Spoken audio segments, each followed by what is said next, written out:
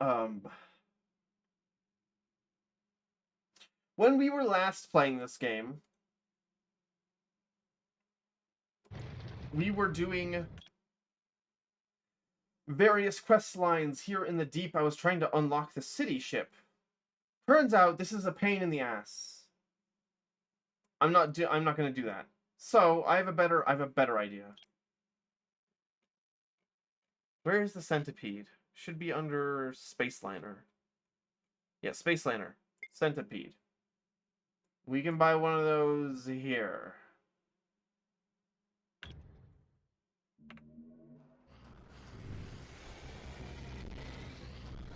Wear camo? Or...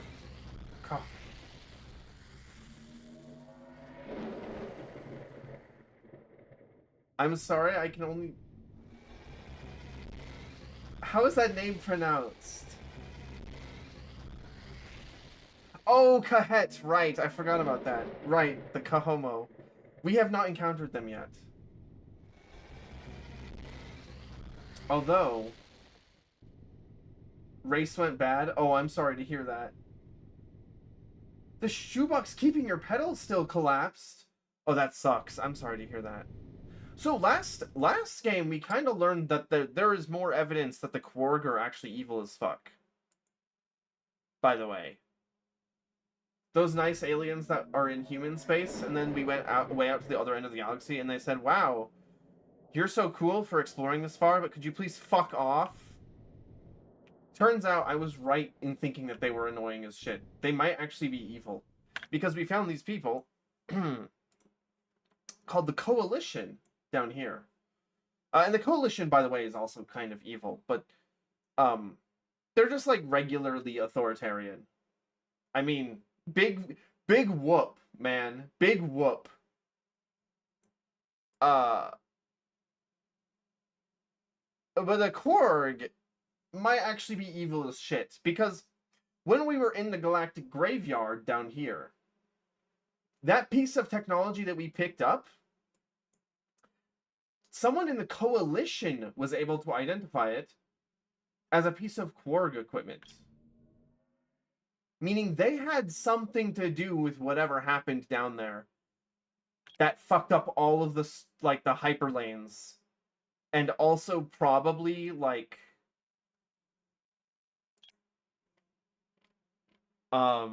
created the Kahet. The Quarg might genuinely be responsible for everything bad, ever. Except the Korath. They did that to themselves, actually. We hate the Korath here on this channel. I was getting mad at them all last stream. It was bad.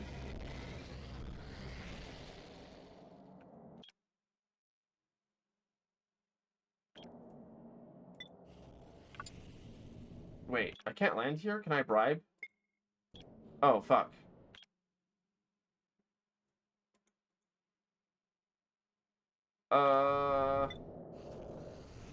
Wrong planet. Let's try this one.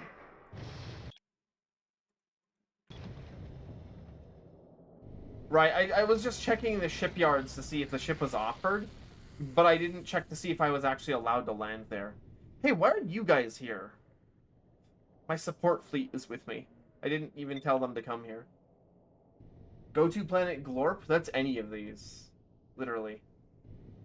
Now, the High are giant squirrel people, by the way. I would like to buy a centipede.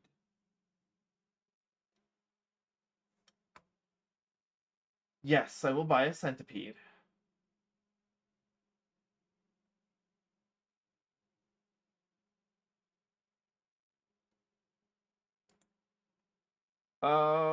Enter a name for your brand new centipede. What should I name the centipede? We're not going to have it for very long.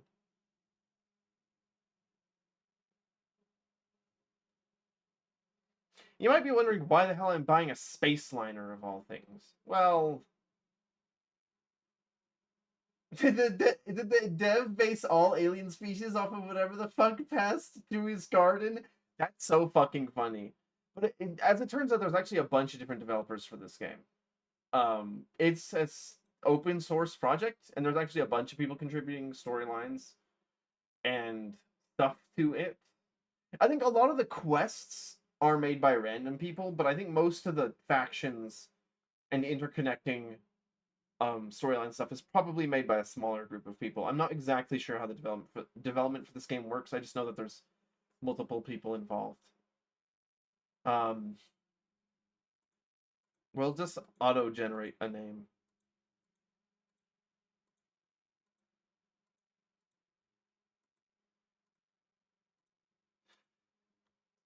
Never mind, I have a name now.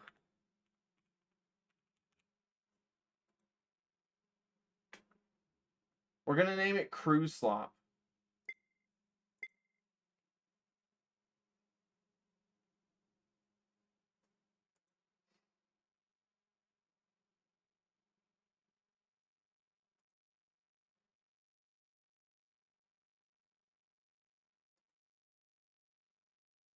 Okay, what else does it have on board?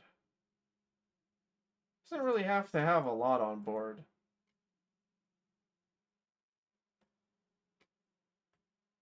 How much fuel does it have? 6,000. We need to give it more fuel capacity. No, we don't. Not really. We do need to give it a ram scoop at some point, though.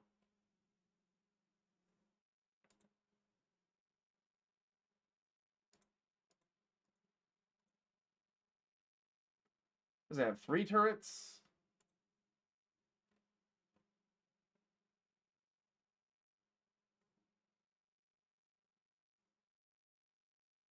We don't need 2 cuttlefish jammers. We also don't need the luxury accommodations.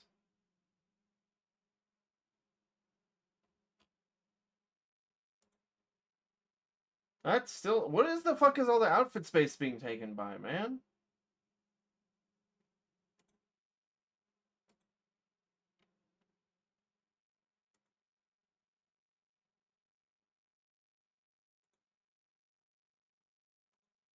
We don't need that much cooling.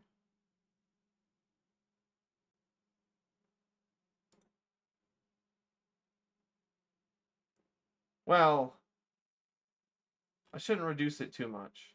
Oh, it's the fucking missile launchers. I don't need that shit.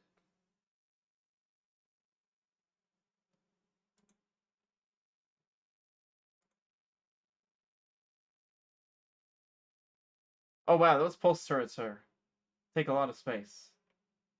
Wow, those pulse turrets sure take a lot of space.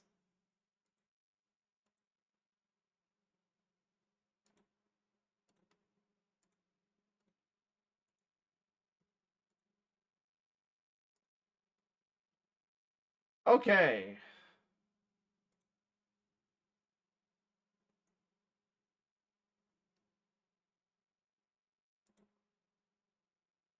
We'll just put 3 shield generators on this. Why not?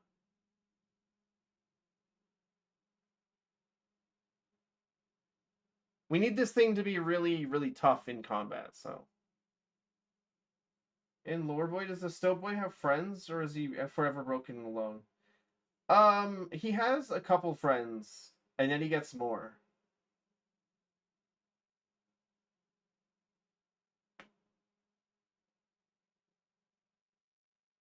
John the Centipede had died in the war.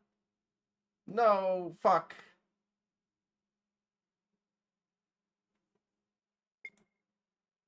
Are the friends real? Yes, they're real. It's not hallucination. Hold on.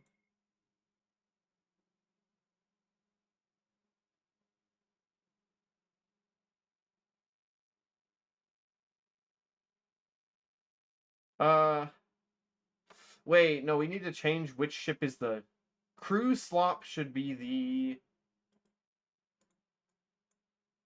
Wait.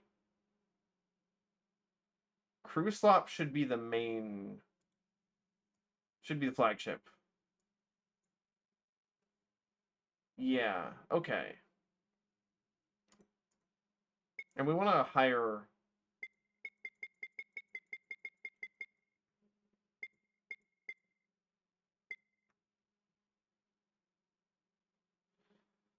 Okay, so now we have 131 crew members on board. Does Stoutboy understand that his chatbot subscriptions do not constitute friendships, nor sock puppets? That's so... You guys are actually fucking evil for some reason. What the hell? Okay, we are gonna plot a course for Misam again.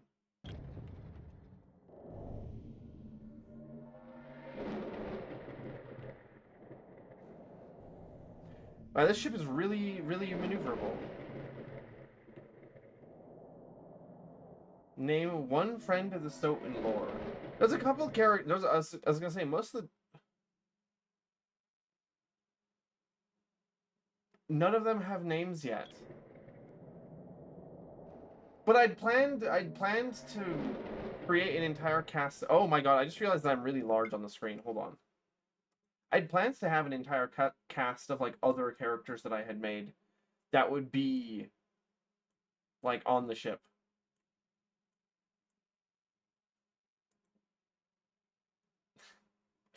Streamer brain yearns for Firefly even after all these years.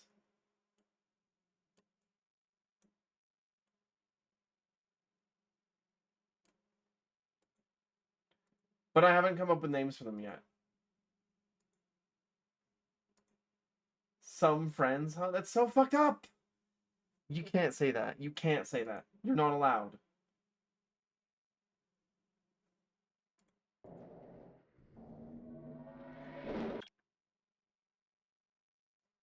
Oh, wait, whoops. I forgot about fuel problems. Hold on. We have to go back. I don't have a RAM scoop, so I can't just sit in Star Systems and then get fuel back. Unless they sell one here. No. We can install an extra fuel tank, though.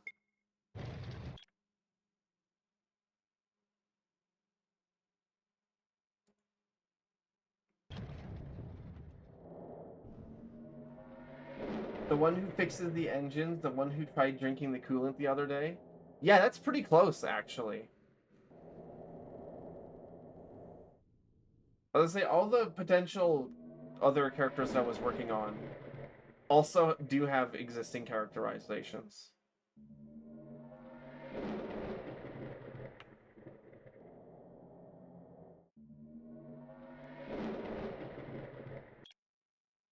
Okay, we need to stop in Mirafak just for fuel. Unless we want to bribe our way into Alcyone, which I don't want to.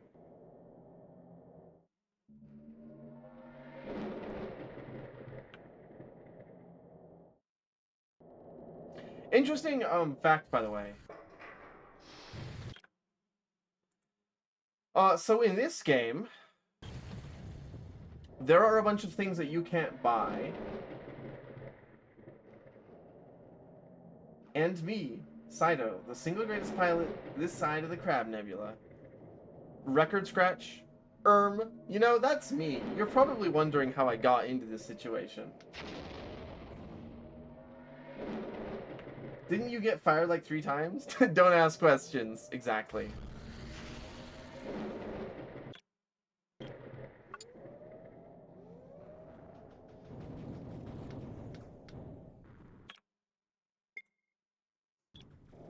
Oh, 286 credits to...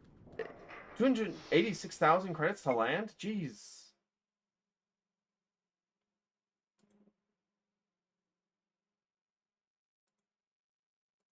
Goodness.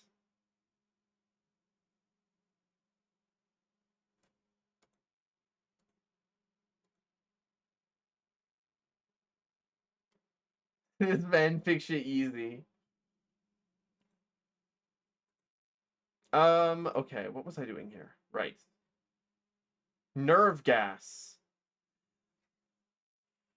Now, important thing to note.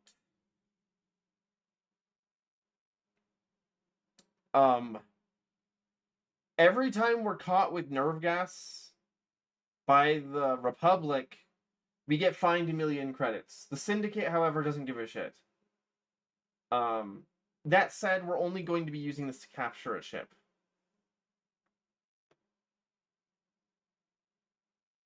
How much does this cost?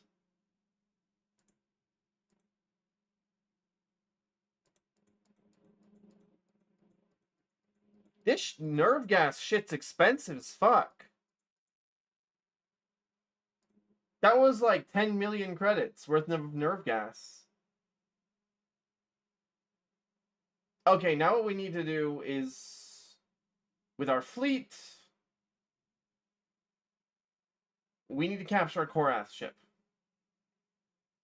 Now I'm pretty sure we can do that with this loadout.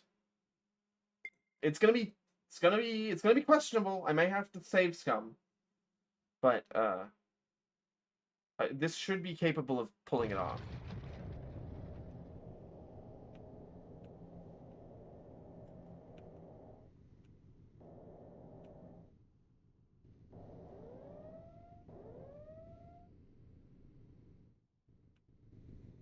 We've got more than enough firepower to stop any of their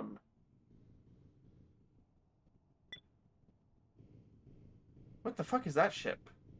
Local god. Okay. Oh, that's another Easter egg ship.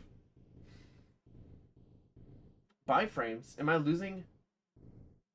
Is my stream dropping frames? I'm piloting all over the place. Saito said stodily. If anybody makes a focus C joke, I will time you out in chat. By the way, I just thought I would put that out there.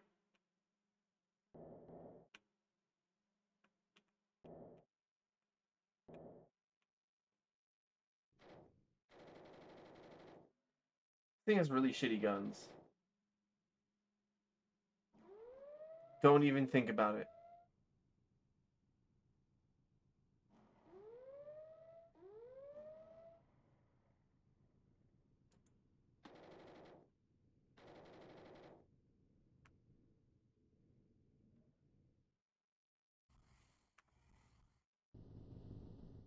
Is it just me or is the game kind of quiet? Like quieter than the last time. I may have to change that slightly. Yes, the Focus M thing. Yes, that is what I'm referencing. The stupid ass Mario post.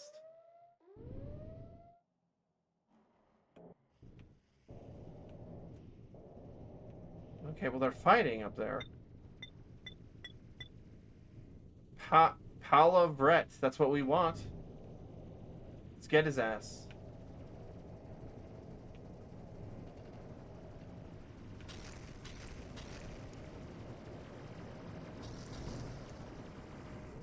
Never mind. Oh dear, pirates.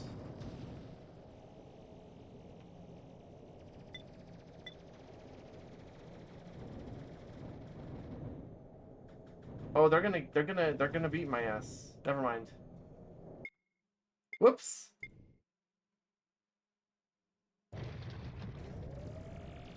Saito is literally a zoomer. This is true.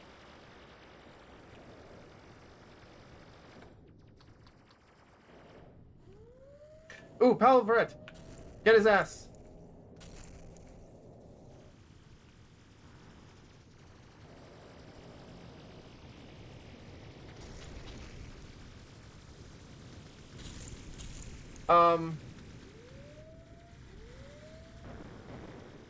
That wasn't supposed to happen. Okay. New strategy, I don't try to engage them in combat at all, because if I do, I die instantly, despite the extra shield generators I put on this thing. It has pretty weak shields in general, so we have to be very careful. If you collect enough flea treatment shampoo, I might have an upgrade waiting for you. Okay, so on the one hand, that shit got misused really quickly. On the other hand, I'm sorry to those of you who really like GTA 5, but GTA 5 is one of those games. Like, I really hate to say it, but have you guys, like, were you guys asleep the last time you did a Lester heist? GTA 5 absolutely has dialogue like that. It is not really a serious game most of the time.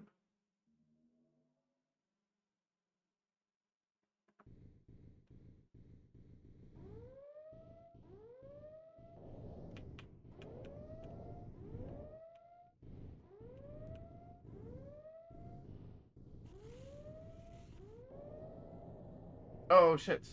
I heard a ship appear and then disappear.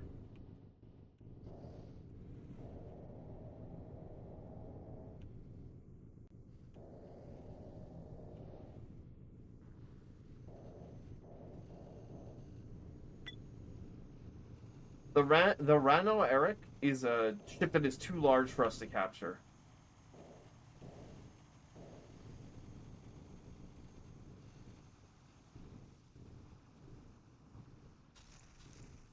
The Bitelings have found the steel pipes.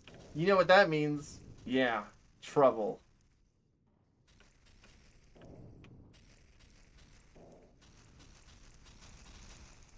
What the fuck are they doing over there? Oh, Halavret must have appeared.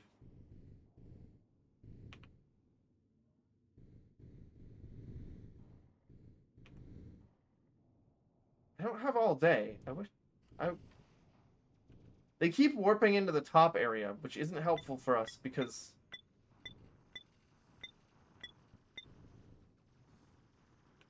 Well, maybe we could try to get a jump on them.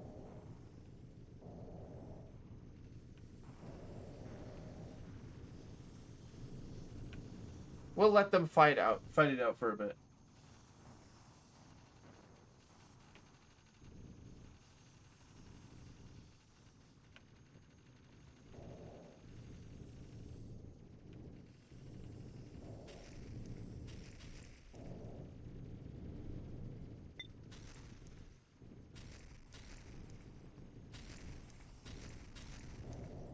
Wow.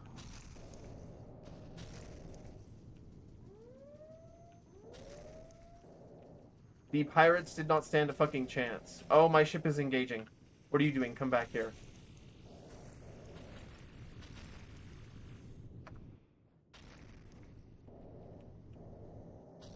Get his ass now. Get him by surprise.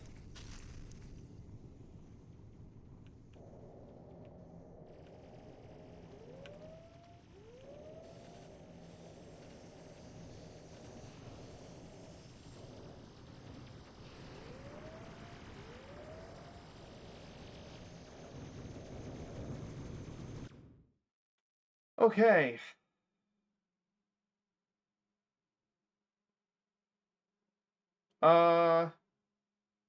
Capture odds are not high on this, actually. Maybe we don't have enough crew members for this. Let's try it out. Oh, that's bad. Wow, okay.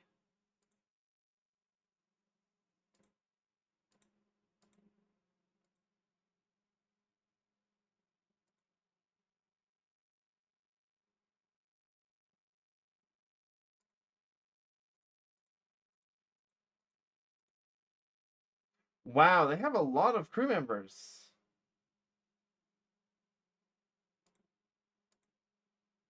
Do you think Botsana ever hunted and killed a Biteling and ate its insides for machine sustenance? I would never.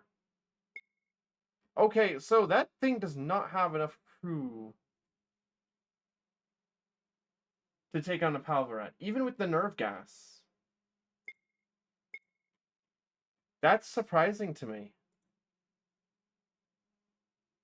Because the nerve gas actually has higher performance in offensive combat than the thermal rifles. Thermal rifles are 1.6, nerve gas is 2.8.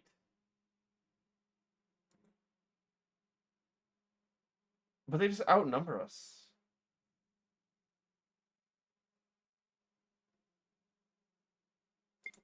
It's a new slop genre? It is.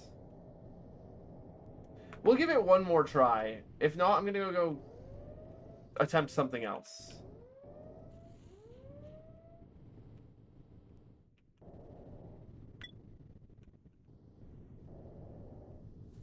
Oh, look, there's a Palvarette.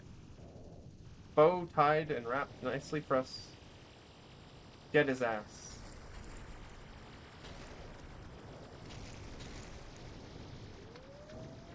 No! Oh, you idiot.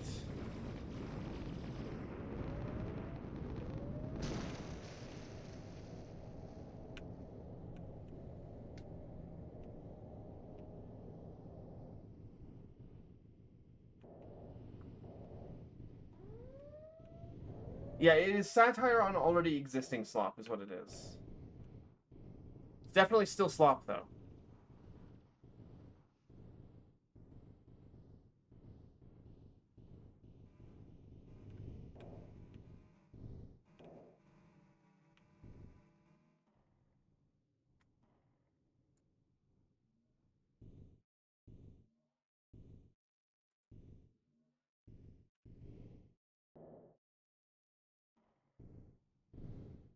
I love it how fast this thing spins. It's a beautiful ship.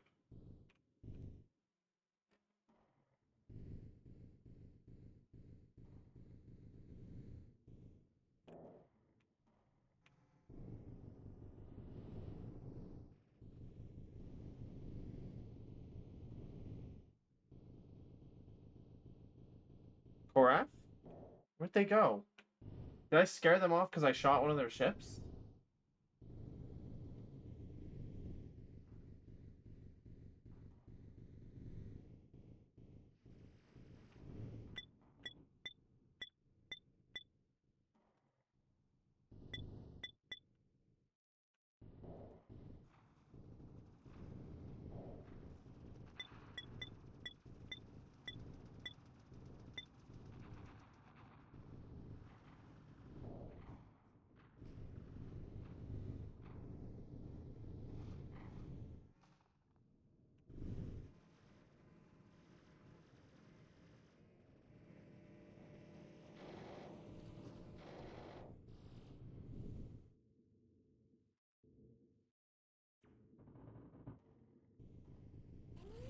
Oh, shit.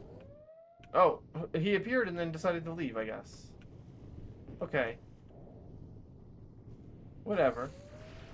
Oh, shit, there he is.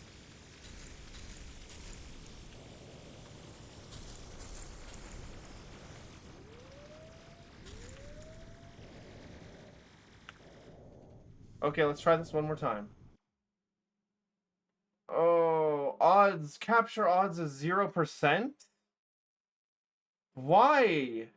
Why is their defense 1,000?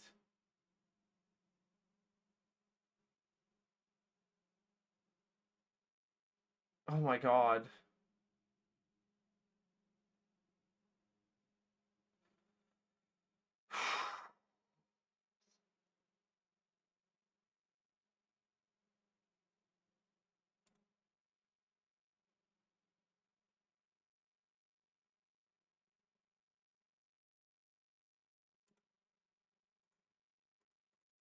Yeah, it's not. That's not possible.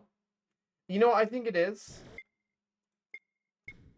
I think that they have. So you know how? Okay, first of all, we're gonna sell this ship here. Sell the crew slot for 21 million. Yeah.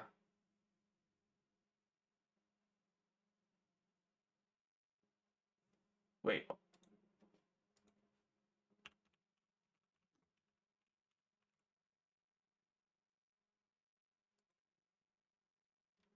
I want to check something out on the wiki really quickly.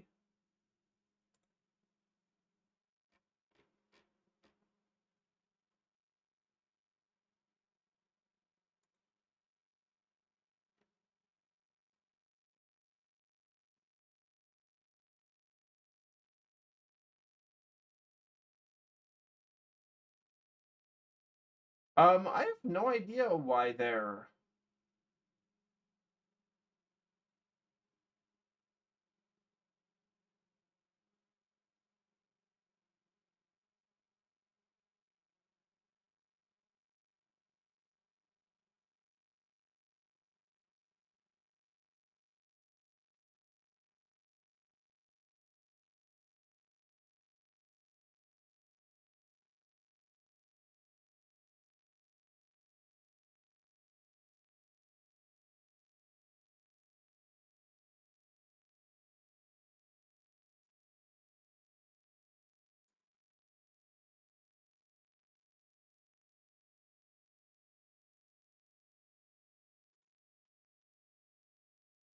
I have no idea why they're so hard to capture. I guess the pulse. I mean, the pulse rifles have what, like 2.4 defensive power or 2.6, which is, or no, it's like 1.6. They should not be nearly that strong in defensive ability. I don't know. Oh, yeah, that's it.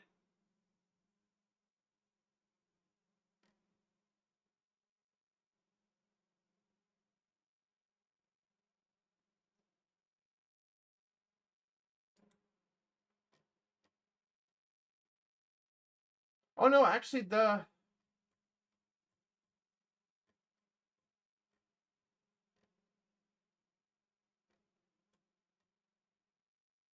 they may have microbot defense stations on board them, which would make their defensive power really high, making them basically impossible to capture without a huge crew component that we don't have.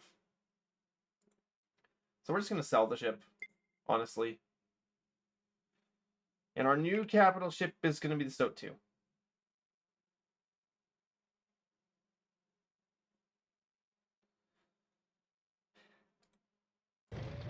However,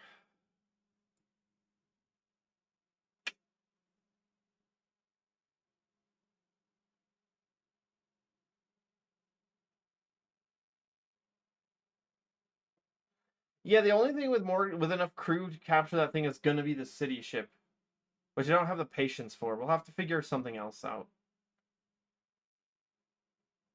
But in the meantime,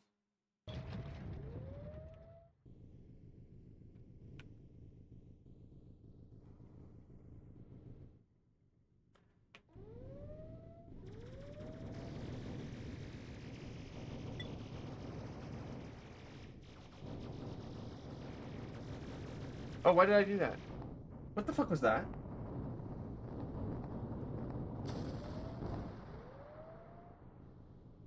You guys might have heard that. Sorry about that.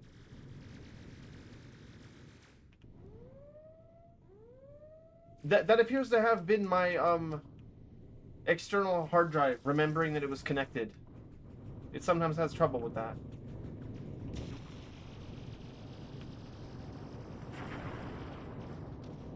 No, we're wasting our time here.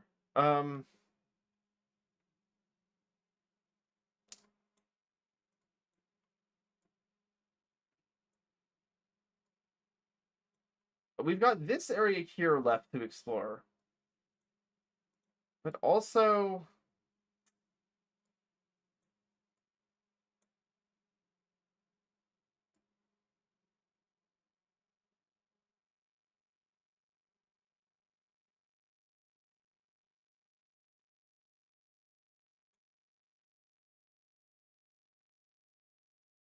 I don't know, I'm kind of pissed off about this.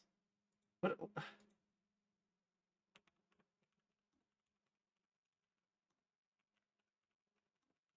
Give me just 1 second.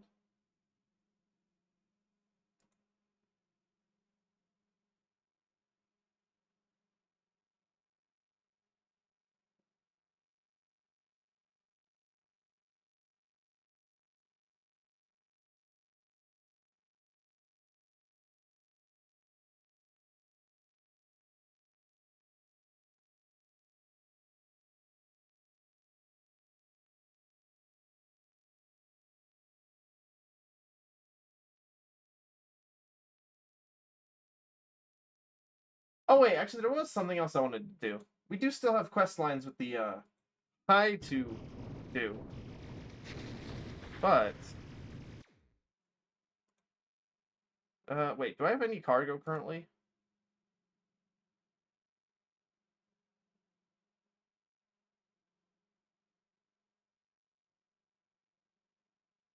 How do I check this out? 0 out of 50 tons. Okay.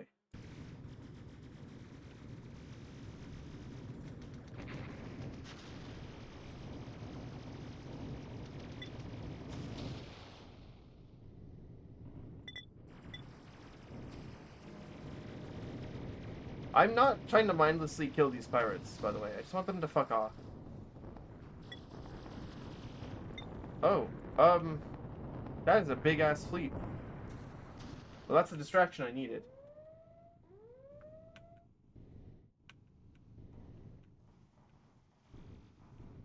We are still going to disable a Korath ship, just because I need the additional jump drive.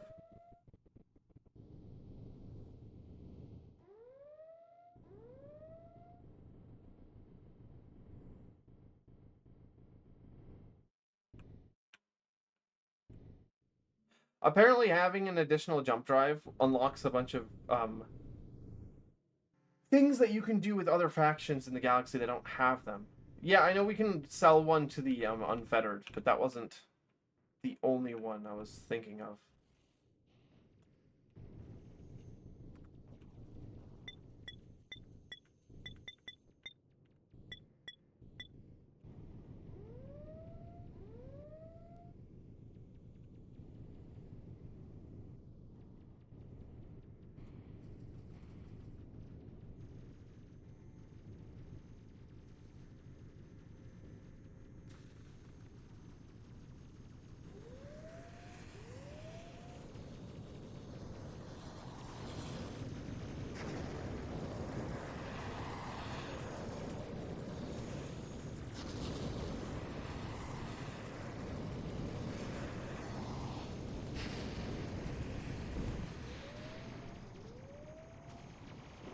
You idiot! Oh my god. I hate these guys, man. They're so stupid.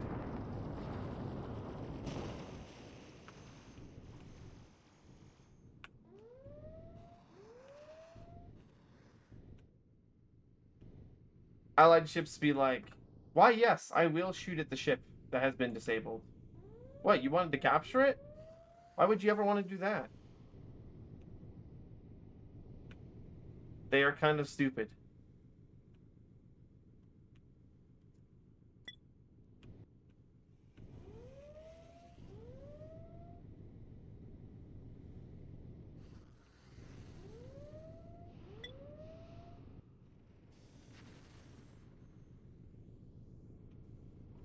Okay, here's the problem. I'd like to fight these ships, but there's two of them. If I can get the Palvaret by itself...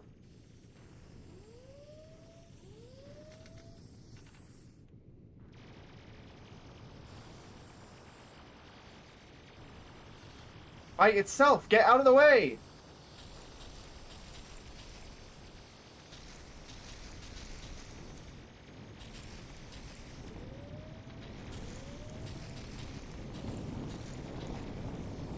Oh, they just fucked my shit up. Okay, yeah.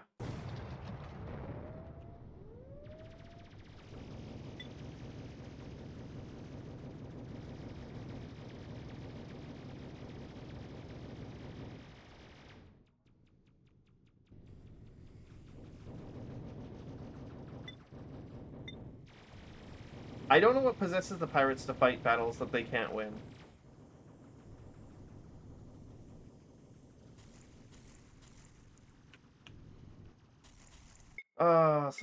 One of my ships just got destroyed. Can you guys stay with me, please? I don't know. Having these ships is like having actual teammates in a video game, and not in a good way.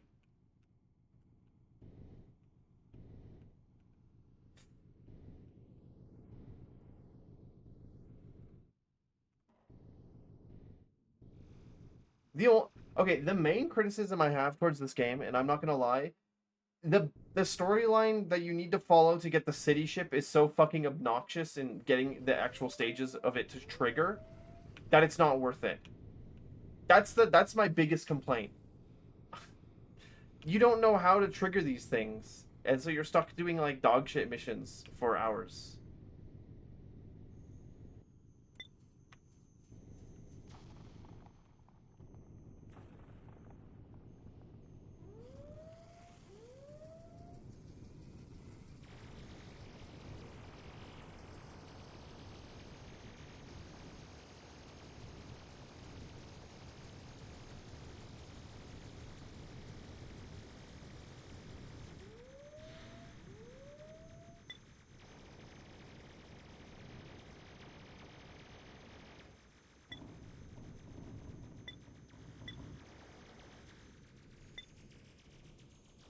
We got the ship. That was close. Now, I want your jump drive.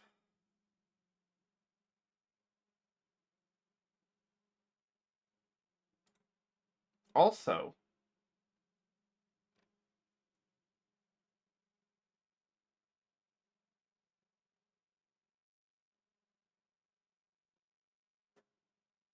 what else do I want? Probably the fuel processor, right?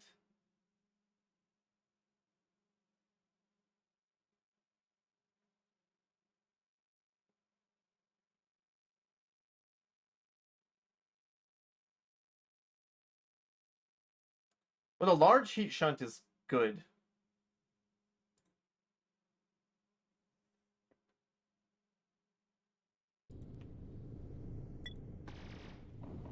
Okay, get away, get away, get away, get away.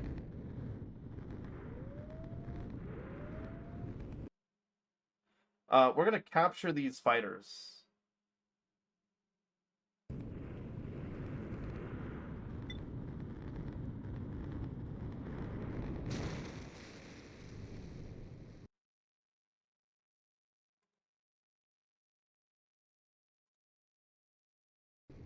And you might be wondering why. Well, that's actually the only way that we can get those thermal repeater rifles.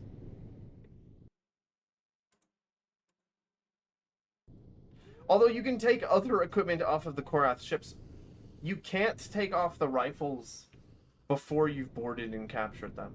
Also, these Korath fighters sell for a lot.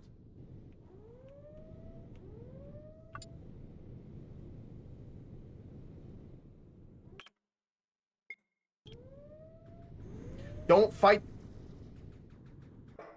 There we go. Okay, I was about to be pissed off if my fighters got themselves killed. They have mining beams on them, which are not actually that useful. They also have small systems cores.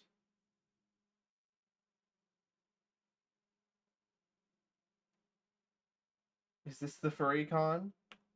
This is a pirate station that I'm currently in. I don't think it's a furry convention, sorry.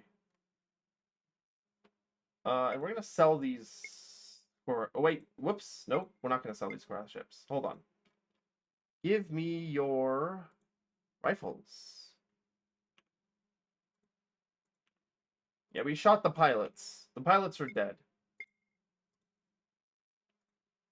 Each Korath fighter sells for 462,000 credits, which is amazing because that's like more than most small ships. Pirates, furries, same thing. I guess.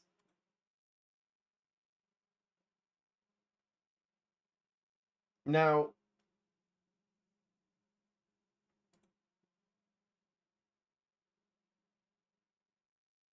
I'm actually thinking of taking off the liquid sodium cooler and putting in the large heat shunt instead. That makes our cooling a little bit worse, true.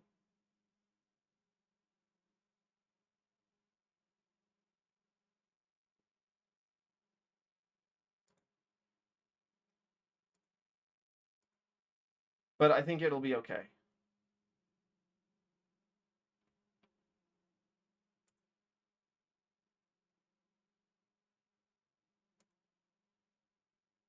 And the Korath Systems Core. We don't really have a use for these, actually. We've already installed them on our escorts, so we'll just sell them, I guess.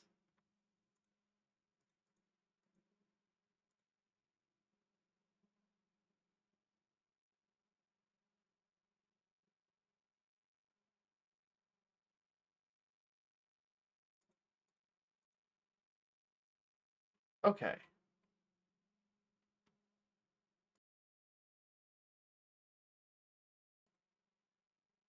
Who's piloting then? Okay, the systems cores are not actually their piloting. Well, are they? Most Korath fighter pilots dispense with systems cores, preferring to run larger than necessary generators and return to their mothership if they take small damage. Usually only civilian small craft operators are willing to sacrifice enough firepower to mount the shield generator, capacitor, swarm of repair microbots, and computer to control them. Okay, so those don't fly the Korath fighters. Although that does imply that the people that we just killed were civilians.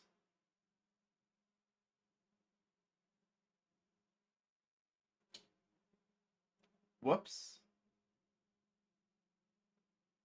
Haha, whoops.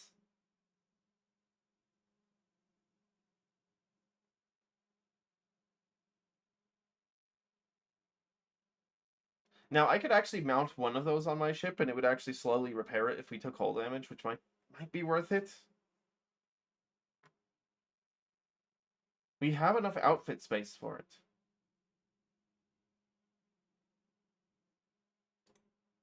I'll do it.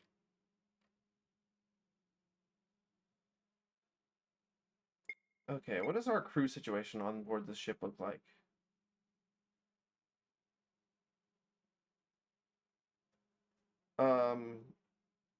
We're short a few crew members. That's okay, though. I don't want to be incurring huge crew costs.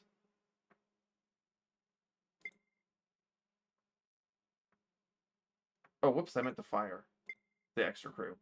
Okay.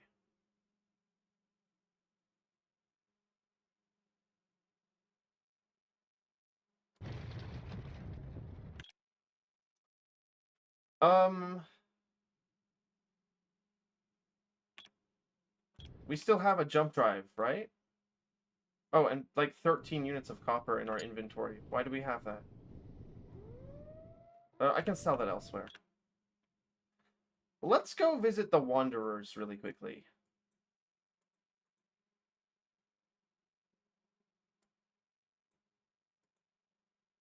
Where was their cap? I think that's their capital there.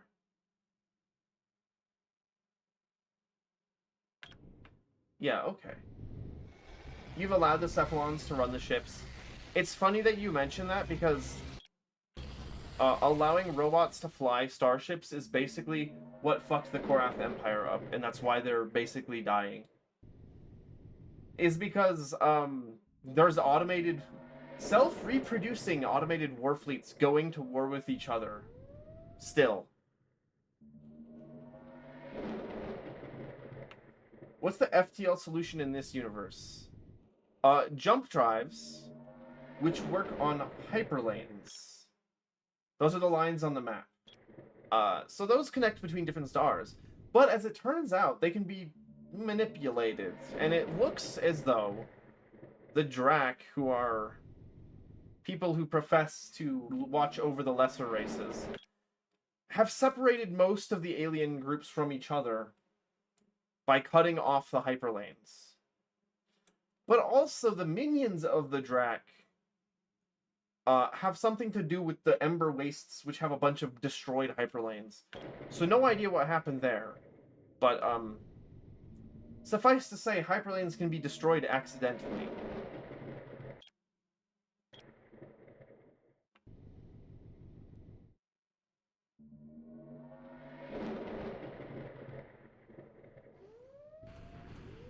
Whoa. Whoa, whoa, whoa, whoa, whoa.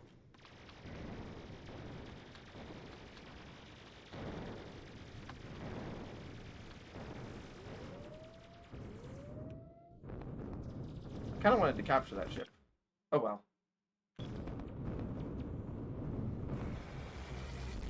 Oh, so it's actually sentience? I mean, I feel like the idea of an automated war fleet which goes crazy and then can no longer be controlled that's like a really old sci-fi trope.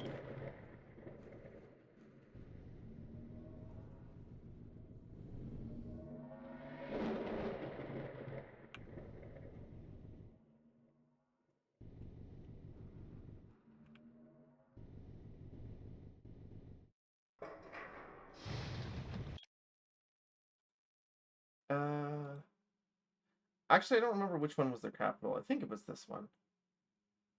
Vara Kutrai, I think is their capital. I kind of wish it would mark the capitals on the maps, because that's usually where relevant stories are.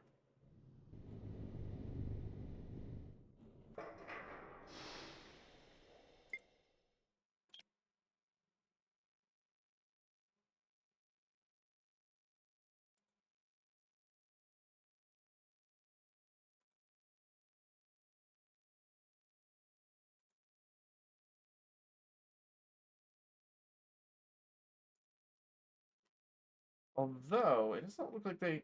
Okay, this is the capital city. They don't seem to have any special quests for me, though. I thought there was more that I could do with the Wanderers, because,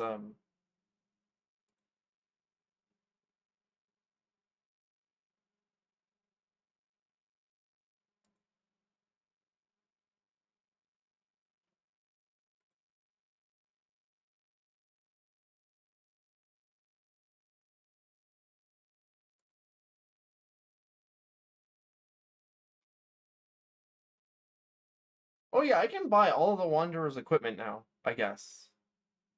I have a Wanderers outfit license, which means that I can borrow their engines as well.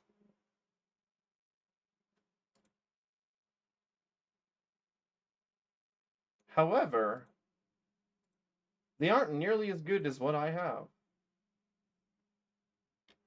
Let's get rid of this copper, though.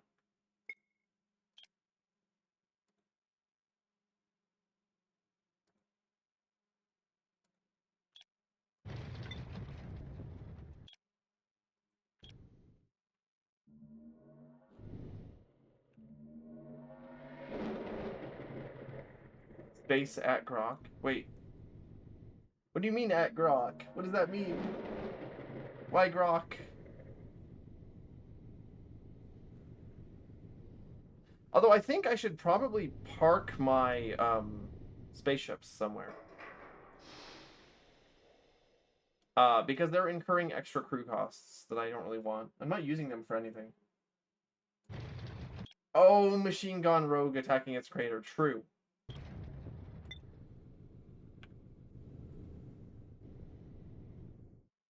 Sorry, I'm stupid.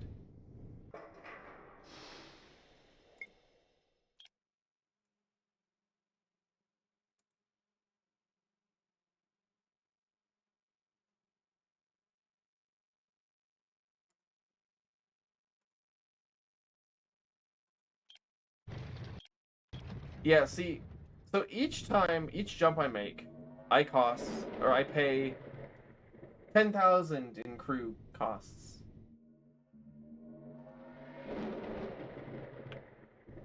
Which means that some of these missions really aren't that profitable.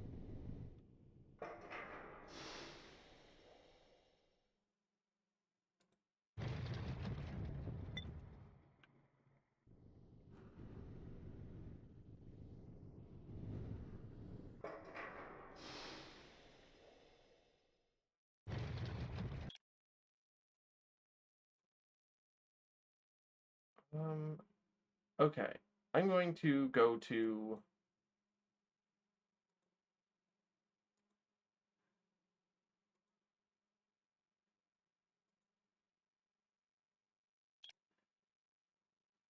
Which shipyard? Where's a good place to leave my ships? Probably Imperial space, right?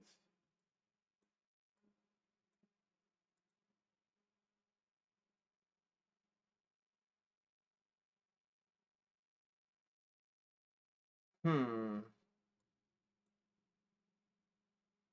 See, we've got shit to do in the Galactic South as well. Holy shit, that is a lot of gambling currency.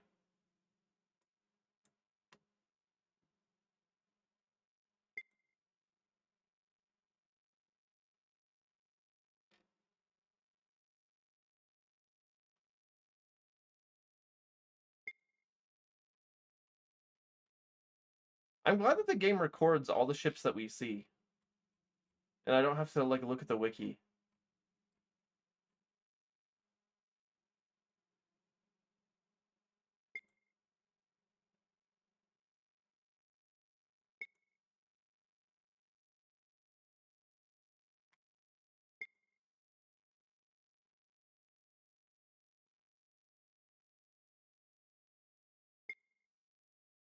Yeah, the Bactrian has 245 crew, but the only way to get the Bactrian is to do that long-ass storyline that we don't give a shit about. Well, I mean, I was trying to do it, but it's just... really obnoxious.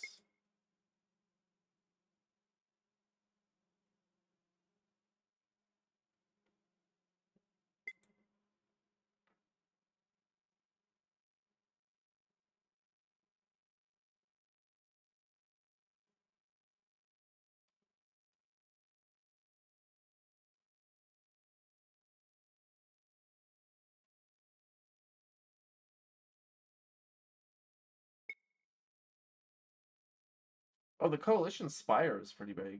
There's a way to get a Coalition license, I'm pretty sure.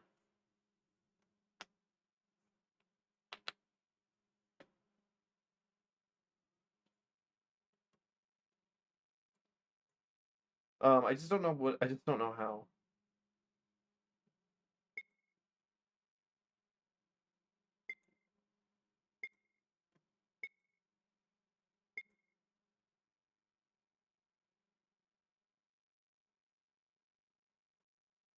$296 crew.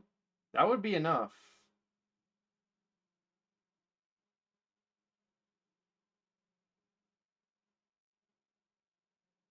I read somewhere that you can give the Coalition a jump drive.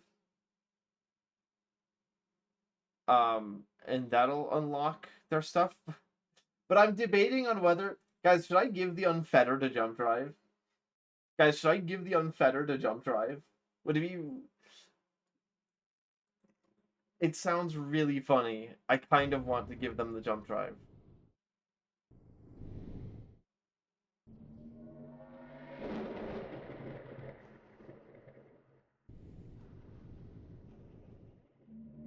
It'd be mad funny. I think I will, actually. Of course, I'd be fucking over the Wanderers, who have been nice and helped me.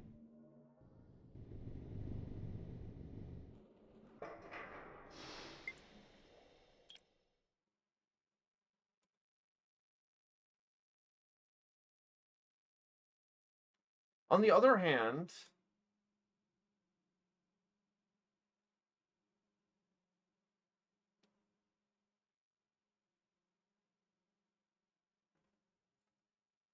hand,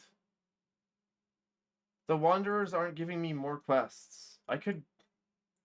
I know they have more quests, and they're not giving them to me. Maybe they deserve. Maybe they deserve what's coming to them. What are the Wanderers wandering about? We don't know. Apparently, they go through wormholes and then fix the ecologies on planets ruined by previous species. So they go into areas that have been fucked up and then make them livable again. I guess their next destination is probably the Korath space or the Ember Waste. Although we don't know how long they've even been in this galaxy.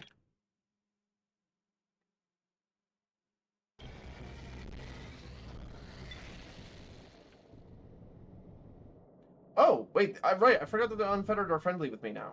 Sort of.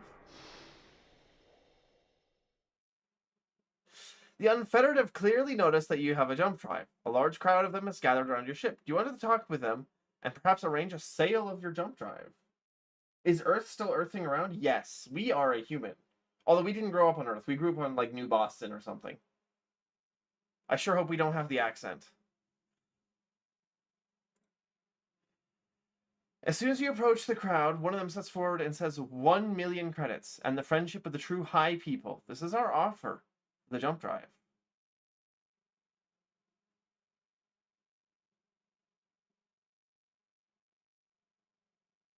Guys, should I haggle them? Should I haggle them? Should I try to get more money out of them?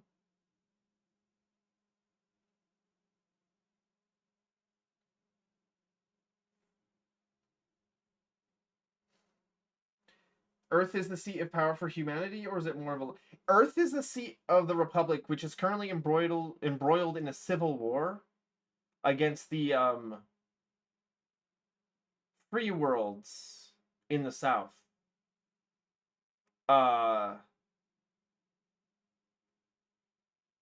Which, like, okay, the free worlds are sort of justified, but also they nuked a couple planets. So they're kind of bad guys also.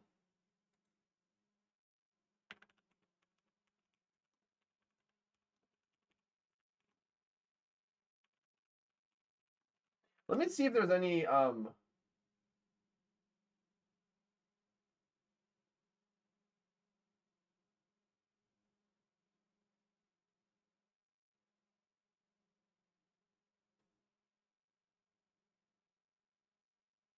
Let me see if there's any consequences to selling them the jump drive.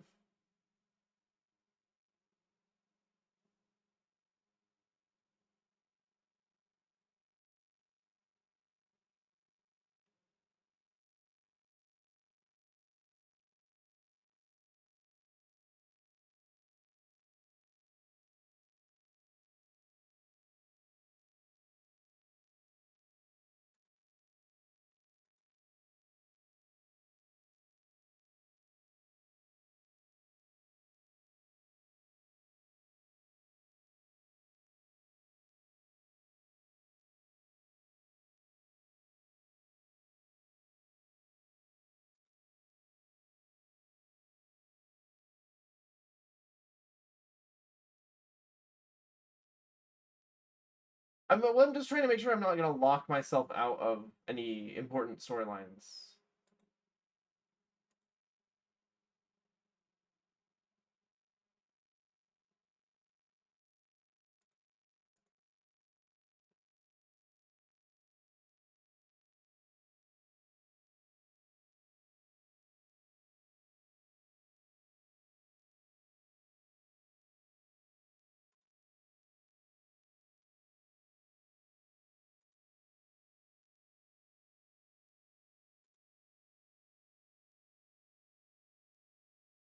I don't think I don't think there's any downsides to doing it. I'm going to haggle them though.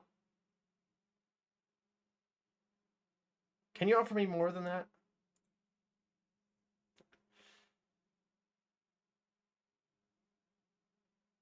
Um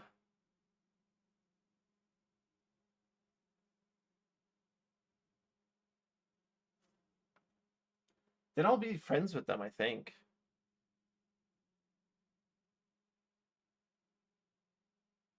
I don't want to do it right now. I'm gonna see if someone else wants the jump drive. Maybe I wonder if you can sell them to the remnants or the successors. We haven't talked to the successors in a while. Or the Avgi. Shit, I wonder. I wish I'd gotten a second jump drive actually.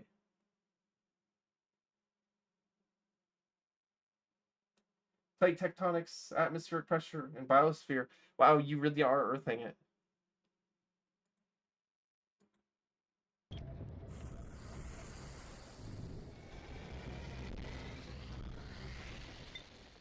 Maybe this is the planet that we have to land on for more storylines. Because this is the one that we got the quest from earlier, I think. Nope. Apparently not. Holy shit, that quest gives me 1,000,000 credits.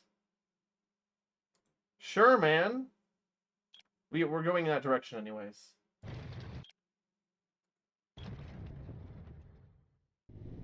Volcanoes all over the place.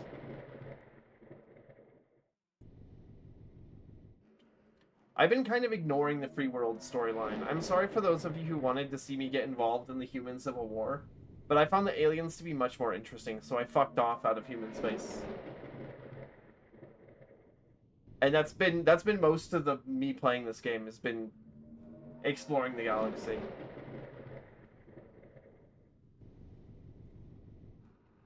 That 1,000,000 is as good as dust. Next time someone sniffs nerve gas from your cargo hold, don't worry. I sold all the nerve gas. It won't be an issue.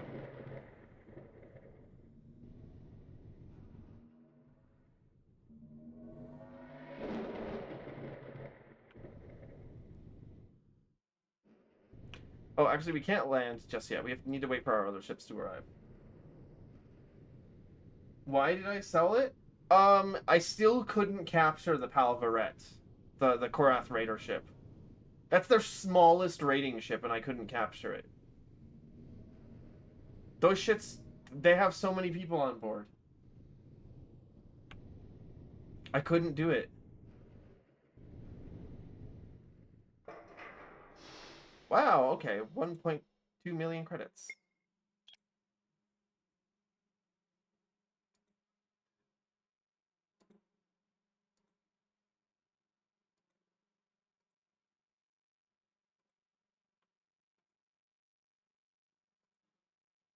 The Wanderers don't seem to want to give me any more quests.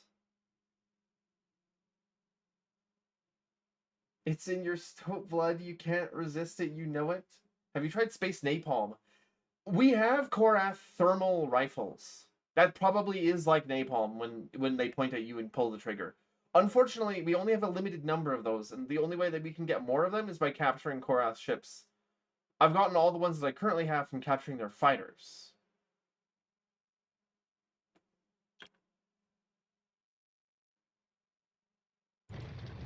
Whoa! Hey! That was actually important text there. It just said, I heard that human in high space is linked by a wormhole. Could that have been made by the same people that or the same great being that controls the eye? The eye is the wormhole that these guys go through to explore go to different parts of the galaxy. Which makes me think that maybe the Wanderers actually, they're not extra dimensional or even extra galactic. They're being moved around the galaxy every so often by, I don't know, the Drak or the Korg. There's no Korg nearby though.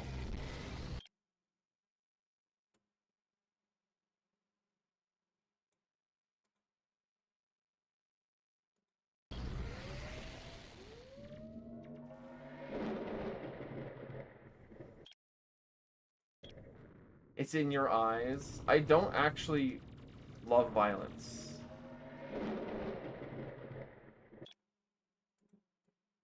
Okay, that's not totally true.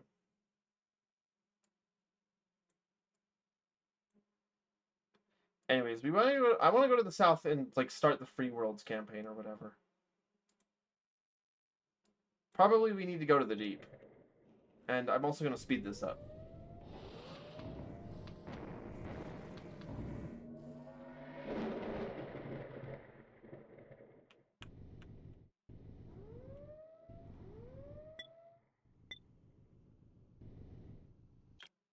Whoa, what was that ship that we saw?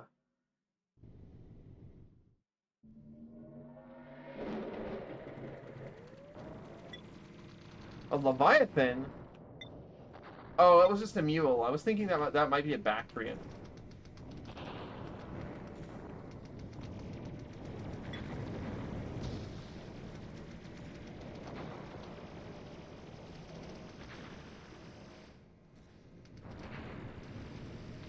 I'm going to capture this Leviathan. Oh yeah, that's a lot of money. That's a lot of money.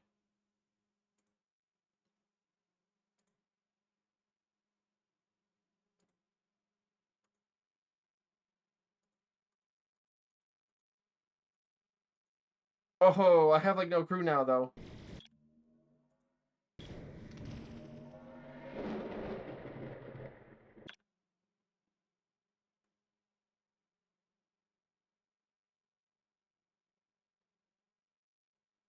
Are you referencing Community? I've never seen Community, by the way.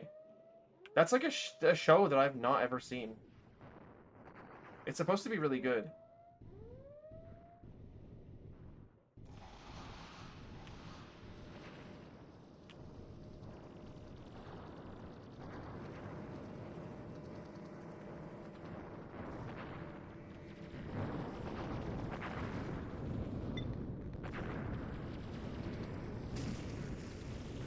Hey, I need to go recover my ship. It's disabled. Uh-oh.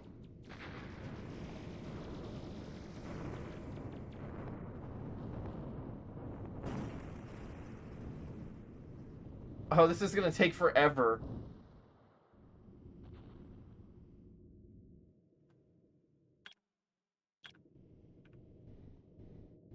Oh, just land.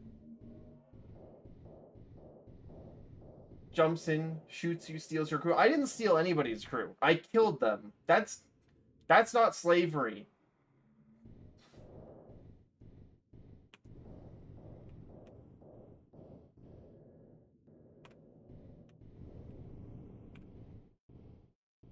Just land.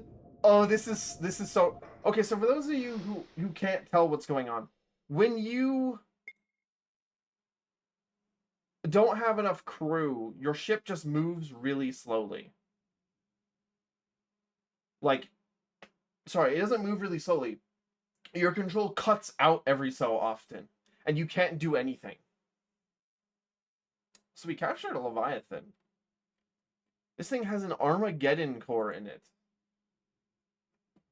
The Armageddon core was designed to meet the extreme power needs of the largest warships of the Republic's Navy. One of these generators costs more than an entire fleet of smaller ships. That thing costs 9 million. Okay.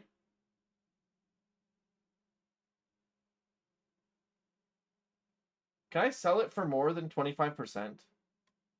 Can I sell it like somewhere else for more money?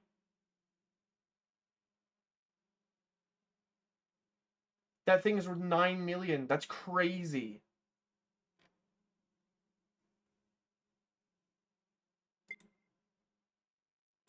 We'll hold on to the Leviathan for now.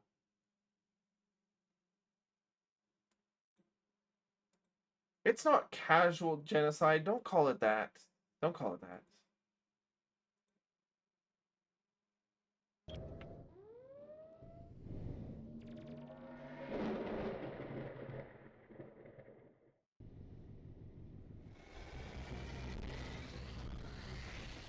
Now, one of the nice things about this game is you don't ever have to babysit your ships while...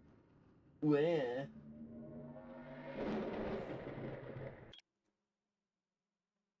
How pirates react when you shoot them and take over their ship.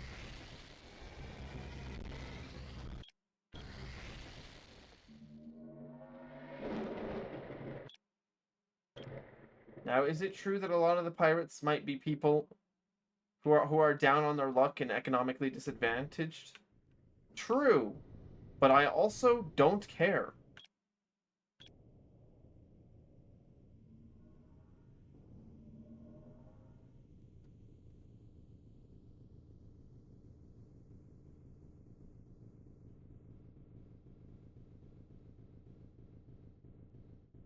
Maybe they should have um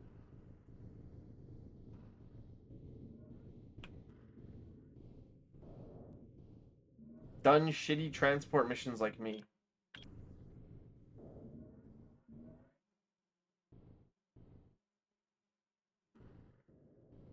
Me obliterating Corpus Crew, they were indentured. Yeah, pretty much. It's the same thing. Whoa! That was a Bactrian. That's the ship that I wanted to get from the storyline. Hey, wait a second. Hold on. This is the Bactrian. This is, I think, the third stage of the Bactrian storyline. Right here. While watching a local sports game on the telescreen of a spaceport restaurant called the Valhalla Sith, your name is called from the entrance. You turn your head and you spot Lieutenant Paris waving at you to come outside. So for those of you who weren't here last stream, this guy hired us to plant a bunch of like hyperspace sensors all throughout Republic space and to capture a pirate who ended up actually getting away. And then he also contracted us again to help work their blockade. And we fought a bunch of pirate ships. And we obliterated them. That wasn't us, though. I wanted to capture them. But the Republic Navy ships blew them up. That wasn't me. That wasn't me.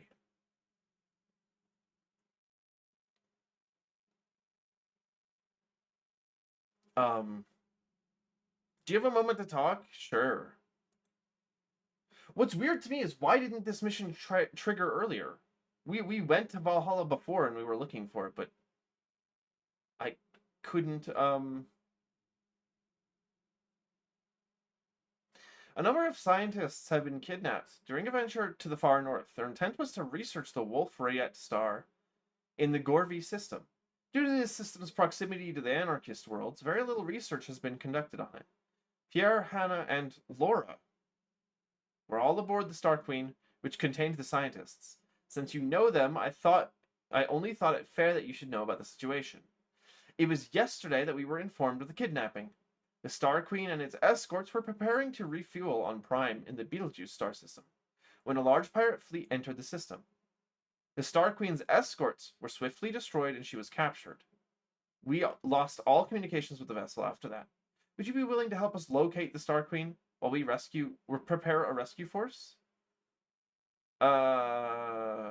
Sure, but why can't you locate it yourself? No, it's because of the sensor network, right? We already learned about this, probably.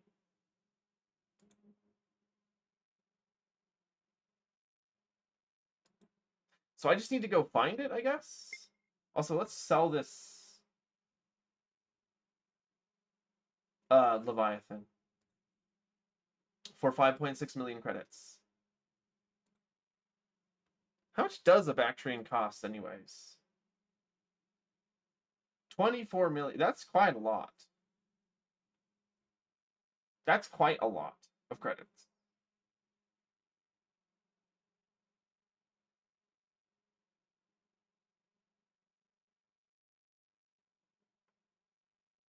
It's a big ship. It actually has... It has slightly better shields than us.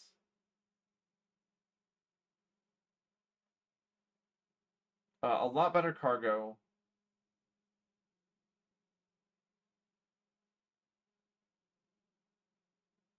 What else does it have?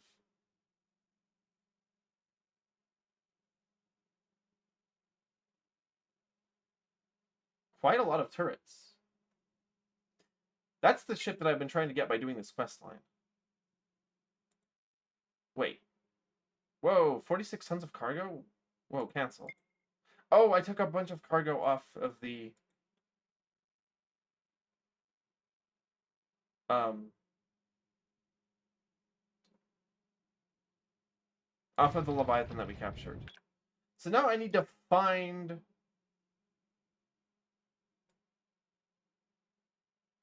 the missing scientists who were up here. Near where the pirate blockade was set up. You'd think that they'd learn not to send people into the north where all the pirates are. I actually think the Republic is so incompetent. They're so stupid.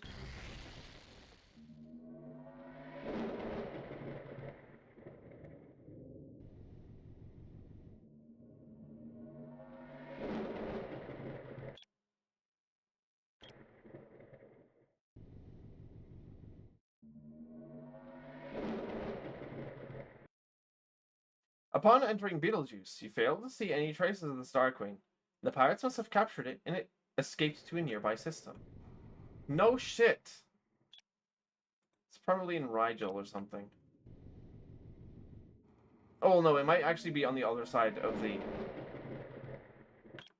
edge of the borders. It's probably up here near Mintaka.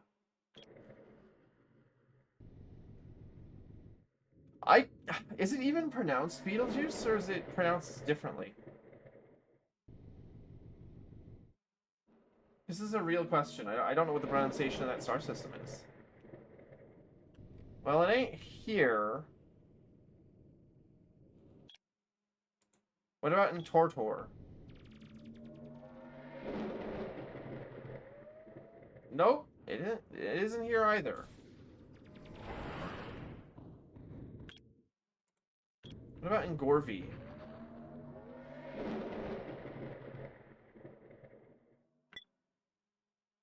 Nope, just a pirate.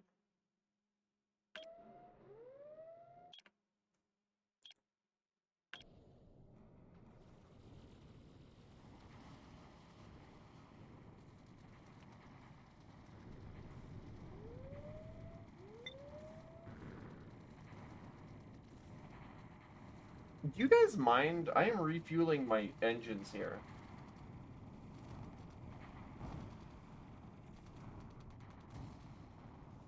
Well, that pirate Leviathan did not make it.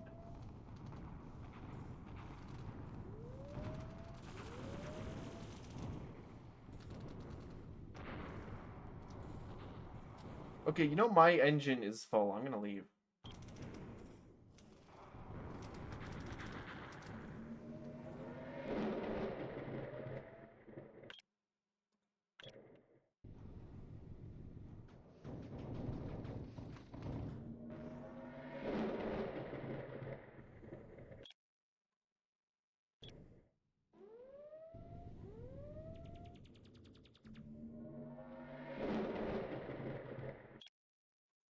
Where the fuck is this ship I'm looking for? It's pronounced Betelgeuse? That's a bit silly. That's a bit silly.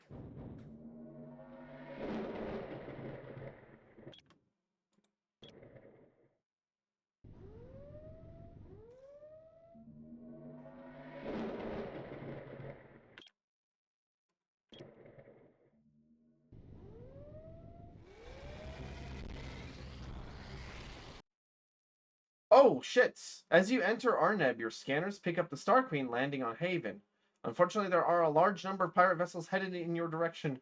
You should report back to Paris in Valhalla on the Epsilon Leonis system for further instructions. What if I fucking killed them?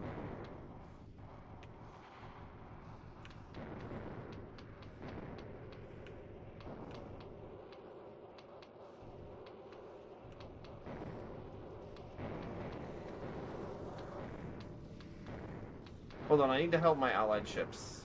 Okay, they just got blown up. I should have landed somewhere to save. It's fine. Right, I remember you could speed up the game.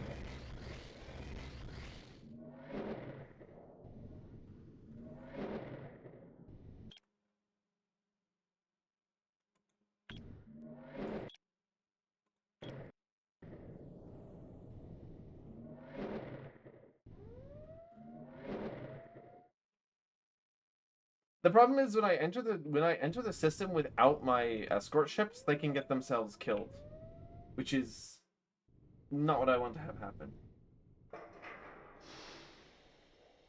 After speaking with an oh wait, we didn't even see this. We just went exploring. After speaking with a Navy officer for a few minutes, you find out that the Star Queen came through here over a week ago, escorted by several large pirate ships. The Navy did not want to risk the lives of those on the ship by engaging the pirate fleet, so they let it continue north. You spot preparations for a rescue mission, but upon inquiring, learn that the recent destruction of a number of Navy capital ships in the days preceding the Star Queen's abduction resulted in an order to wait for additional reinforcements before any Navy ships are allowed to leave station. The Navy officer ends by hinting that the Star Queen is likely to be in Alnilam or Arneb, as those systems are the farthest from anyone looking to find or rescue the ship. We did find out that that's where they were. There will be an ad break in about a minute. I will probably get something to drink in that time.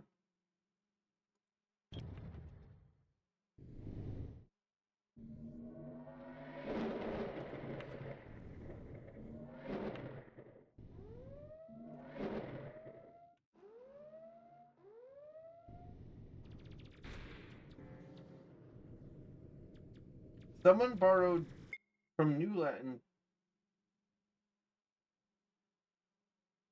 Beetlejuice, etymologizing the reinterpretation of medieval Latin Beldelgens, stemming from a misreading of Arabic. Huh.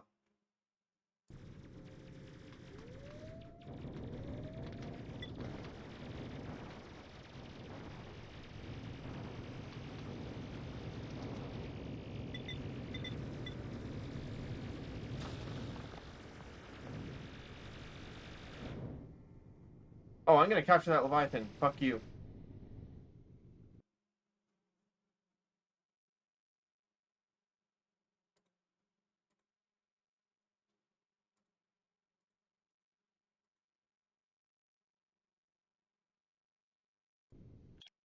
Okay, now we don't have enough crew to operate this thing, so we're gonna go in and then leave.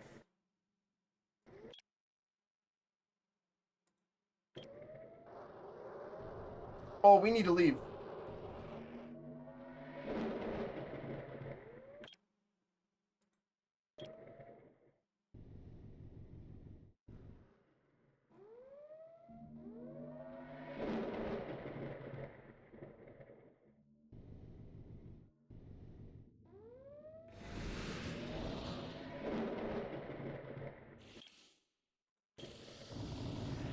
Man, fuck off.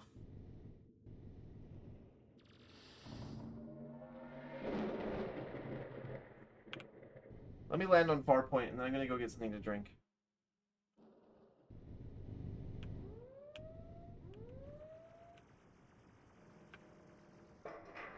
Okay, that replenishes our crew, and also replenishes the shield of our escort.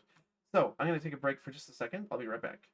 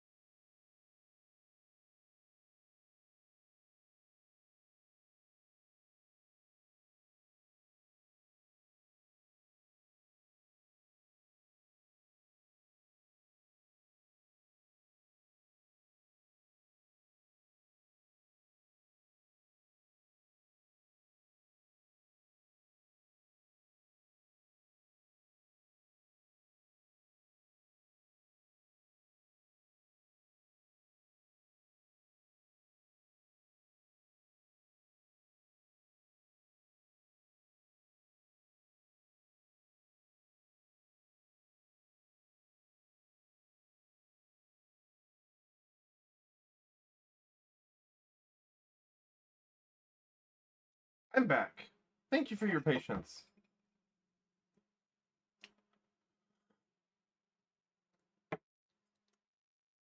Okay, I'm going to reset my tracking very quickly. So not only have we managed to progress this quest,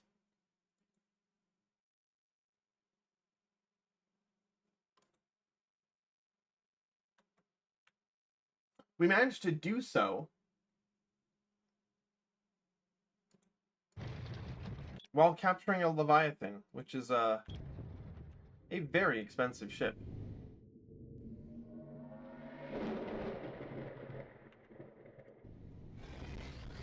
I love the speed up function.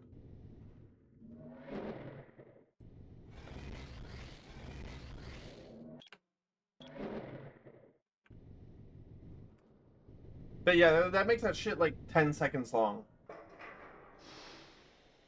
You return to Valhalla and find Lieutenant Paris with a large group of men and women in deep security uniforms. As you approach them, the lieutenant stops speaking to the group after noticing you. Captain Mech, have you located the Star Queen? Yeah, it's on Haven in the Arneb system, but it's heavily defended. You mentioned the multiple heavy warships that you saw in the system, and the fact that there are likely many more waiting on Haven. After hearing this news, many of the faces in the group turn grim, as they realize that they will need to fight to retrieve the Star Queen. Paris ponders this information for a moment, then turns back to the group. Guards, ready your ships. The group responds with a collective "Sir, yes, sir," before running off to their ships. Before leaving for his own ship, he walks up to you and hands you 250,000 credits.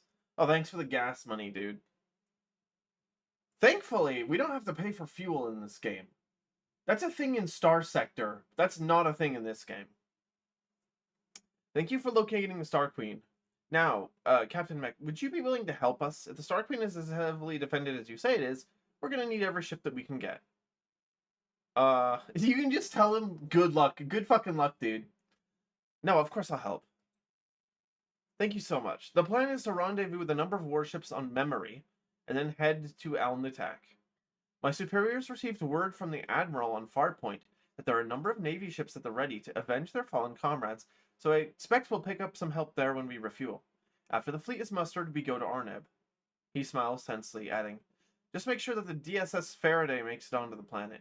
She'll be carrying the landing crew, along with myself.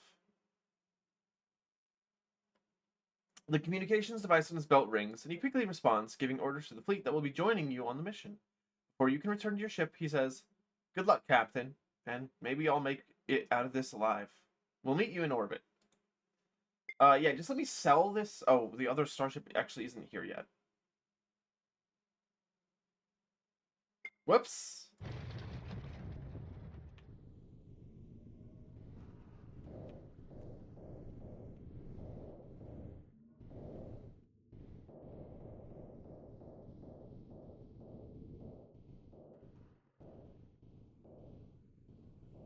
I need to wait until the other ship is here. Sorry.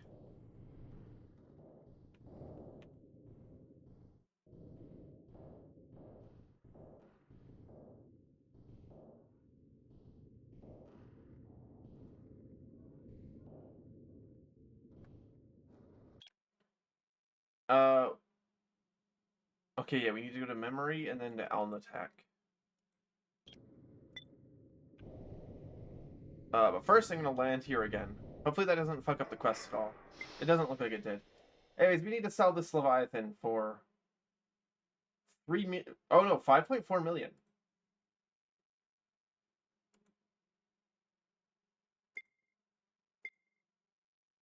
You know. Oh, it had particle cannons on it. What are those?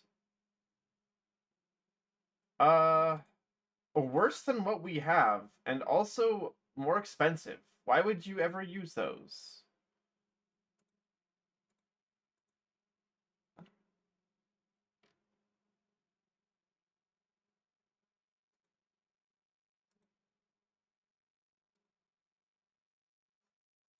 The fusion reactor is actually kind of shitty. It's actually really bad now that I look at its stats. Oh, and we have to sell this copper. We probably have a bunch of crap in our trading panel as well. Yep. There we go. Alright. Now we actually go into our quest. But I'm going to speed things up a bit.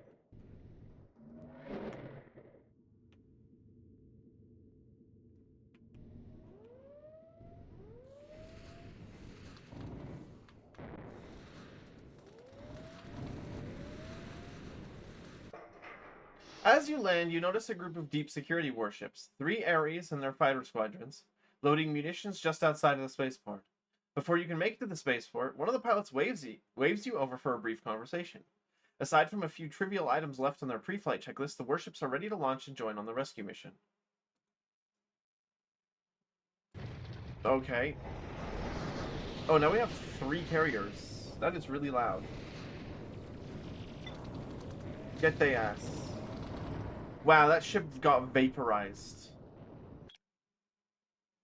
Okay, next we need to stop on Al Nutak. By the time we actually reach Arneb, we're gonna have like an actual...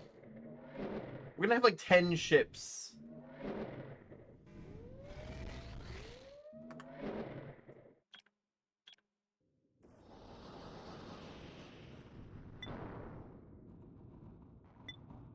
What is the Auxiliary? That's an interesting looking ship. That must be a military ship that I can't normally buy.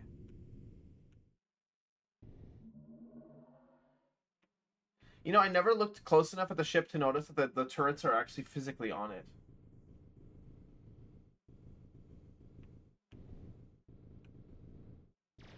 Oh, and the actual, like, you can see the weapons mounted on it. I just assumed it was the same ship model, no matter what.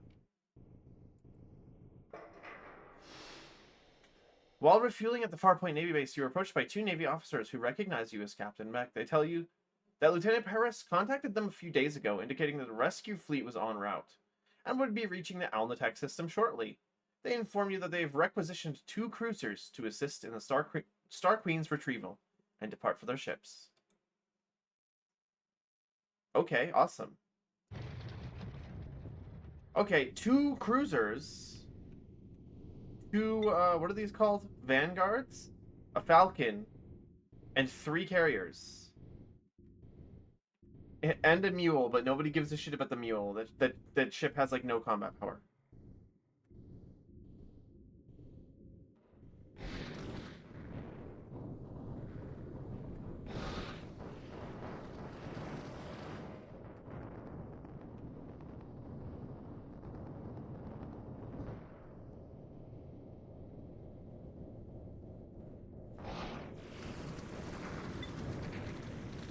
That poor pirate corvette.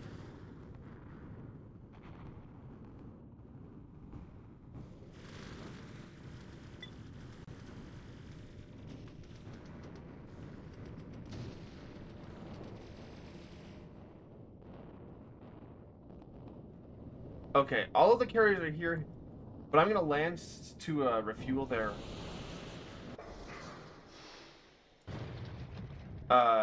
engines. And so, that is a lot of ships. Yeah, that's like, we've got 9 in total now.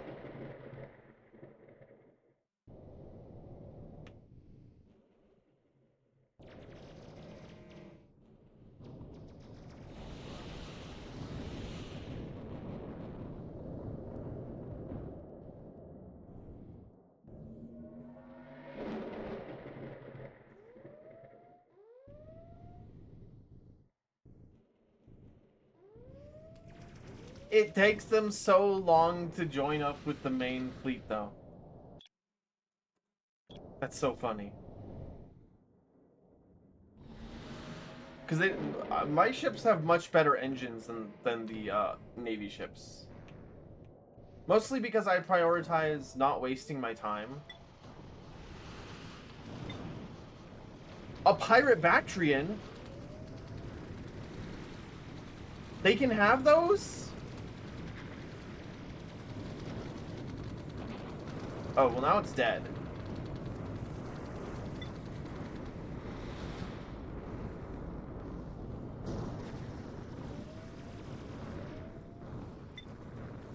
Oh, the DSS Faraday got disabled in the fight.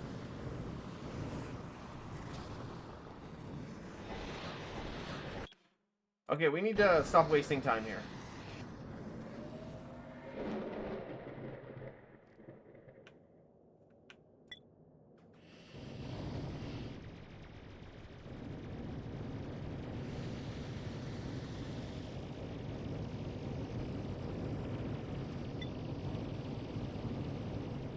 Hey man, that's 2 Leviathans. Oh, where is the carriers? Oh my god.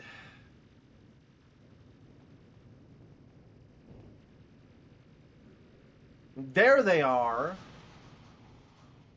Oh, but I lost one of my escort ships. Come on, guys. What the fuck was that? 4 a.m. Oh, have a good rest of your night. I forget that you're 4 hours ahead of me. Thanks for stopping by. It's crazy to me how far east that continent is compared to North America. Because, like, you want to say that they're right over top of each other, but that is not the case.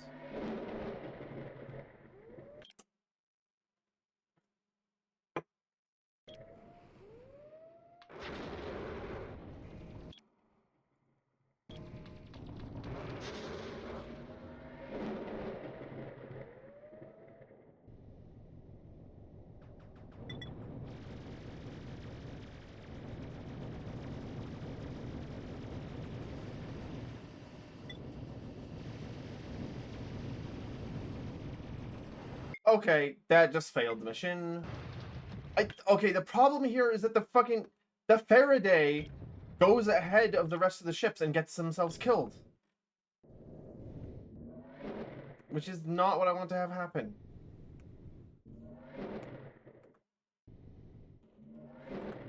Don't fucking do that.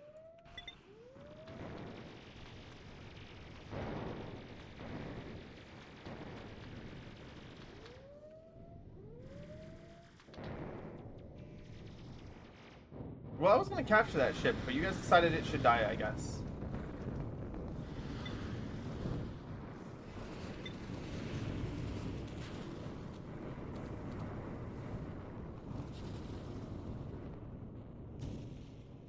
Okay, let's go to Arneb.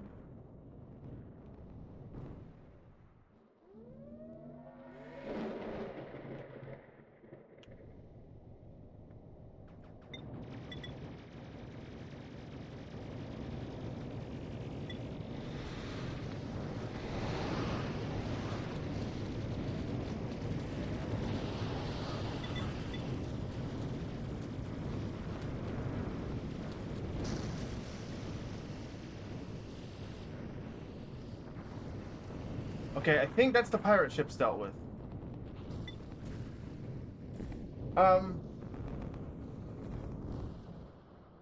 Is it just me, or are there more cruisers here than there supposed to be? We got a lot more ships than were supposed to be here originally.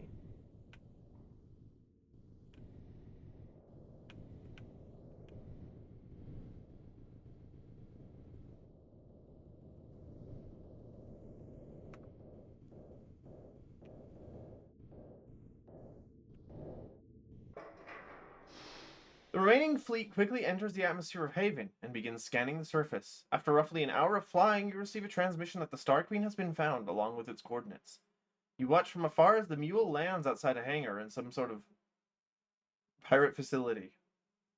The mule immediately unloads what looks to be at least 4 dozen armed soldiers, who quickly surround and breach the hangar. Lieutenant, they have alien technology in there, one of the soldiers says over the radio. Some of it is from the Hive, but some of it I've never seen before. Damn, wouldn't that be crazy if there was a person in human space who had been hoarding alien technology and was using it for nefarious deeds?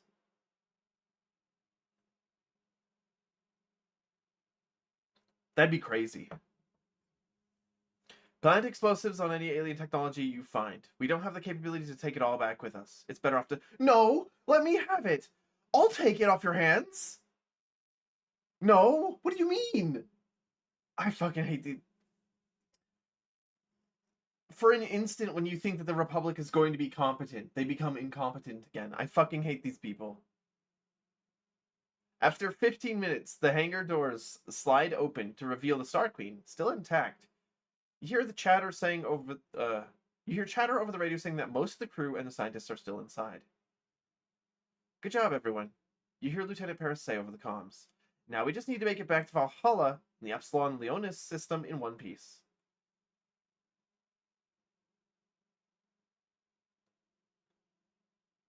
Just as he says that, a bright light pierces the sky, obliterating the mule while its shields are down. Soldiers begin scrambling into the Star Queen, which quickly takes off into space along with the rest of the fleet. You turn your repulsor engines to full and begin flying up to space behind them, as multiple explosions come from the facility behind you.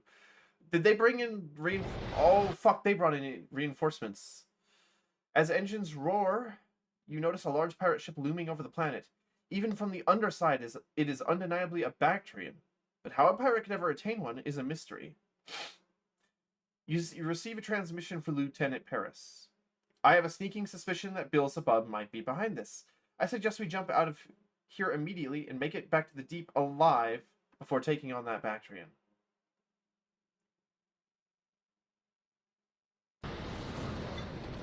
Fuck him. Fuck him.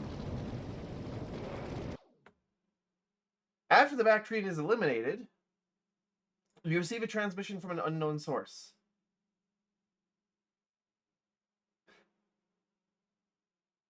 It suddenly opens on its own, and an electronically distorted voice begins speaking to you. Well done, Captain. Well done. at being a thorn in my side. You will pay for this one day. The transmission cuts out as abruptly as it had started. These guys are getting fucking Ace Combat monologues now. Maybe you should have brought a better ship.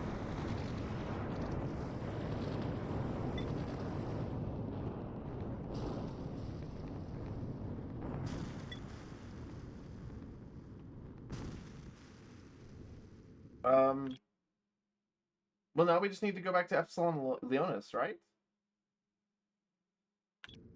Easy peasy. Significantly easy if you're speeding up the game like me.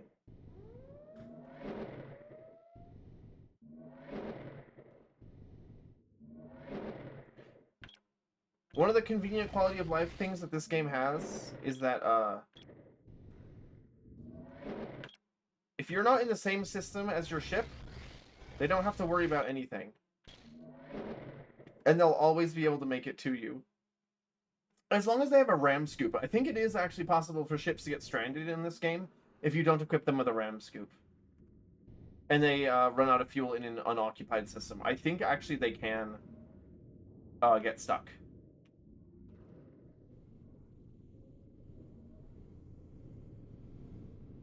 No, they definitely can, because we had that happen to us before. We had to board the ship and give it fuel.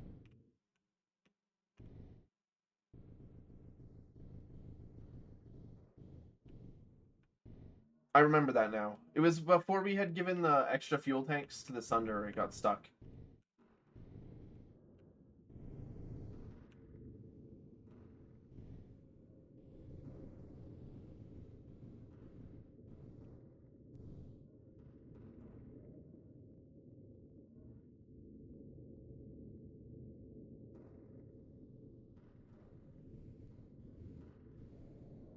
Gosh, those Republican cruisers are slow.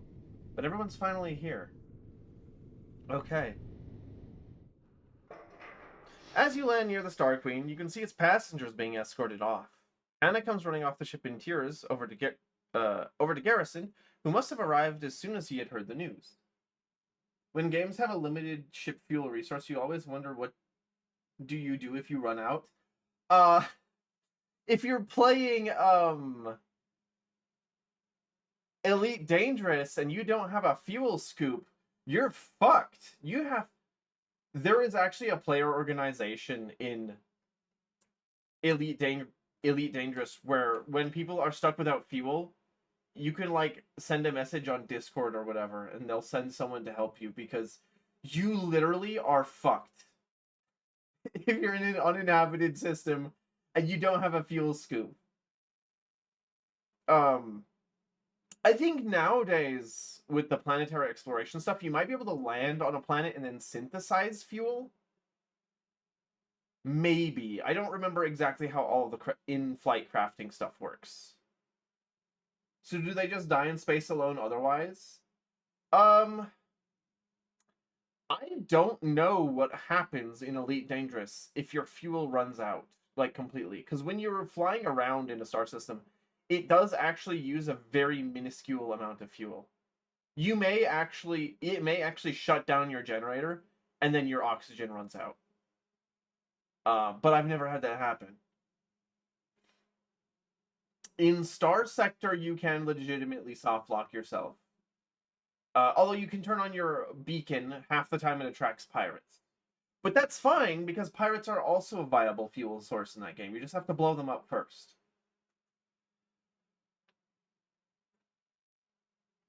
And in this game, you can ask passing neutral and friendly ships for help, but I don't know what happens if you don't have any of those.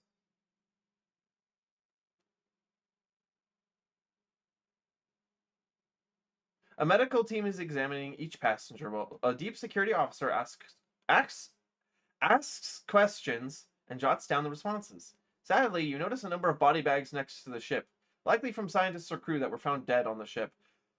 Did we lose any named characters? Probably. How else is the writer of this questline going to give it emotional weight? Lieutenant Paris is waiting for you outside of your ship and hands you another 2 million credits when you walk up to him. Thanks for all the help, Captain Mech. We couldn't have done it without you. Paris looks back to the Star Queen, and you can overhear some of the one of the deep security officers listing off names. Sarah Reeves, Nicole Fay, Pierre Jules, Laura Paris. The list goes on for slightly over a dozen total names. The surviving crew tells us that only a few were killed initially, either during boarding or by being... Oh yeah, okay, Laura's dead. Whoops. That sucks, man. Only a few of the crew were killed initially, either during boarding or by being thrown out the airlock on the way to Haven. Most of the others were either killed or dragged off after they had reached their destination at a facility of some sort, its purpose unidentifiable to the crew. When you look back to Lieutenant Paris, you notice that he is holding back tears. Laura Paris was one of the scientists who had died. That sucks, man. He turns to you and hands you a license and says in a rather strained voice, "Thank you. I've said it before, but there's really no way I can thank you enough." You look down at the license that Paris just handed to you and notice that it's a city ship license, one that will allow you to purchase the Bactrian. I think it's only fair that you be able to purchase one after having to fight one to the death, and the government of the Deep agrees. It's really the least that we could do for you. Thank you. I'll make sure it gets put to good use. It's yours to keep. I hope you have good luck with your travels and have fun using the Bactrian. It's a mighty fine ship to fly. Lieutenant Paris starts walking over the Star Queen, leaving you alone to ponder the possibilities that await. In Everspace 1, if you run out of fuel, you can still attempt hyperspace, but you'll come out the other end with significant ship damage. Otherwise, your ship can never run out of actual fuel. I feel like there's another game that did something similar to that, and I don't know what it is. By the way, we're buying a Bactrian. We are going to sell this thing, of course.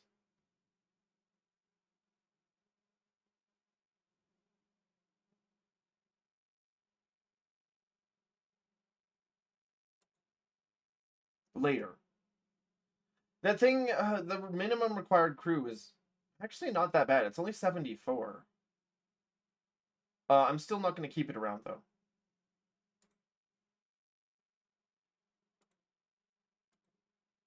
What should I name this back? This is going to be Crew Slop 2.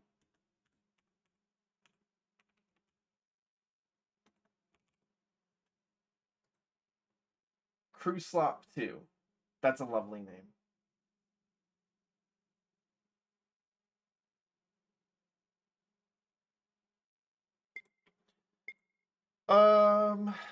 What does it have on it?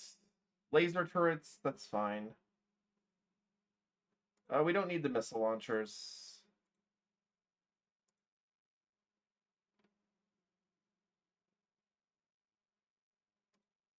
Can I fit an extra shield generator on it?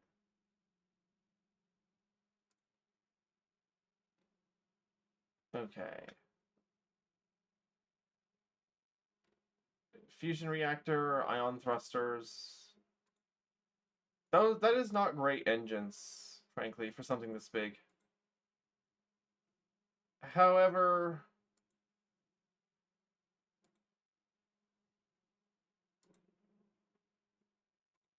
yeah, we can install better engines.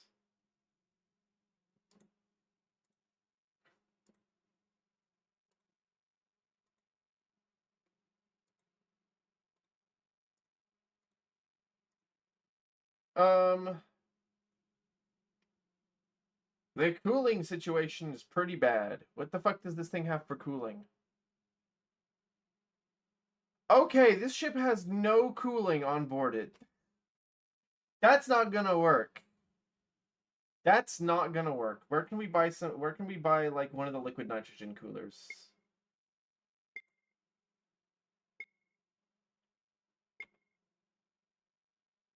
Crew Slop 2 is gonna be our new capital ship, by the way. Depart. Outfitters. Who sells liquid nitrogen?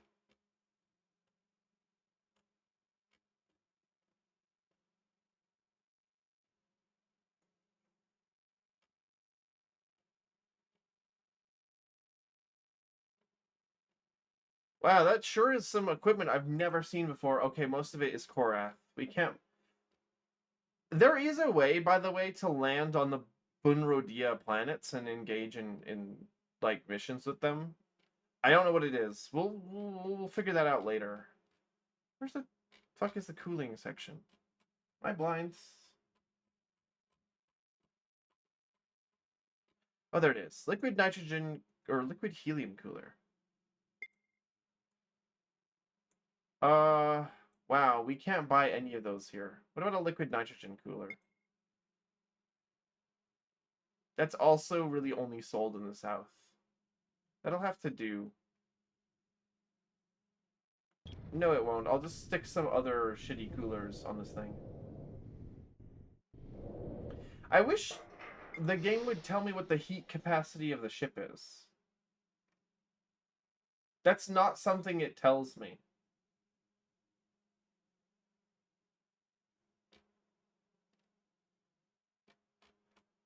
We're just gonna take multiple water cooling systems and just stick them on.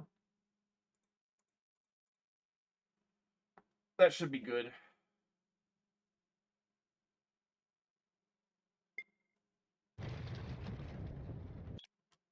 And then we need to go to...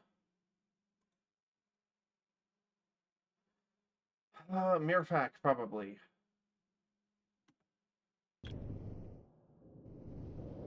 But we're gonna speed this up because this ship is slow as fuck. Actually, it's not that slow.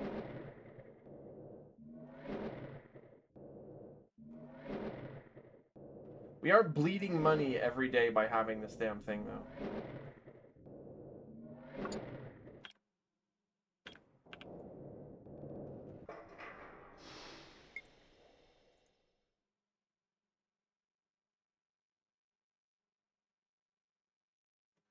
While wandering the Hermes spaceport, waiting for your ship to be refueled, you notice a commotion near one of the other hangars. Someone appears to be shouting. As you approach the disturbance, you see a well-dressed older man engaged in a heated discussion with a Navy officer beside a parked frigate being loaded with supplies. After a few more shouts and a dismissive wave by the officer, the man turns away, exasperated.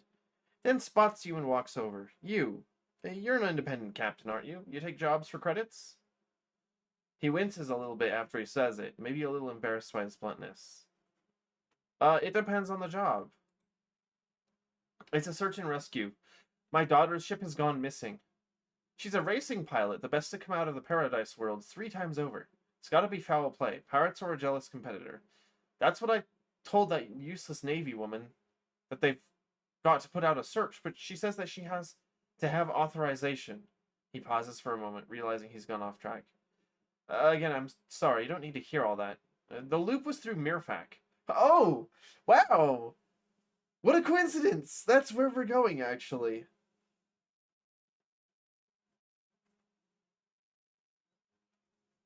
Yeah, those uninhabited systems north of there is literally where we're going. Sure. Because we have such a great record. We have such a great record thus far with search and rescue missions.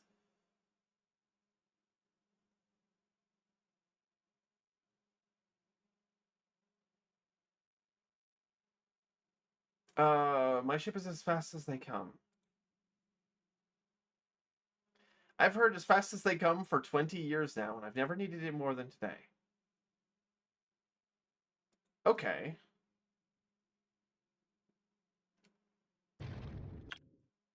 So we need to search all of these systems that we are going to be passing through. Okay, sure.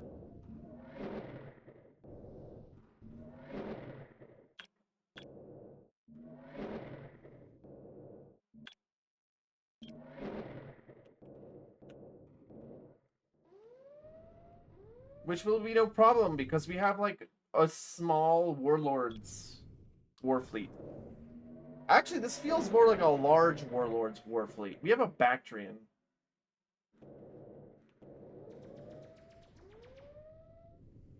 As well as a whole bunch of other ships.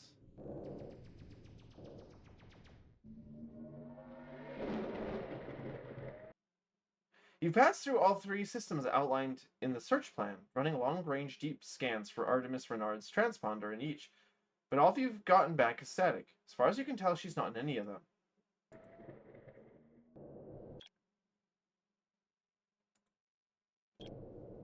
Well, let's...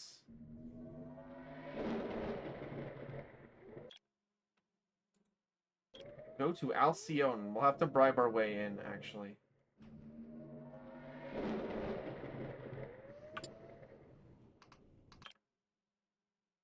$294,000 credits. Okay.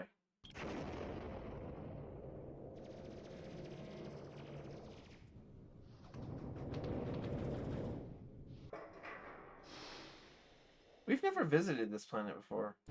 I just came here for fuel.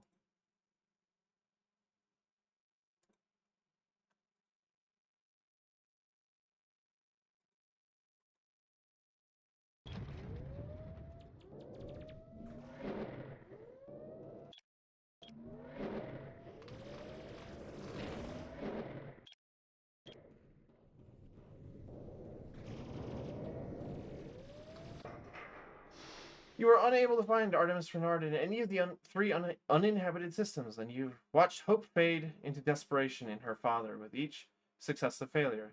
You can't imagine he's been getting much sleep. During the landing on Glory, you noticed that there was a great deal of race infrastructure still in place around the planet and spaceport. Large camera drones remain in low orbit, and the spaceport is filled with a variety of ships in racing livery. Is it livery or livery? I don't know how that's pronounced. Livery sounds more correct because it's like makes it look alive in an artistic sense. And I don't think it has anything to do with the organ, but you know, I can't read, international pronunciation things, so I have to listen to videos uh of how words are pronounced to get them right. A mostly depleted Navy contingent remains, empty areas testifying to the ongoing hunt, while the few remaining officers interview racers, organizers, and spectators. The spaceport seems busier and more hectic than usual. I've got to speak with the race coordinators here, says Mr. Renard, striding towards the marshal station. I see the marshals are back from searching. Syndicate idiots. Probably didn't even notice she was missing till I was on the news. You've got to keep looking. Will you meet me back here in the spaceport in an hour or two? I'll double your fee. Sure? 2,000 credits. Man, don't even give me your money. If 2,000 credits is all you have, don't even give me your money, dude.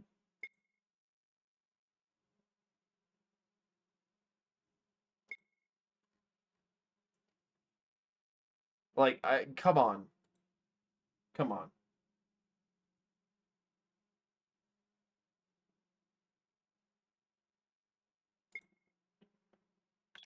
We still have a mission here? I guess not, for some reason. But the spaceport doesn't have a thing. Do we need to land here again?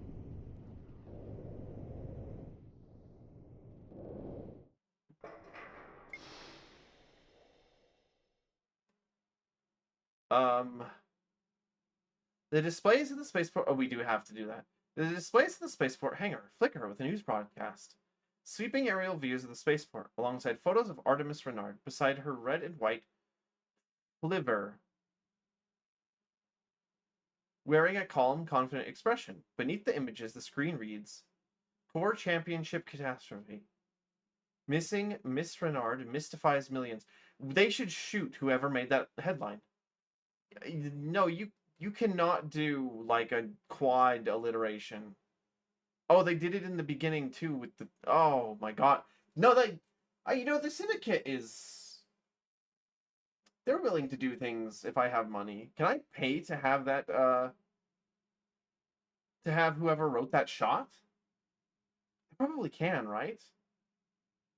Who do I need to talk to? Several minutes later, you see Mr. Renard returning from the terminal side of the spaceport, looking frustrated. Idiots, he shouts. They couldn't find their legs in a dressing room.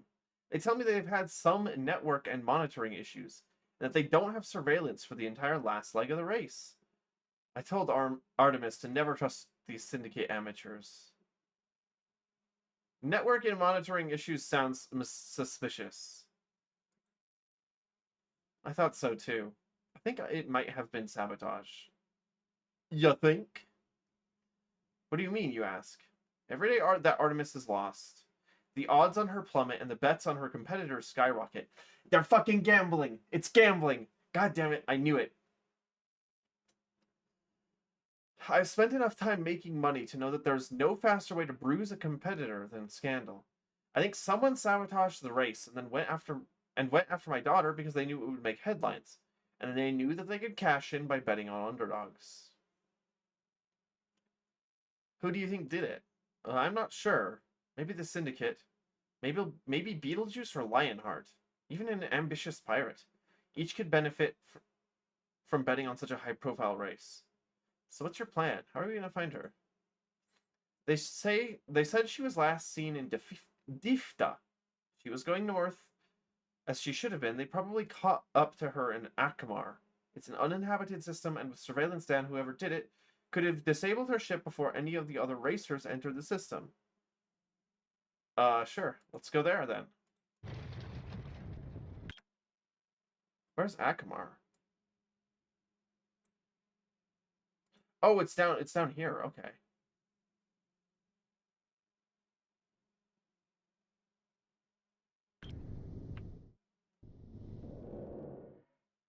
Well, I'm just gonna speed things up a little bit.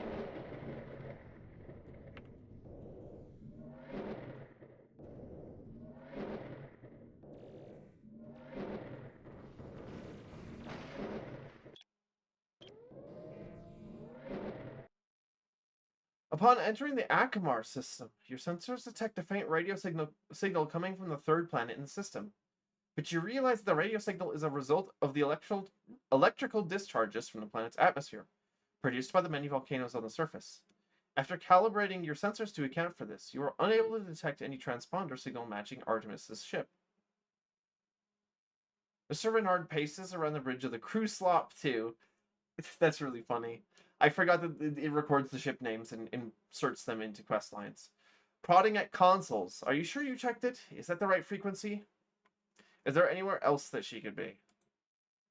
I'm not sure. The route went north from here, up through Elnath and Nihal, and then through the uninhabited systems back to Merfak. But we've checked every one of those systems. We should have seen a signal. He stops for a moment, sitting down and putting his head in his hands. We should have found her. Do you think maybe she's in the next system that has the blinking quest marker?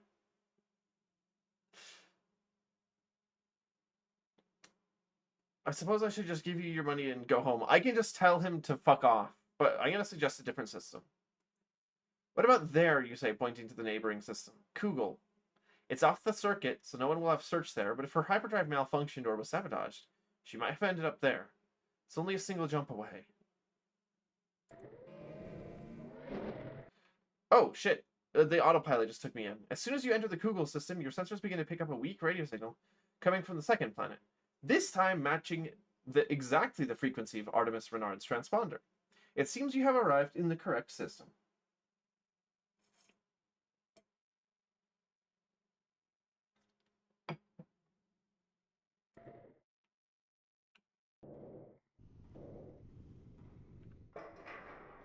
Oh, that's cool. We get an actual quest graphic. Have we seen this before? Have we ever gotten a quest that gave us a unique graphic like this? Upon reaching the planet, you pinpoint the radio signal to a valley in the southern hemisphere.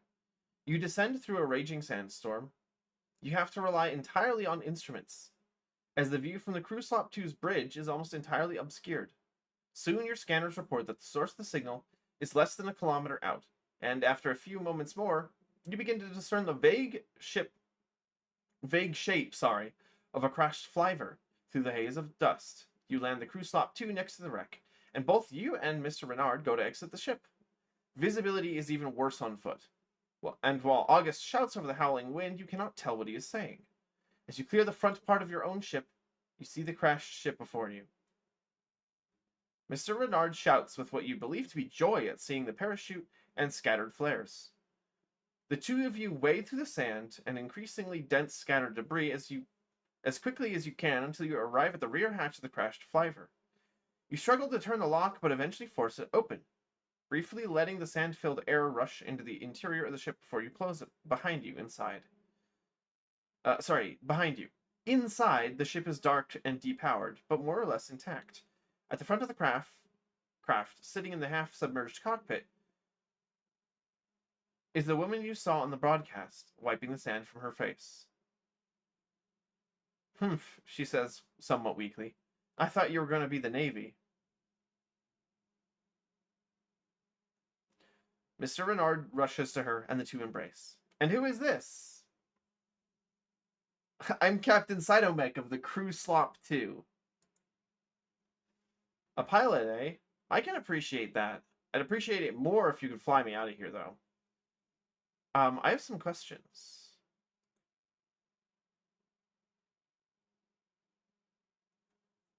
Artemis coughs. Later, okay? The three of you exit the crashed flyver and make the journey back to the Crew Slop 2. Artemis stumbles several times, but the two of you steady her, and eventually you make it back to your ship's airlock. You wipe the sand from your face and fetch your ship's first aid equipment, but to your surprise upon returning, Artemis seems remarkably uninjured despite the crash. Oh, shove off, Captain. I'm fine. The automated drogue system in the ship, safety first. Spare no expense. Wouldn't mind a visit to your galley, though. Of course. You don't think you've seen You don't think you've ever seen someone devour a sleeve of freeze-dried peas as quickly or with as much verve as Artemis does. After eating her way through the Crew Slop 2's entire stock of several other varieties of packaged food, she eventually slows down, though. The hungry look on her face remains. You know, that can actually kill people, by the way. Unfortunately. When people are, like, super, super, super starving, if they eat a ton of food all at once, that can actually kill people. You're not supposed to, like... You're supposed to feed them a bit and then more, and then more. I don't remember why that is, though. I mean, it probably has to do with, like, when you're, like, starving, like, anything can kill you. Like, a fall can kill you, or sneezing wrong.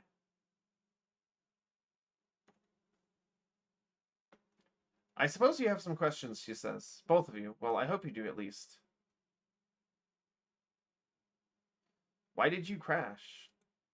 I really do not know. We checked everything before launch. Everything. And yet, during the jump, the Moonfox's hyperdrive malfunctioned, knocking me out. When I woke up, I was in the wrong system, and the flyver was hurtling away from the star.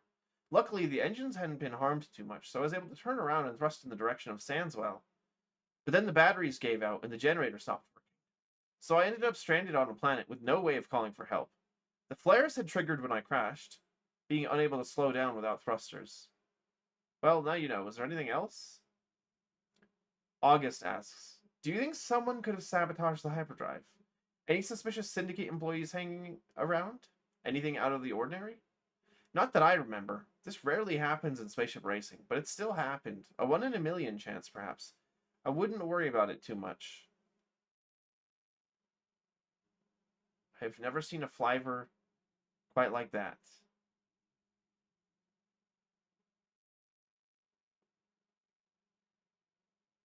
I don't unnecessarily compliment people. Your ship sucks. It's not as cool as mine. Artemis nods. Well, can we head back to Glory now? It'll be nice to get home after all this commotion and uncomfortableness. Artemis and her father head off to their bunks, talking all the way. You chart a course for Glory in the Wazen system. What the fuck is Glory?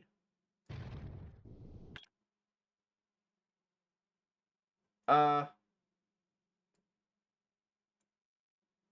that's way back here. Actually, that's pretty close by.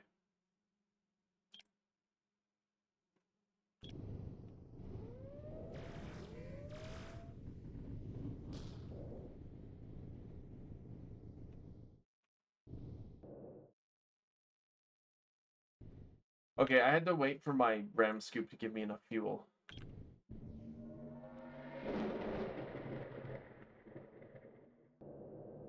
No, I totally buy it that it was Syndicate sabotage, because I don't trust the Syndicate whatsoever. We've already seen in previous quests that these people are like an insane parody of like capitalism or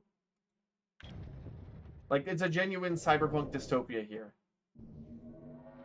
Minus the cyberpunk part. It's just a dystopia, actually.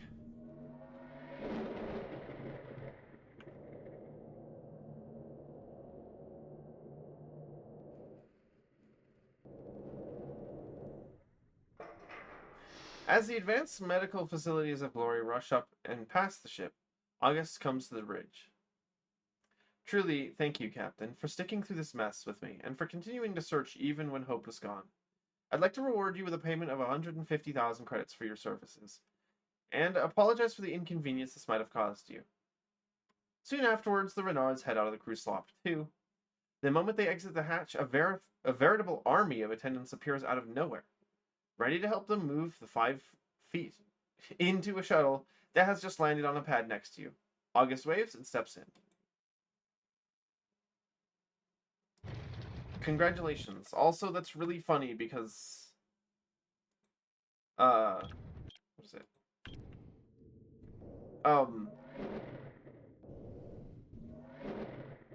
At least he paid for my crew costs, basically.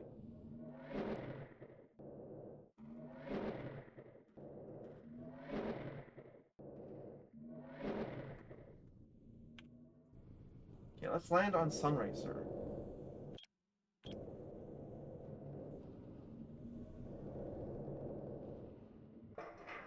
And hire all the crew.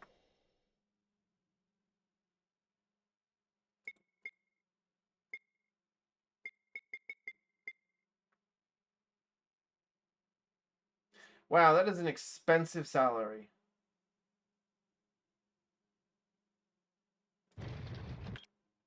And then we need to go to Misam. But while we're on the way, once we get to Misam, we need to land and buy like 20 million credits worth of nerve gas.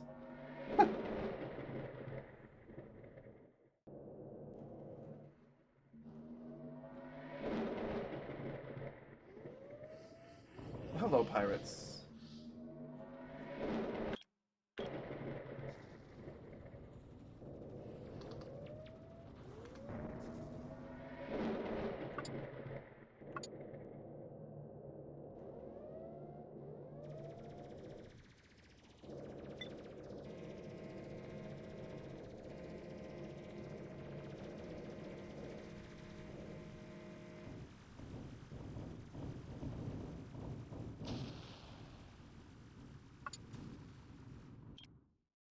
Oh, it'll cost me like 300,000 credits to land? They're making it more expensive each time. I can't tell if that's reputation-based or if it has to do with the size of the ship. Okay. Nerve gas. We have how much crew? 245?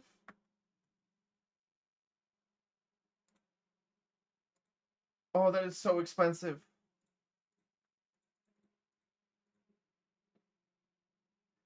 Oh, that's so much money. We're down to 10 million. Fuck. Okay. Alright, guys, the moment of truth.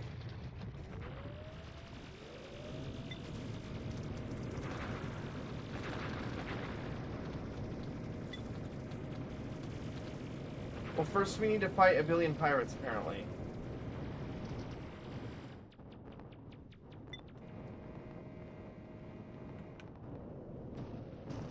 Okay, but after we do that, I need to move over here. And wait.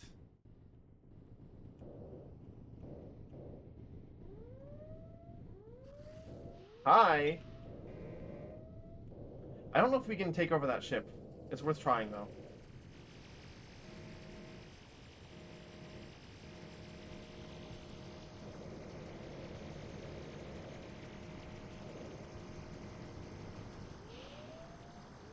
Hey, why did you guys do that? Oh my god, they're so stupid.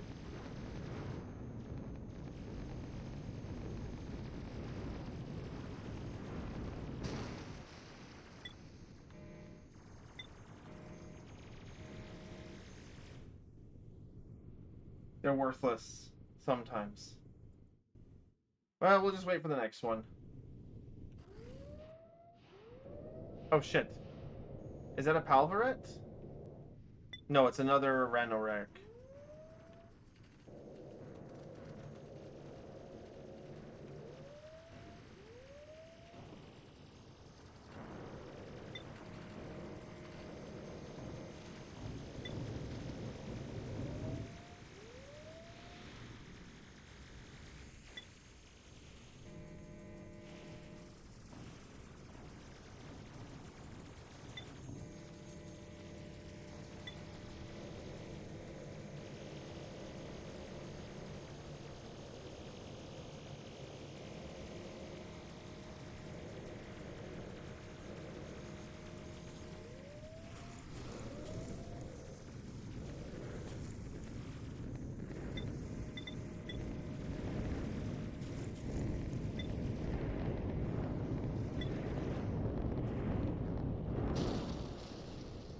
Oh my god, that just blew up my old flagship. Okay, I was hoping that that wouldn't happen.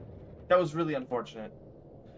They managed to disable the ship and it couldn't move, so it drifted into the blast zone of the larger ship. That kind of pisses me off, because we almost had that.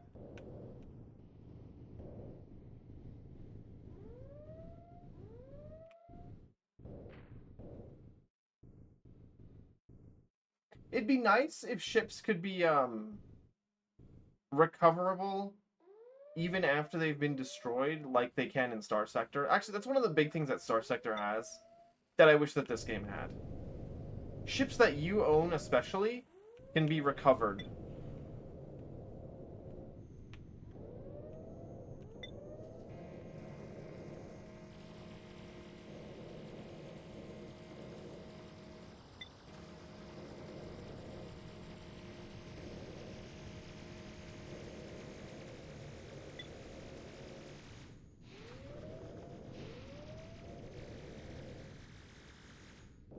Oh my god, we've got him.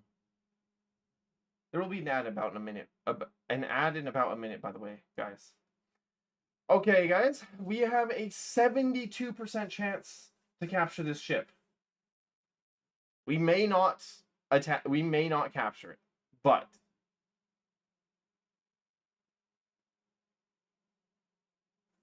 I'm gonna try it. Okay, here goes nothing.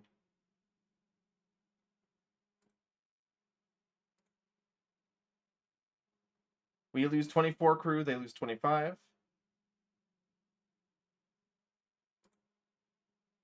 You lose 19. They lose 25.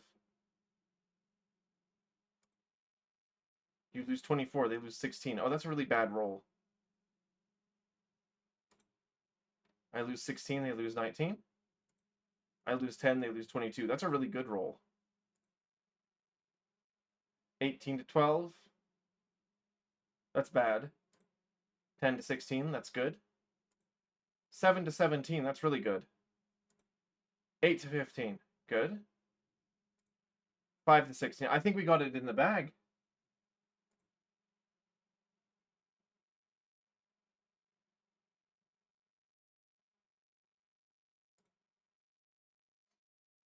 Wow. Okay, we now have the most powerful ship. Well, not the most powerful ship in the galaxy. Hold on, is this? Hold on.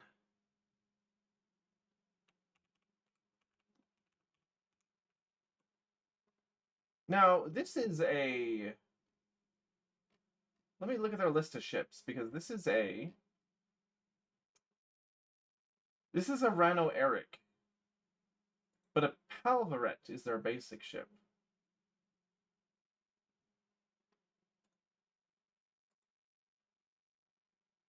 Now the Rano Eric has.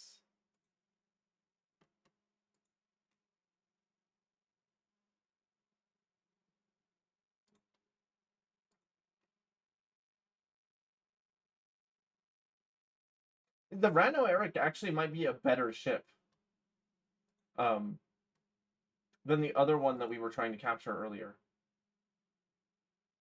What is its outfit space? 763? Palvarette has 777. So the Palvarette has more outfit space.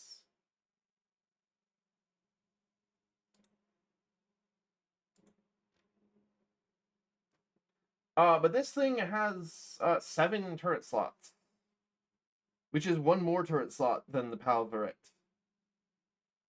but less gun slots, because the Palvarette has 2 guns, this thing has 0. Now the question is here, how the fuck do I get out with this thing?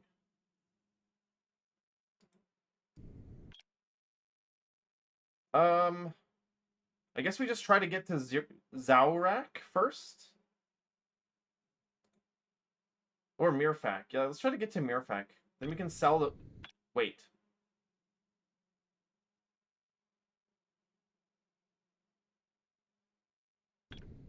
Let's land at this pirate base first, actually.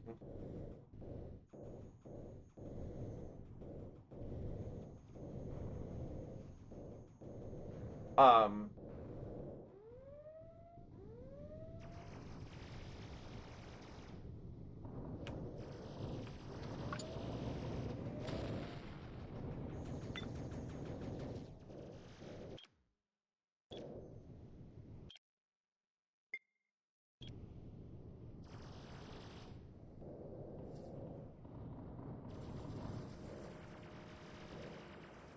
That will replenish our shields, but it'll also replenish our extra crew.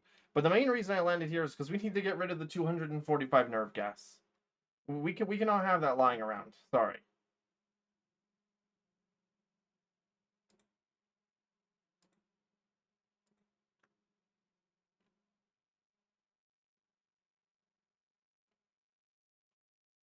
Okay.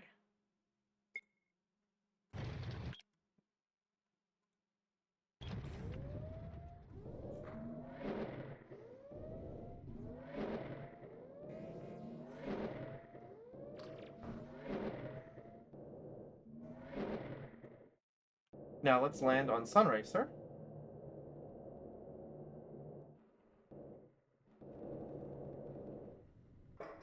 We are going to sell this Bactrian. We do not need it anymore. We'll take a little bit of a loss, but that's okay.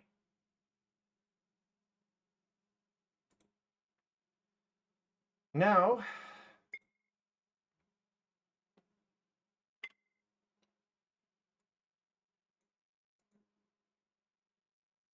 I should rename this ship.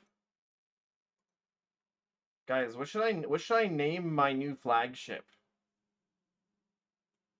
The Baro Kafar. What should this ship be named? It's a Rano Eric class Korath warship that I have stolen.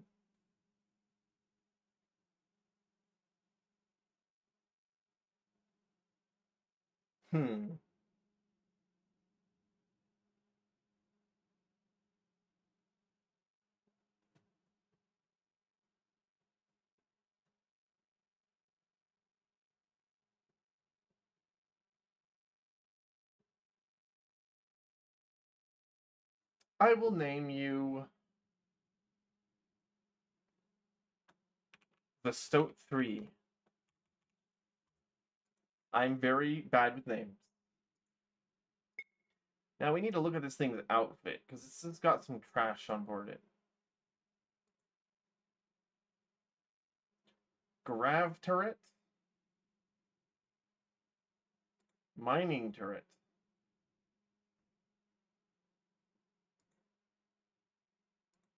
I don't want these. These are not good weapons. These are not good weapons. Sorry. And the Grab strike turret. Oh, those do a lot of damage, actually. Holy shit.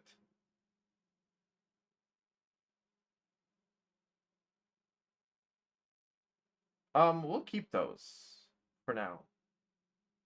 It also has a Warder anti-missile on it, which is okay, I guess. We'll want to switch it out for something else later.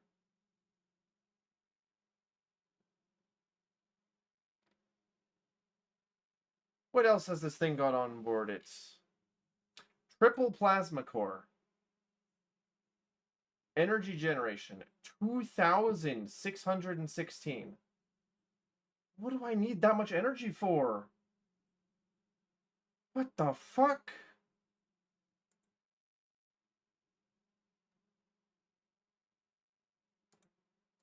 No, really, what on earth do I need that much energy for? That's crazy.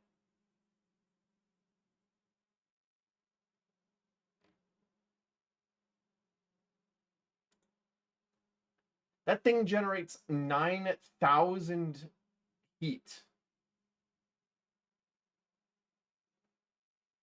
Okay, and we have planetary class thrusters, which are normal for a ship this big.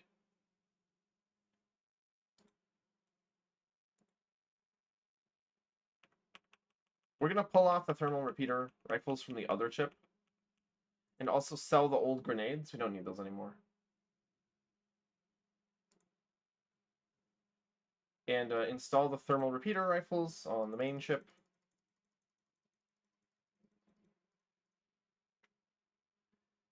And so the planetary class thrusters are really good, actually.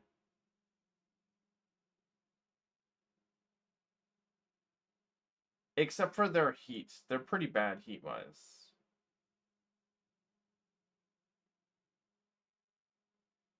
It also has reverse thrusters. I don't know if we want those. They might be useful.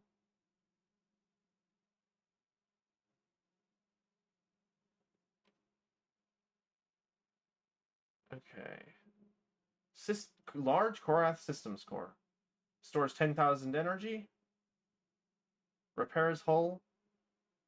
Has really high shield generation. It also takes 91 space, but I think I'm going to leave that there. It's pretty useful.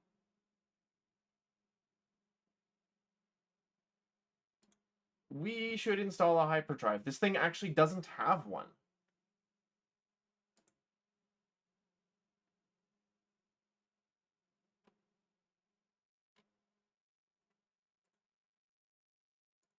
I'm also going to install an asteroid scanner.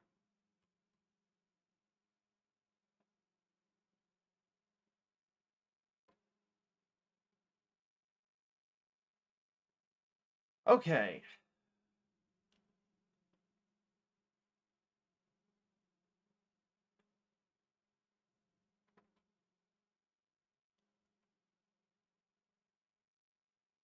We have no gun ports. We don't need to worry about those.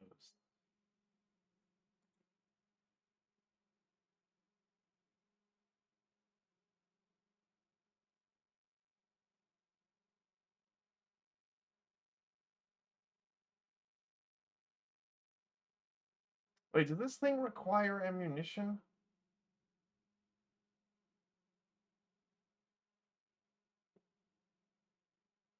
It doesn't look like it? Sure hope so. Or I sure hope not.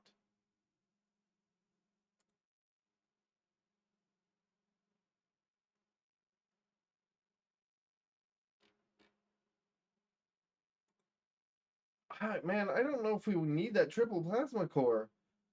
What the hell could be using all that power?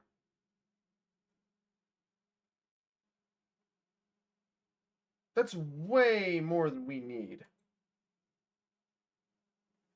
Then again, we don't have much power storage. Hold on, let me look at the outfitter, or the galactic map outfitters. I want to see the stats on the Wanderer energy generator. Was it the White Sun reactor?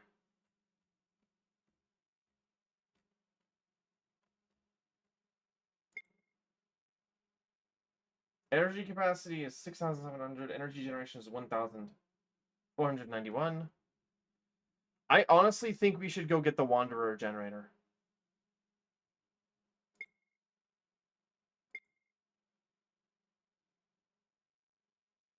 And then maybe a large biochemical cell as well.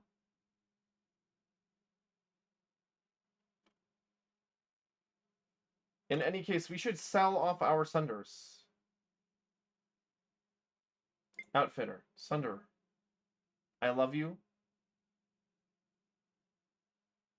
But I'm going to take off some of your stuff. Cryogenic deuterium tank. I need that. Heat shunt. Jump drive.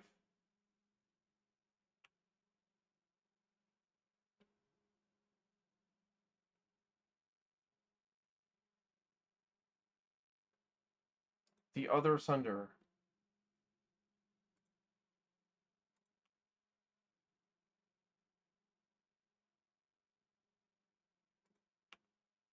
Wow, we sure have a lot of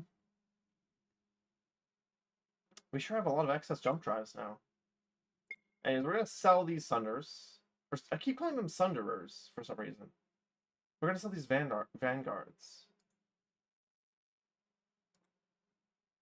I'm pretty sure the Sunderer is a ship in Star Sector. I don't know why I'm thinking of them as a different ship.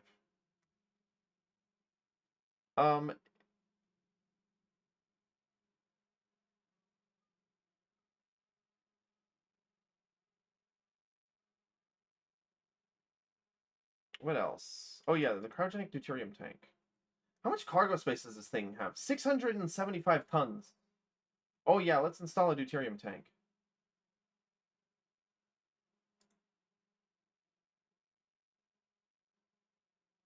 Or two.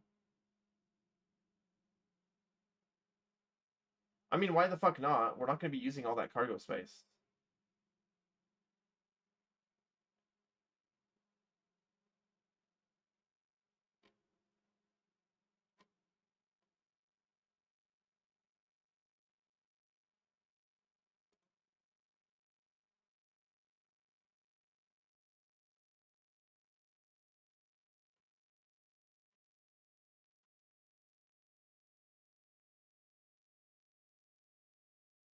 I'm really not sure what kind of weapons that we should be mounting on this thing.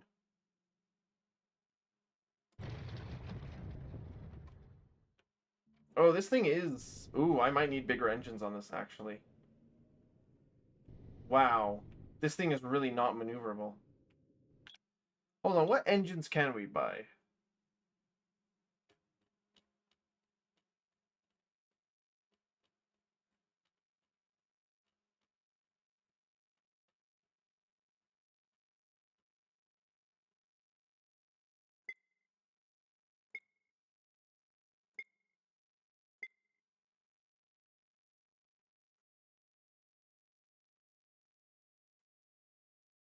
Those engines are only sold in the Galactic South.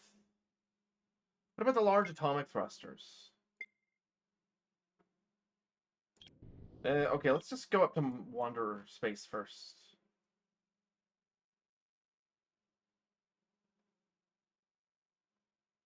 Wait, there are 5 stored outfits here. What do you mean? What do you mean I have stored outfits here?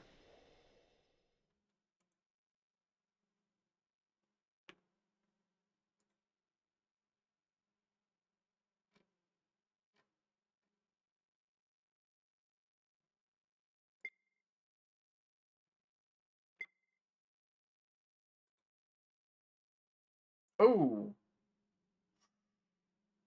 That stuff is not in my cargo. How do I fix that?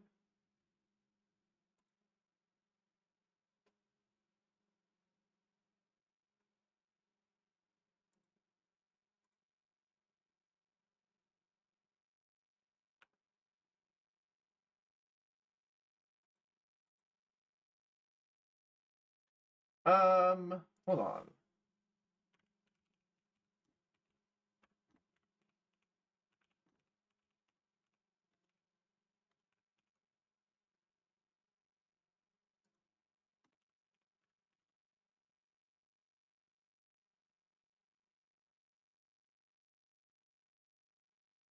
Okay, it's the button is C, which moves things from...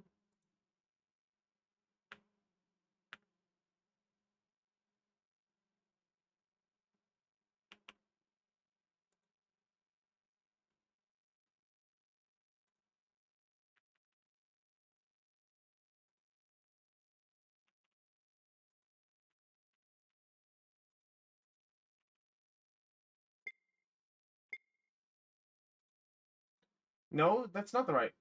Fuck, it's not the right hotkey.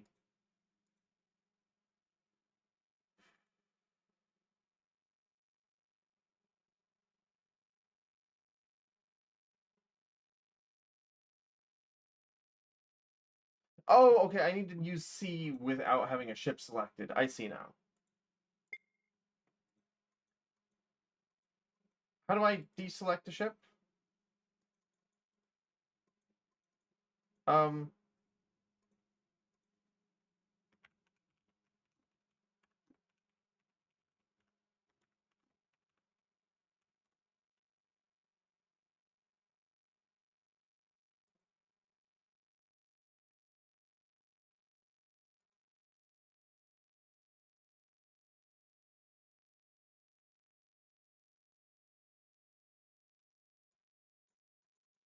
How do I deselect a ship? We ran into this problem before, actually.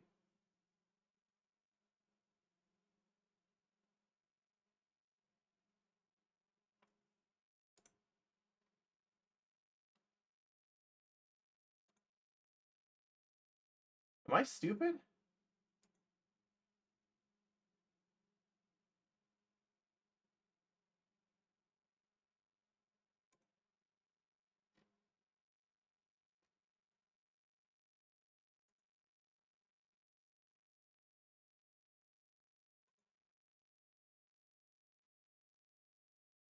Hold on, I'm looking on the internet to figure this out.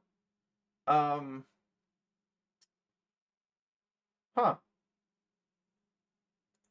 That's not very helpful. How do I... Because the game has told us, oh, just deselect a ship before. How the fuck do I do that?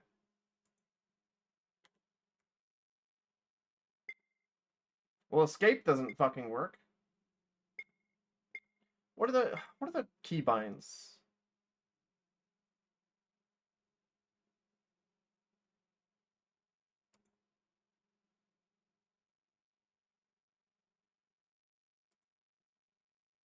Not very helpful.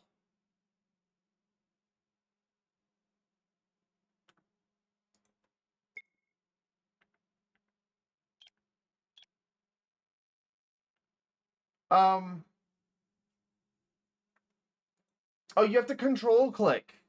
I would have never guessed that. Okay.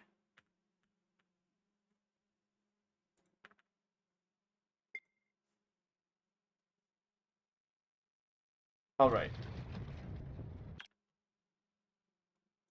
We're gonna head north to the Wanderers and pick up some equipment there.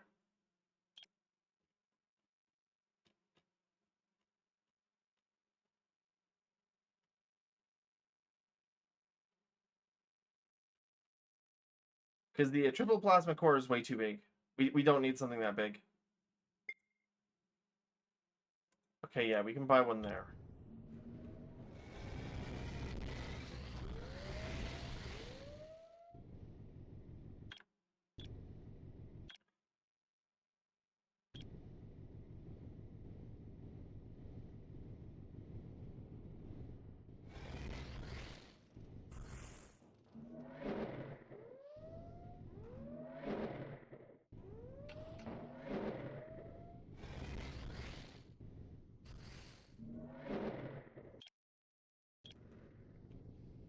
Okay.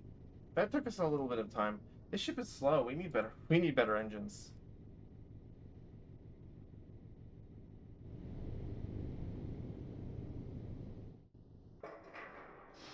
Okay.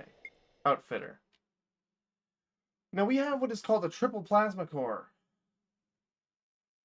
That takes up 169 outfit space, produces 2,600 energy, and produces 9,000 heat. The White Sun reactor produces about 1,000 less energy, but also produces like an eighth of the heat.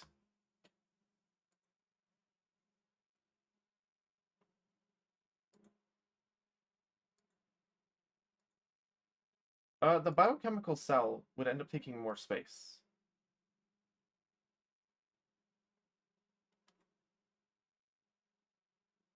But I'd have to have less heating on this ship, so it might be worth it.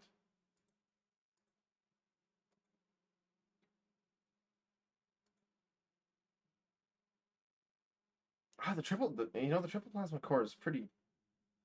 Oh, I don't know how to feel about it. It is overkill.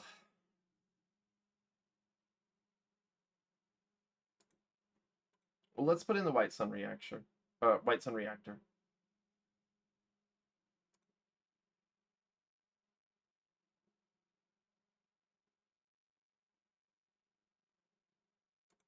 And we could also put in a biochemical cell.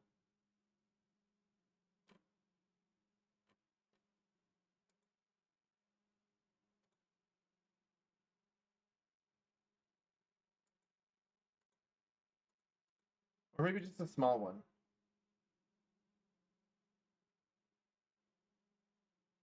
The biochemical cell is nice. 30,000 energy capacity. It also generates 300.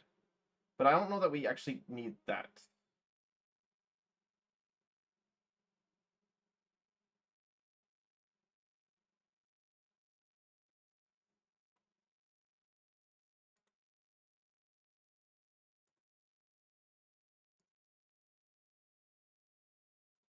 We also probably don't need 2 large heat shunts installed. That feels like overkill without the White Sun reactor.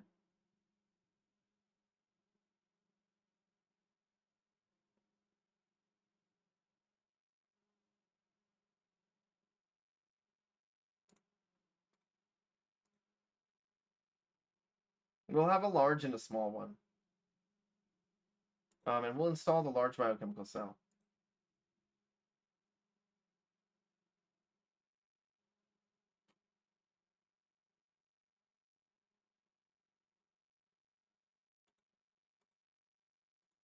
Now, it might be worth it in this case to get rid of the systems core, actually, and install Dark Storm shielding. Which isn't as good as what we currently have installed, but is like half the space.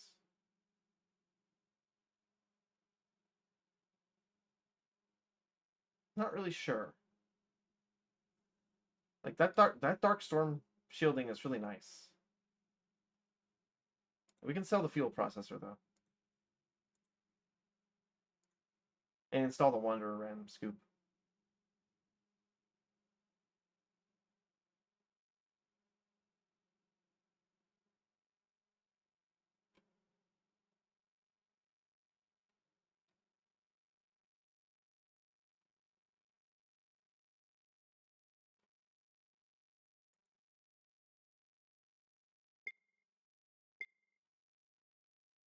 I should probably look.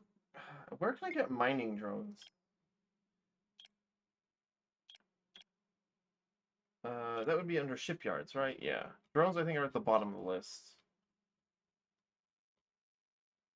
Mining drones are sold in a bunch of syndicate systems. And also on Earth. Okay. We'll stop by Earth, I think.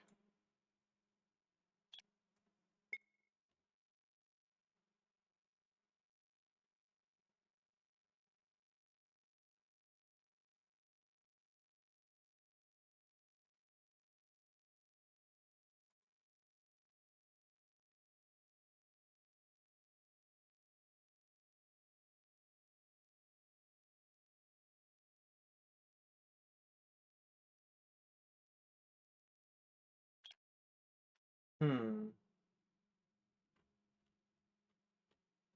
I'm gonna look at the outfitter list, see who sells good reactors.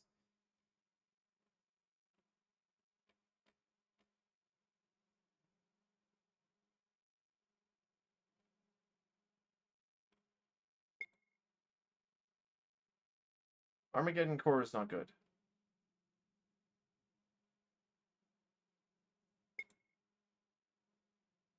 Aeon Cell is trash, actually.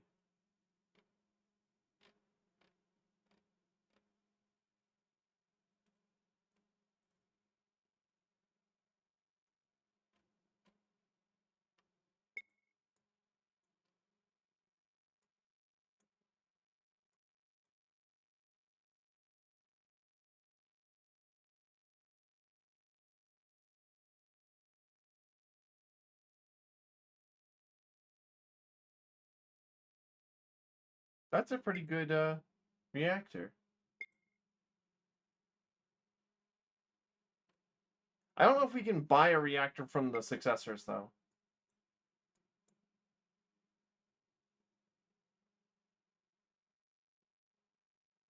I think we should stick with the White Sun for now.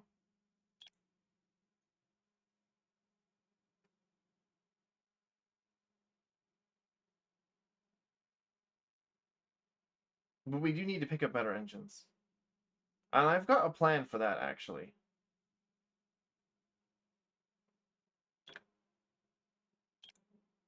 See, because we actually can buy Avgi ships, which I think we can pull the engines off of, even though we can't directly buy them.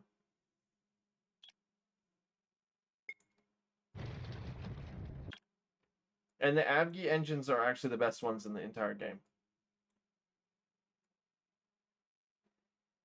But that's going to require me to go all the way to the south. While we're there, though, we can stop by the Coalition. Where's Ring of Friendship? There it is. Quaru. We can stop by the Coalition and sell them that jump drive. Why don't I speed things up a bit?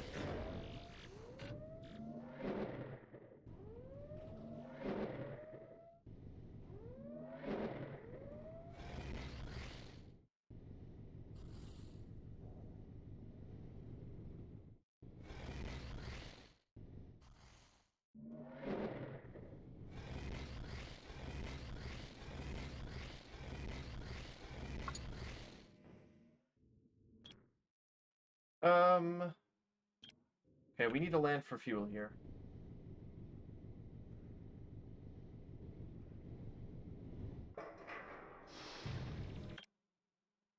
And then we should have enough to get to the Ring of Friendship. Does this ship have a longer hyperdrive range than our other one?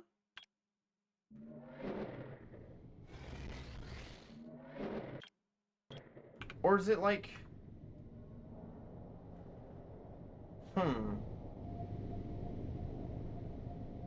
It feels like it's using its drive more. Your ship has barely touched down on the Ring of Friendship when several dozen Heliarch warships of all sizes start landing around it. The local garrison wastes no time in hailing you. Captain Mech, our esteemed friend. Noticed it was that in your possession an extra jump drive is.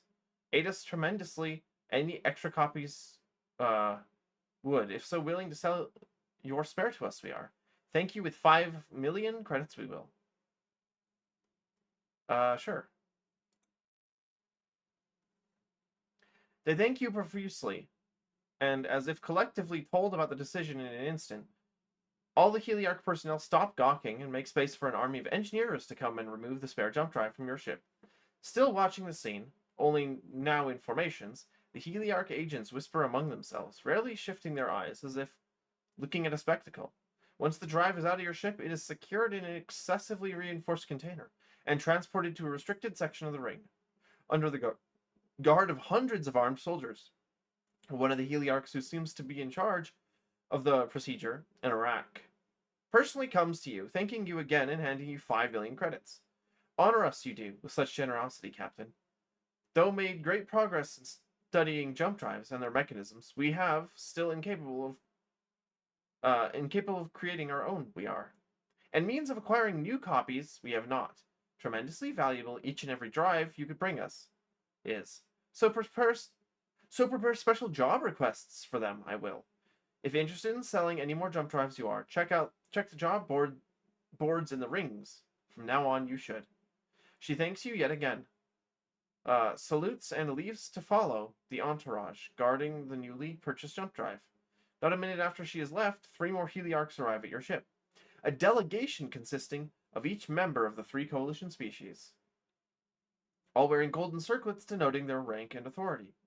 A most unexpected but greatly valued contribution this is, the Sarid says. To think that so eager would our visitor be to prove their diligence and commitment. As aided you have our society in breaking free of the Korg's cages, with our society's technology, may you be trusted. But, says the Iraq, like all civilians, even citizens, to you our weapons and warships we still cannot sell. Why don't you allow civilians to purchase weapons or warships? For the sake of peace it is. The Heliarch military, well trained to use weapons only for defense and only for justice they are, and to place the needs of the coalition over the ambitions of their own native species, each one committed is. No such discipline do civilians have, even you, but as a respectful guest, you are. To maintain your weapons we shall allow. Apparently nothing is for sale here, but they assure you that many coalition worlds will now grant you access to their shipyards and outfitters. The three Heliarchs all express their deep gratitude for your generosity with providing them a fresh jump drive and wish you well. Okay, so we can't buy from the Heliarchs, but we can buy from the other coalition worlds now, which we were not able to before. Let's see what shit they've got. Who's got a shipyard? Farhome does. In the next system over.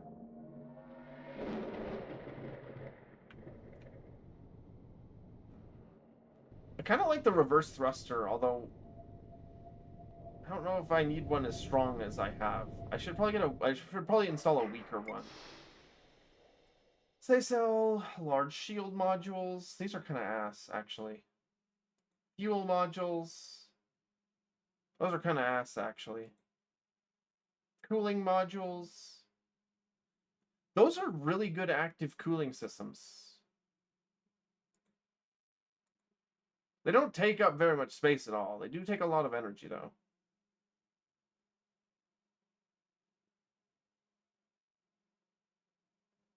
Large reverse module.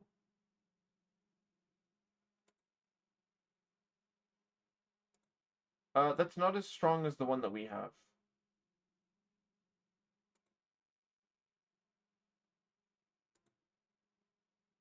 But it takes up less space. I don't know. We'll look for something elsewhere.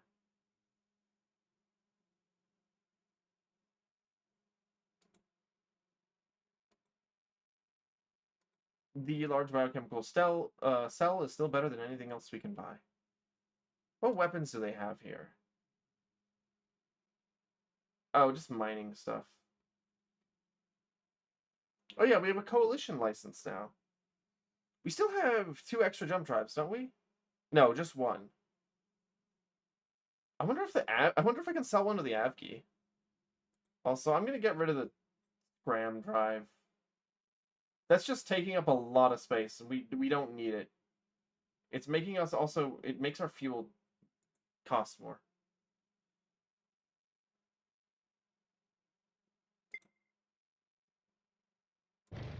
Okay. Well, let's go pay the coalition, or sorry, the Avgi a visit. The only way I can get there from coalition space, actually.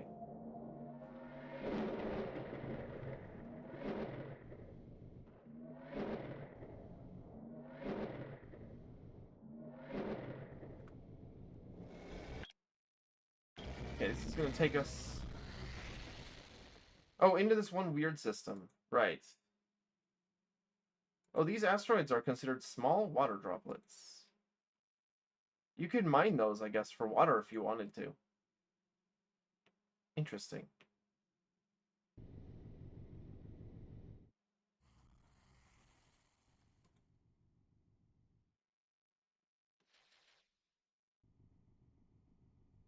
Oh, there's our other ship right there.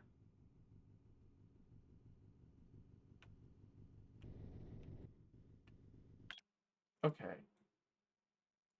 We should not be here. We should be... Where can we buy Avgi ships?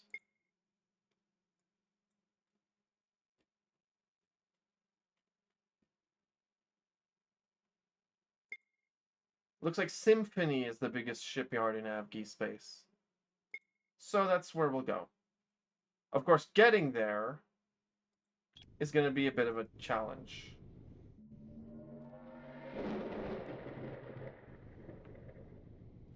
Well, the reverse thrusters are actually really, really, really useful for making it not take 6 hours to go from one system to another.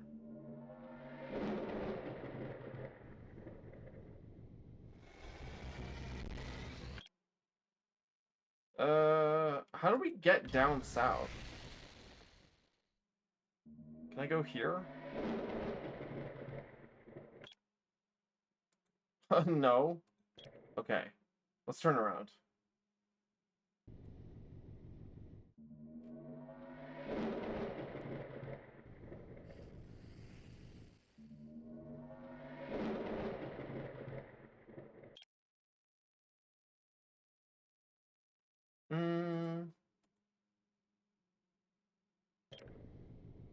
Yeah, I gotta jump around here.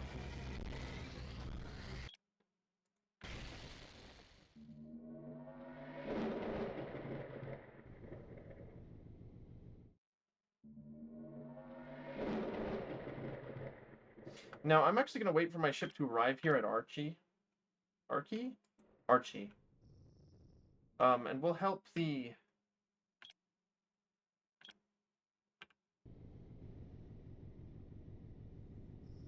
We'll see if there's some missions here that'll take us to the Avgi planets, so we're not, like, entirely wasting our time.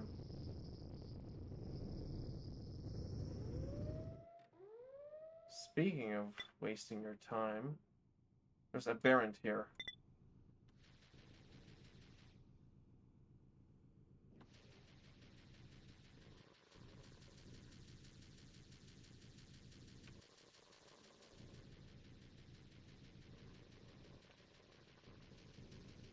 They can't really do very much to me. But the 2 turrets I have on board this ship are kind of shitty. I'll win this battle, but it's going to take me hours. Oh, my ship is actually in system.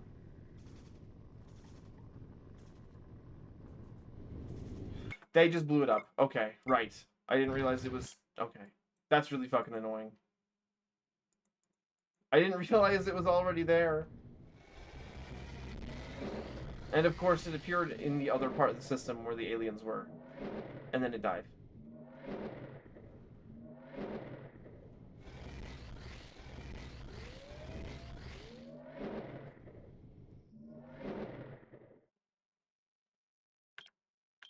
Okay, now we just need to wait for our ship to get here. What system is it in? Wake? Where the fuck is that? It's up here.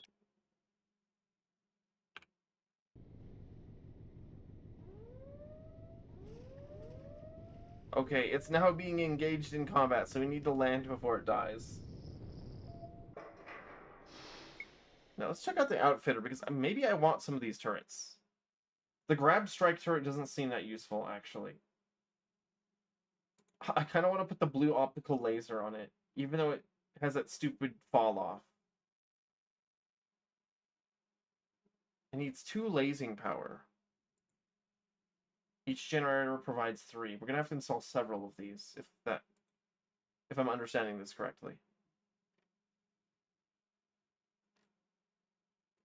Oh, you must have a Twilight Guard license? That's obnoxious.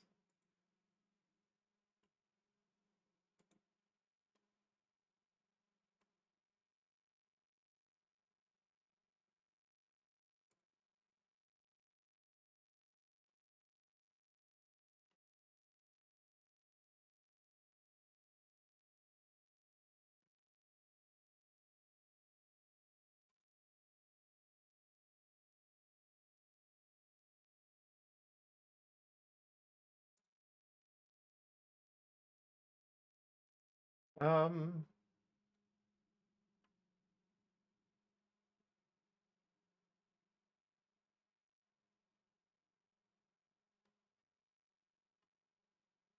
Oh, I actually still have 2 jump drives.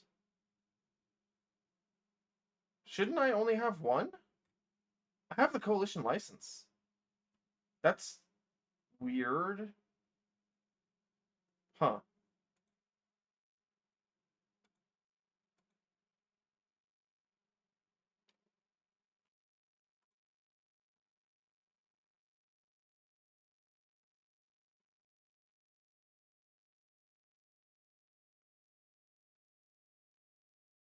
I'm trying to think about if the Avgi lasers are worth it. They seem pretty damn powerful.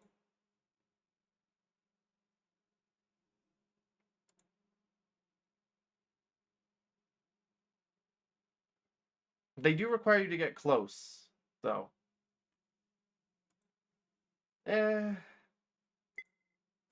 Shipyard. What ships can I buy?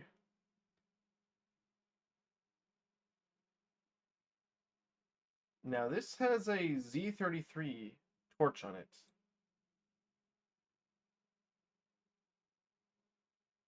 We can pull it off.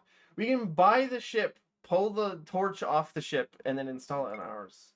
Is a Z-33 the one that we're looking for, though? I think that might be too small. Let's look at the job board. Twilight Guardsman to Outpost Pylos. Sure. We're going that way anyways.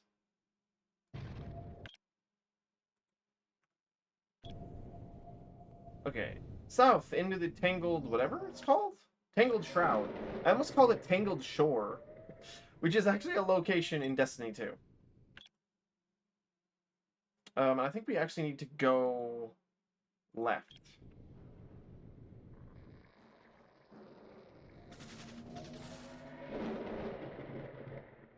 And then... Nope, that was wrong. We need to go down. And then left. And then, actually, this next system... Oh, shit. Nope. I forgot. This area fucks with our jump drive range. Then we need to go to the left. And then to the left again. And then down. I remember this from the first time we went through this area.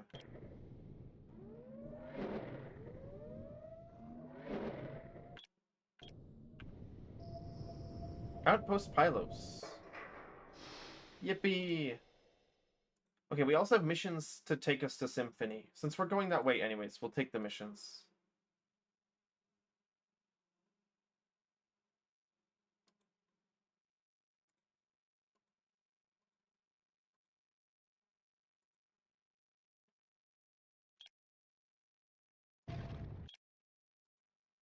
This is piracy? Well, that is kind of how I got this ship, actually. I stole this shit.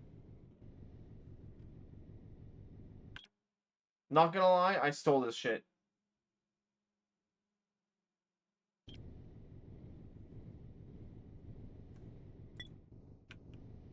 Wait, which place do I need to land on for my... Okay, Ergastrio Station is where a bunch of the missions are for.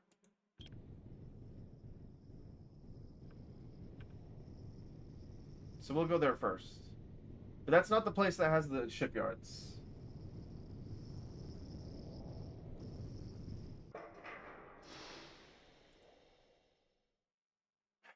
Ergasterio Station is quiet as you disembark from the Stoke 3. Everyone you see seems purposeful and deliberate, moving as if they all know exactly where they need to be. Wandering about as you are, you can't help but feel that you stand out. A feeling that proves warranted when a female Avgi stops you.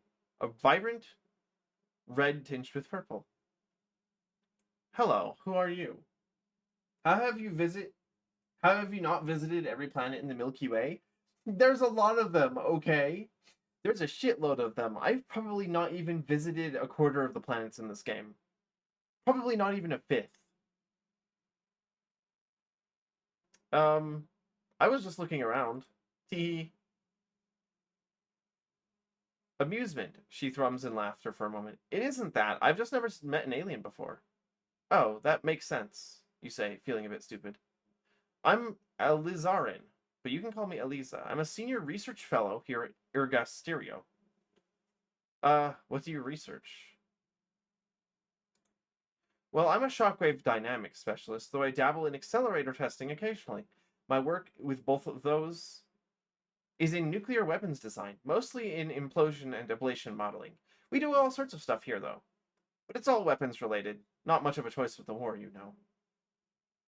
Nuclear weapons? Fascinating. Except for they're kind of illegal in human space. Hello, Geg. Welcome in. Welcome in. I hope you enjoy the stream. I hope you've been well.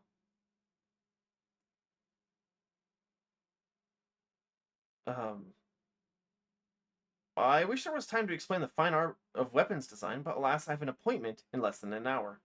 Consideration. I've actually just had an idea, she says, looking thoughtful. You've been vetted by the assembly itself, right? You want to see an atomics test? We've got one scheduled for today, and I heard you aliens are scared of nukes, so you've probably never seen one before. Well, we did see 3 of them go off on civilian planets. You found out why there are so many Envoys in the Lancer community. You mean, but by Lancer you mean like the mech tabletop? I mean, doesn't that come with the territory of mechs? I don't know about that one. Did you know the shoehorn crab has orbited the Milky Way twice?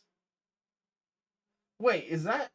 How long does it take for the solar system to orbit the Milky Way?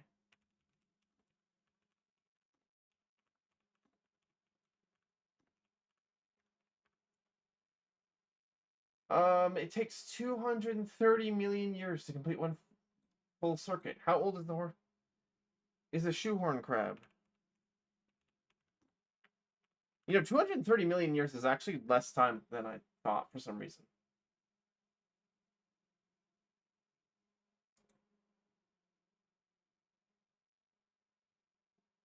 Okay, it says they first appeared in the Triassic period around 250 million years ago, so they've for sure made one orbit around the around the galactic center.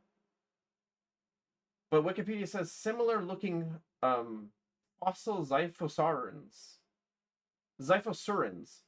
extend back around 445 million years ago. So that's basically like 2 orbits. That's crazy. When I tried to explain the rules to 2 girls that were interested, originally they were too overwhelmed to play. Well, I mean, most tabletops are kind of daunting for any beginners. I think it can be hard to explain rules and stuff to people. Usually in those situations, I actually just leave out information. I just tell people only relevant things. And if there's too many relevant things, that may be bad game design. That's how I explain Europa Universalis 4. I don't even talk to people about trade. I don't even bother with half of diplomacy or shit like prestige. I just don't even bother. Start with the basics. Sure, I'll see a nuke test. Why the fuck not? As long as I get sunglasses. We do our testing on the dwarf planet below, at the Dokomi range. Sorry, Freudian slip, at the Dokimi range. A good place for testing the more exciting projects, far from anything valuable, of course. You're interrupted by another Avki, who lands right in front of you. With his wings still fanned out from his faded blue body, he ignores you to point at Eliza accusingly. Impatience. Ah, Alizarin! Just who I was looking for. He waves his arms frantically as he dances around. I was hoping you would have sent the new beam target interaction results along my way by now, but your office claimed you were busy with a more important project, which I simply cannot believe is the case. She folds her arms. Annoyance. I don't know what to tell you, Trippin.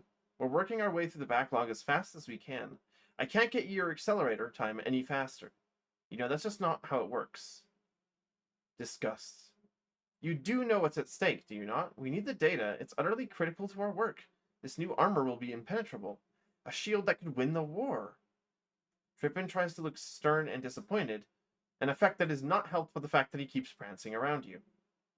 What did he mean by impenetrable armor? Trippin and his technocrat friends are convinced they're on the verge of a breakthrough to win the war, as they love to claim. For a while, they were obsessed with absurd superweapons. Had us actually try again to develop a hyperspace weapon, despite everyone's trying that for decades. There's no theory behind the idea anyways. Trust me, she assures you. Hey girls, you like fairies and you love Shadowrun? I've heard Shadowrun's really cool. I'm not into tabletop stuff at all, but I've heard a lot of people talk about Shadowrun. Doesn't it also have video games? I'm not super well versed, obviously. I feel like I've heard of both. Now they're convinced we can cook up a super material of some kind that will be invulnerable to the aberrant beams, when we still don't even really know how they work. She shakes her head animatedly, looking rather put off. He and the group backing him have been having us run their prototype samples through our linear accelerator, this big old electron beam in the third wing of the station. We use it for all sorts of research, and we do conduct material testing with it, but it's gotten ridiculous lately. They keep acting surprised when we burn through their plates of whatever alloy they've cooked up in a fraction of a second. She gives you an amused look. At least that makes each beam run short, but cleaning out the accelerator is more annoying than you'd think. She looks past you towards the door. Ah, my colleagues. We were going to catch an, Akostiki down to the surface, but you have a ship, right? Want to be our ride? Sure. Shadowrun returns. Okay. Okay. Okay, we're gonna go help them do a nuclear test at Dokimi Range. I thought that was referring to a mountain range on the planet, but that's the name of the whole planet, actually. The descent to Dokimi is uneventful, but you get a good look at the planetoid's icy surface, stained red with organic tholins. You know, we looked this up actually on another stream. A tholin is a strange kind of polymer that can occur due to interstellar radiation hitting the right like ice. I think it's like ice and carbon materials on the surface of a asteroid, but it makes like shitty polymers. So they have a unique color. The ice is smooth and pristine under most of your flight path, but eventually something new comes into your view. Austere buildings, crude roads, and overshadowing all else, the flat expanse of a field pockmarked with craters. A little dreary, isn't it? Amusement, comments Eliza. Why do testing here instead of empty space? It's nice to have a big mass to brace experiments against and bury sensors in. Explanation. Plus, we get to see the effects of weapons on bulk mass, like all this ice and the occasional rock outcroppings. It makes quite the blast plume, she adds happily. We used to use some big asteroids for this, but we kept blowing through them. Relocating our lab after every big test was getting annoying, so we picked this planetoid out and stuck an outpost on it. Why this planet in particular? Consideration. She looks thoughtful. Well, the lab managers told us to go somewhere far enough from Navigale Yards to be out of the way of anything important, so that they don't have to worry about getting flashed with radiation every week. But really, I think it's because they wanted their own little planetoid as a personal fief, where no one can tell them what to do, and Dokimi is so utterly unremarkable that no one else wanted it for anything else. At Eliza's direction, you set the Stoat 3 down on an icy pad. By one of the small buildings, a few Avgi come out to greet you, wearing silver-colored spacesuits with comically large bubble helmets. What now? We've got most of the day. Want to help us set up? Sure, I've got nothing better to do. What follows is a surprisingly mundane day of helping the crew set up various sensors and instruments at carefully marked distances from ground zero. Does anybody have the one picture of like Oppenheimer? Like from the movie, not real life Oppenheimer. I want like the meme picture. Where he just like looks shocked. No, I can find that on my own. I can find that on my own. Oh, as you're helping drill a borehole through the ice, through which yet another probe will be dropped, you see a sled in the distance drive by. An innocent-looking teardrop object strapped to its bed. It can't be any bigger than you yourself are, yet this must be the device that will be tested in only a few hours, raised on top of a slim steel tower that has already been erected. So that's Navgi Atomic. Yep, this is a mid-sized device. Only 60 megatons. Is 60 megatons a lot? That's a lot.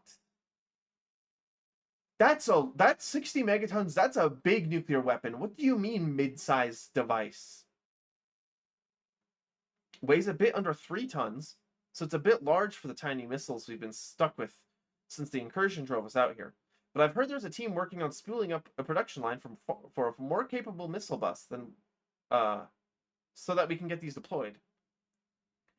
She looks suddenly embarrassed. Worry. But you didn't hear that from me, of course. Information security is a lot more relaxed now that we're all mostly on the same side. But still, it can't hurt to be safe. A few hours later, and a quick skim over Dokimi's surface in an Acoustiki. That is a really weird name. I think that's one of their smaller ships. I should look in the shipyard. You can probably actually find it. Excursion vehicle. You find yourself in a bunker dug into the ice a few dozen kilometers away. Up in the mountains, you have a direct line of sight to the range, which sits just on the horizon. You stand in the silence, hunched over in a bunker not designed to accommodate one of your stature. A few Avgi shuffle awkwardly and try to make small talk. But it invariably trails away into the silence. Someone near the back coughs. An odd whistling sound, as you all stare at the room's sole window, tinted dark enough so as to be black. Finally, over the hum of the electric lights, a nameless technician begins counting down together with the clock. 12, 11, 10, 9. You find yourself holding your breath as the countdown inches to 0. 3, 2, 1, 0. For a moment, silence, and then light. Light. Nothing but light. A light that consumes your whole world, even as the tinted glass shields your eyes from all but the barest glimpse of its edges. For a handful of seconds, a time that stretches into a lifetime, your whole world is light. Then it dims by a bare margin, merely blinding instead of consuming, and you can tell that there is something outside the window other than infinite light. The border where the bunker ends and the landscape begins. And the landscape is illuminated, lit by a sun crafted by mortal hands. A sphere of brilliance rests in the distance, utterly still as it only just touches the planetoid's surface. As it dims with each passing moment, within the new sun, you swear you can see something opaque and hard-edged, almost as if it were solid, a shape that burns with primordial fire. And then the light intensifies again, as the brief moment of clarity is unmade, and the ball of atomic fire expanding and burning brighter, as the plasma cools and becomes transparent once more. Your glimpse into its heart is broken, as the planet's ice, flashed into incandescent vapor, shrouds it in a column of mundane fire. In the space of a breath, the chained heart of a star fades to a mere city-sized ball of flame. Incredible. There's about to be an ad, by the way. I won't do anything fancy during it. Indeed it is. You turn and see Elisa watching the fireball with you, along with a few others. The rest are dutifully staring at instrument readouts and sensor logs, collecting whatever esoteric knowledge they sought to gain from this test. So what were you trying to learn from this? The point of this wasn't in the actual bomb. It's an old, reliable design with plenty of heritage, so we know how it works. Rather, we use it essentially as a giant X-ray source to drive a dozen of other experiments. That's pretty common in nuclear testing, actually, since experiments that could benefit from a nuke are far more common than new designs that need to be tested. Most of the experiments we ran today were nuclear-driven accelerator tests, using the energy of the explosion to drive a particle beam. Just the laboratory scale for now, but we hope to scale it up into a proper weapon at some point. Oh, that is an actual kind of science fiction weapon. A nuclear pumped particle beam is a thing, theoretically. That sounds really difficult to engineer, though. Like, the material design concerns would be crazy for that. I didn't know you could use nuclear weapons that way. Oh, that's really just scratching the surface. Just using them as a simple bomb is a bit of a waste, really. You can use them to drive all sorts of lasers and particle beams, and even kinetics if you know what you're doing. You can push their effective range way up there with the right methods. Now that okay, we've been looking at their starships and their tech. The Avgi are a total love letter to hard sci-fi ships. And it's so funny to see them in this universe that's literally like Star Trek. I love their faction so much.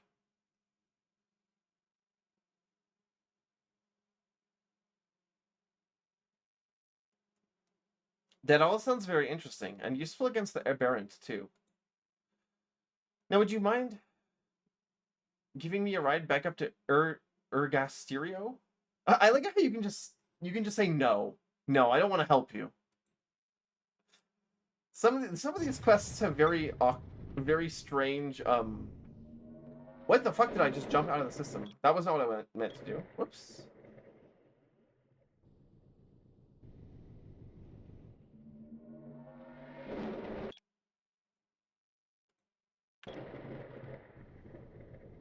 I don't know why I did that. That was strange. And because our engines suck, I'm gonna speed up the game. We really need to get better engines for this thing. I didn't realize how fat it was.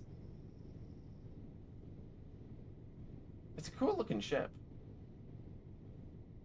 It looks kind of like it reminds me of. I know what it reminds me of. It reminds me of like those Tesla coils. You guys know like the Tesla coils that have they've got the big metal torus at the top? That's what that ship reminds me of. You drop off Eliza near the same place you met her in the main concourse. It's rather more full than the last time, with a veritable crowd moving through the room, probably fresh off a transport ship. Eliza seems to spot someone she recognizes waving. She drags you over to a dark blue Avgi in dark steel gray clothing. This is my colleague, Yinim. And this is Captain Cytomeg. Greetings. Hey there. I work in the accounting section for Ergasterio, and you're of course Captain Mech, the alien everyone's been talking about. Accounting? That's an odd job for a lab. Yinim hums with laughter. Amusement. Not that kind of accounting.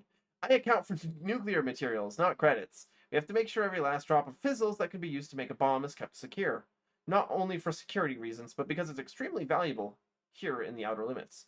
Not many of the heavier elements out here, sadly. And we've been having issues with shortages lately.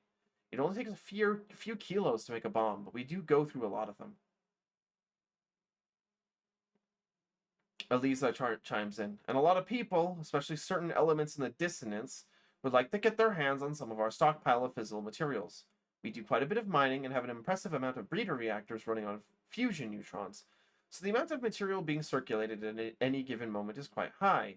Yinim can tell you a lot of stories about the piracy that goes on with that supply chain.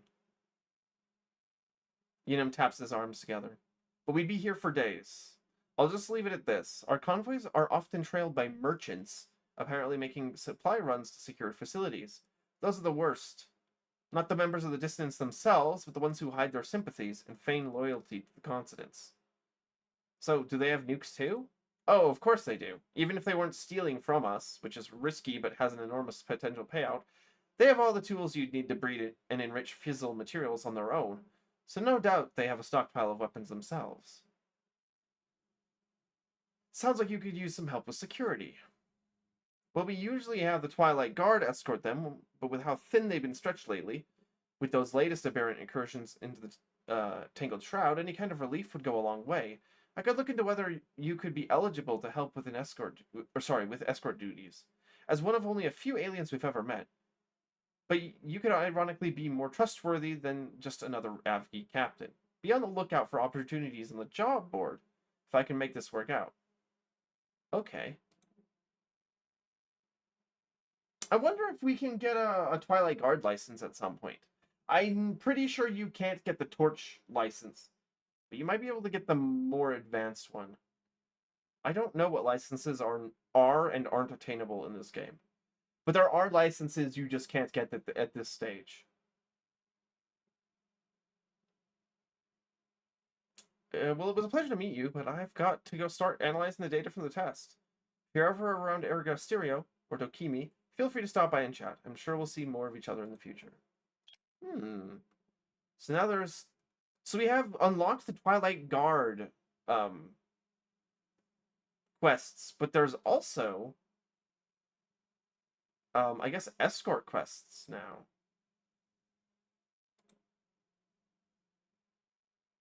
I'm pretty sure the Twilight Guard quests are important as well. So we'll do some of those as well. While we're here. I don't know how many of them we need to do.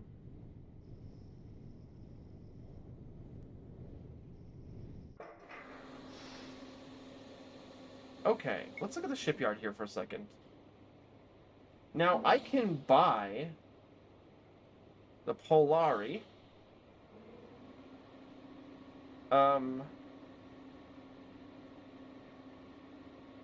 Which is not a very large ship. Can I buy these heavier warships? I can buy the Interferos, which also has a fusion torch. All the heavy warships I cannot buy.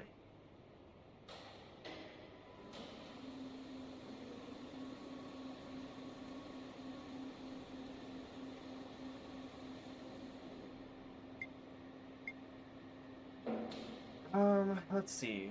The 66 Zap Spark Torch would be what we would want. Although the Z33... I mean, okay, it takes 30... Look at this, look at this, look at this. Oh, we do need,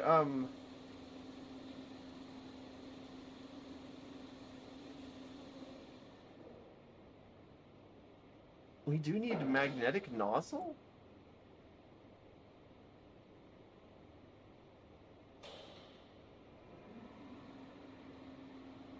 No, magnetic nozzle is a stat it gives you.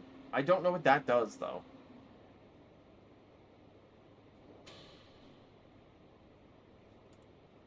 Oh, okay, the inductive extractors and the remass injectors use the magnetic nozzle capacity that these engines have. I see.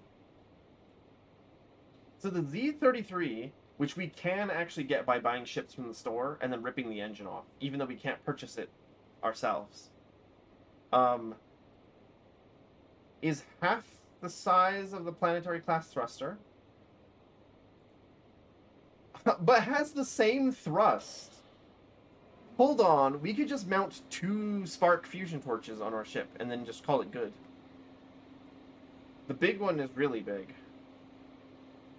Yeah, we could mount 2 of these fusion torches and then we would like double our we would like double our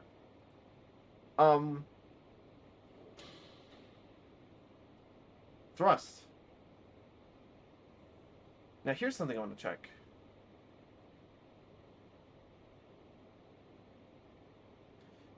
This spectrometer array is really interesting to me. I remember seeing this the last time we were here. It apparently is a asteroid scan, an atmosphere scan, a cargo scanner, and an outfit scanner. That's kind of crazy. It needs 18 outfit space. What is our asteroid scanner? 6.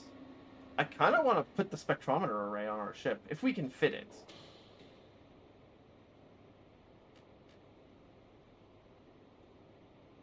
Okay, let me look at the shipyard again. Do we have any ships with blue... blue lasers that we can, buy?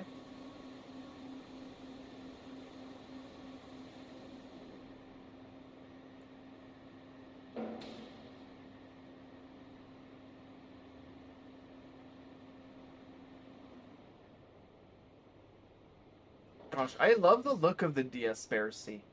It's a really cool looking ship. Unfortunately, it's way worse than our ship.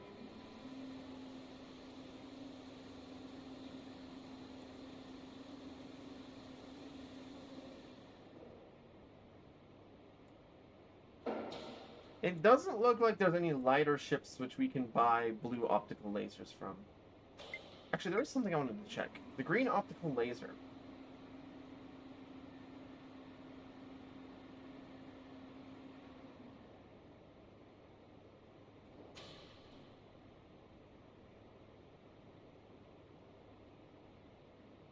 It's also an optical jammer, which is interesting.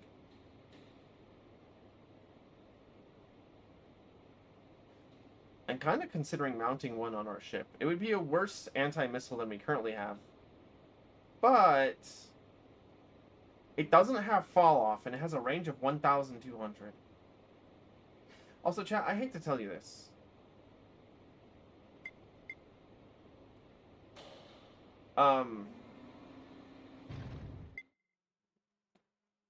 I need to leave my PC for just a minute. I need to take a short little break. So I'll be gone for a couple minutes here, if that's all right.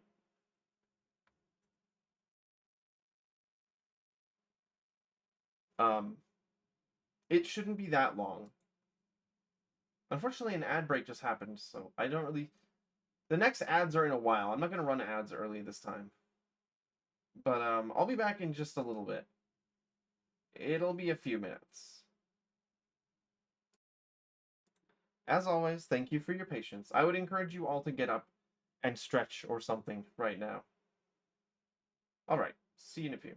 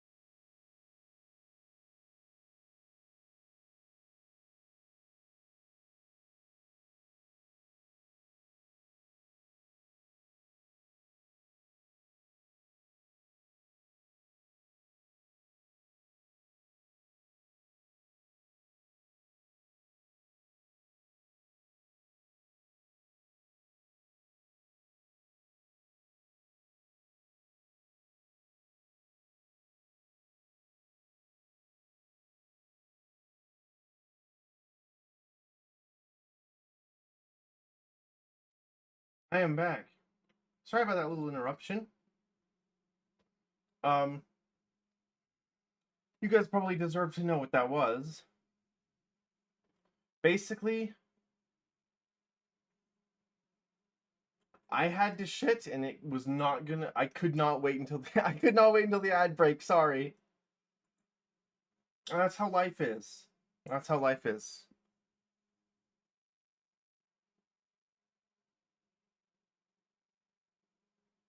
I'm just gonna reset my tracking really quickly.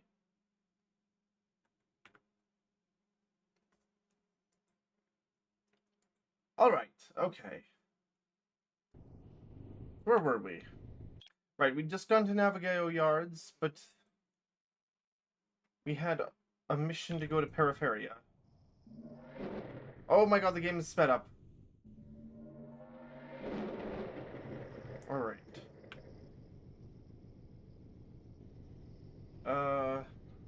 We're gonna need to speed it up again.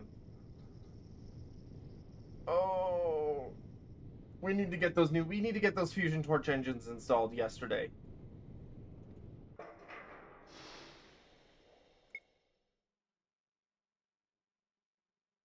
While looking for a place to grab a snack, you discover that most of the restaurants are on the terrace rings above your level of the spaceport.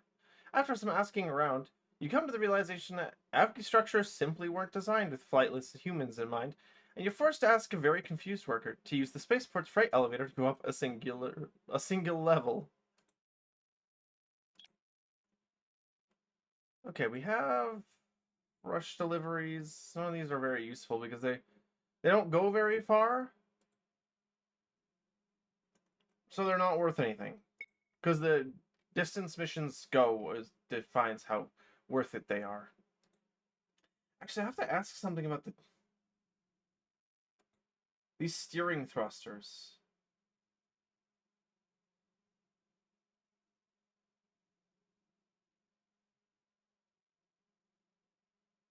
Um,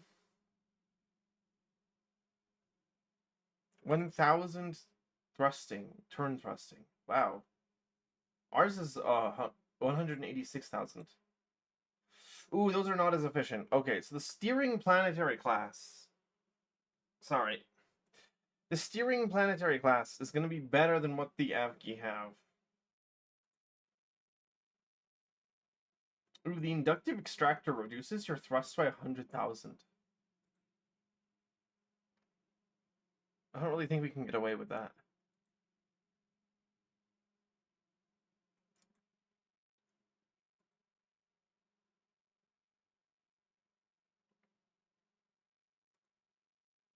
Hmm.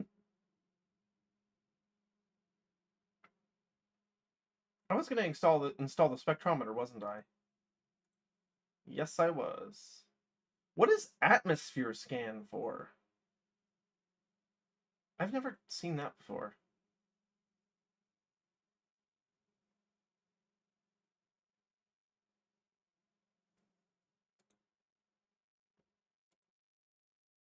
This thing actually has a higher asteroid scan power.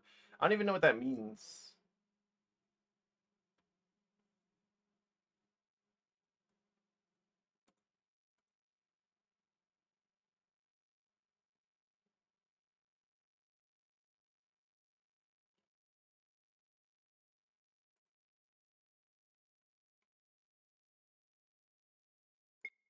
Okay, let's take a look at the shipyard really quickly. I want to take a look at the ships that they have here.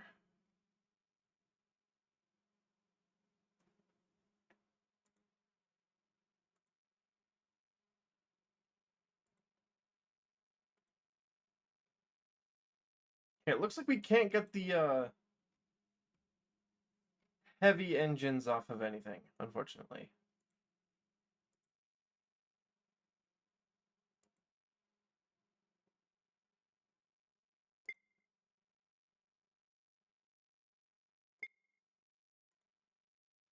You can purchase cheap ships that have the fusion torch, though. We need 2 of those fusion torches.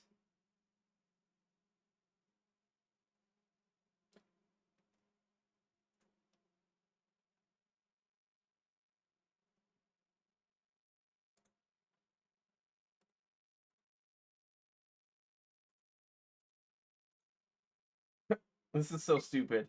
We're gonna go to the outfitter. Pull off the fusion torch. What does the remass injector do?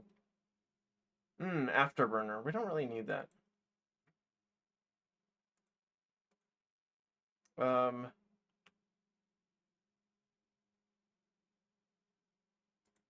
We must install uninstall the remass injector. Oh no, we'll just sell them.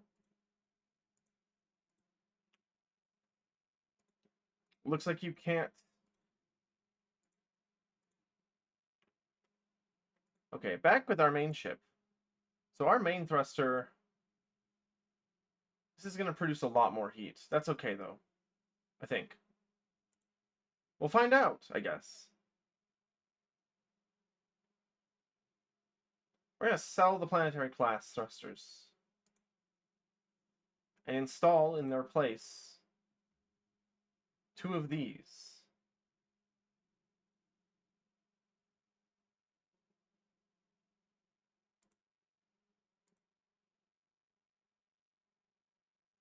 What do you mean thrusting fuel? Does it take hyperdrive fuel in order to?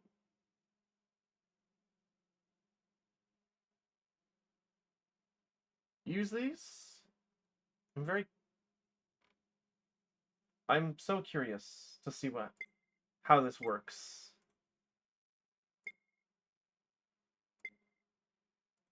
It thrusts fuel. Well, yeah, that is how most thrusters work, unless they're like reactionless. Okay, so let's see what happens. Oh my god, it's so fast. Oh, oh wait, the game is sped up. Okay. That actually does consume hyperdrive fuel. Which we happen to have an enormous amount of, so it's not a problem, I don't think. It could potentially be one.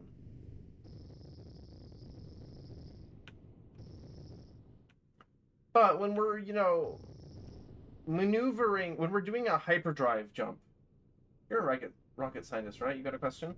Well, I studied a little bit of it. I don't know if I can answer your question, though.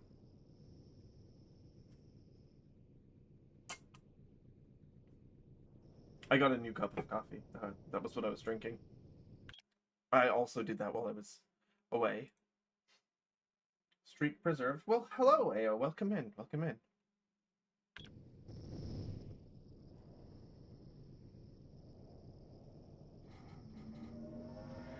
So yeah, this ship... Thankfully, this ship's...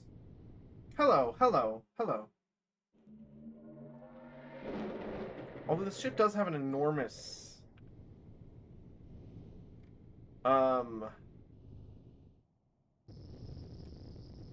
fuel thruster capacity. It's kind of an annoying sound, though.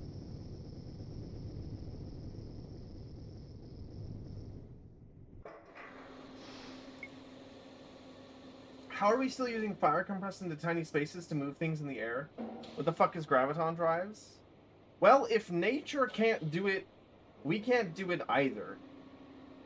There doesn't seem... Believe it or not, fire compressed into tiny spaces is the ideal way to move things around. Even the most advanced engines in the future are probably still going to just be that.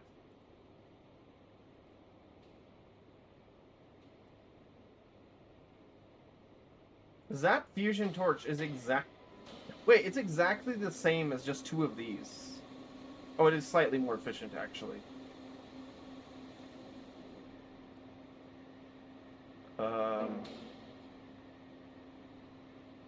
Right, I wanted to install new turrets on this thing, didn't I? But we can't buy the blue lasers. Can we buy a ship that has blue lasers?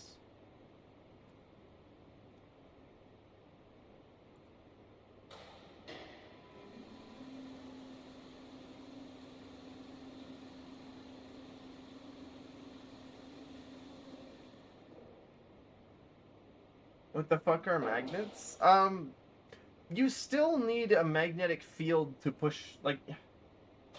If you wanted to move around with magnets, you need a really strong magnetic field in order to, like, push off of a planet's field or a star's field. And that would fucking kill whoever's on board your ship. It would be that strong. That's how bad it would be.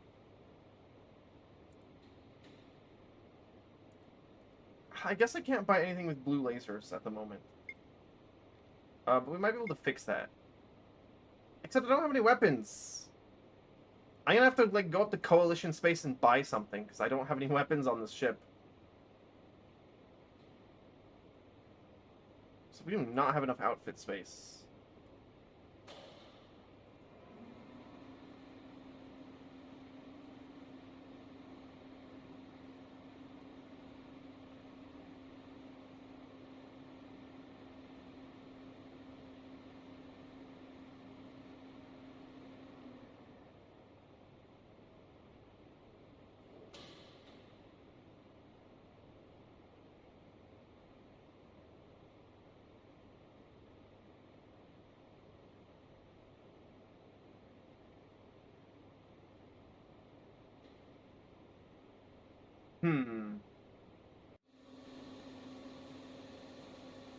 I wish this...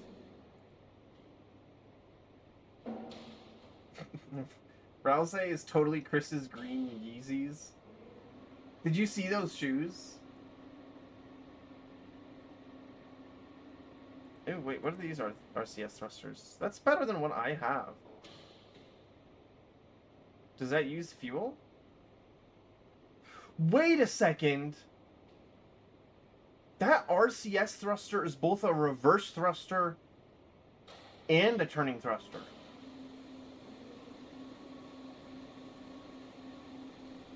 Wait, that's crazy. Hold on. Okay, so it's... I would save space. And it's also just...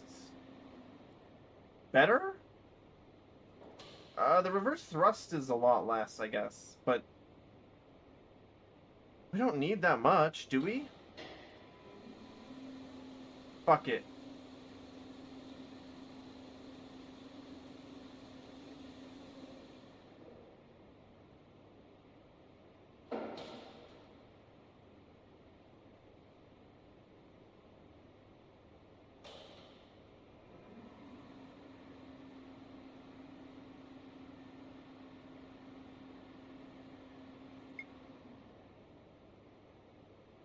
Okay, I need to check something really quickly.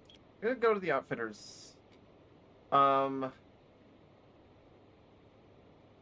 Yep, it's me looking at reactors again. White sun reactor. Yellow sun reactor.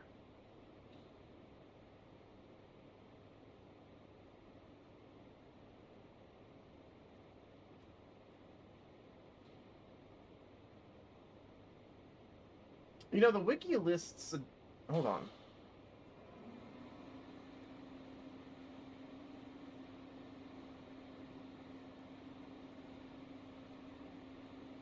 Yeah, the wiki actually lists a third reactor, which we must have not seen, called the Blue Sun reactor. However, I don't know that we need something that big. Okay. Oh, I wanted to get missions here, actually.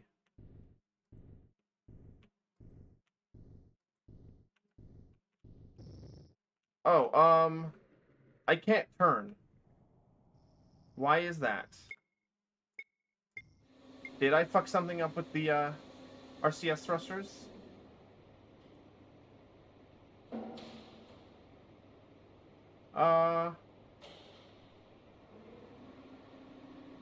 This ship is too cold to use some of its engines while idled.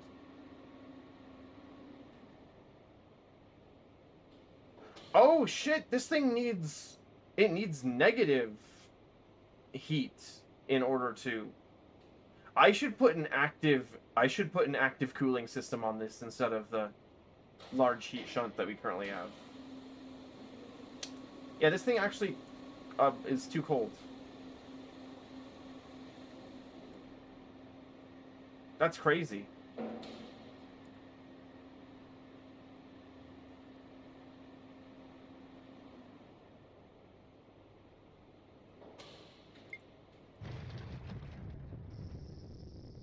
Oh, shit! So you can only turn while you have heat. And then if you run out, you can't turn anymore? Man, I don't know if we want to bother with that, actually.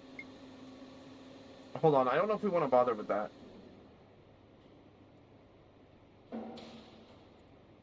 We're just gonna reinstall all that shit. Until we see something better.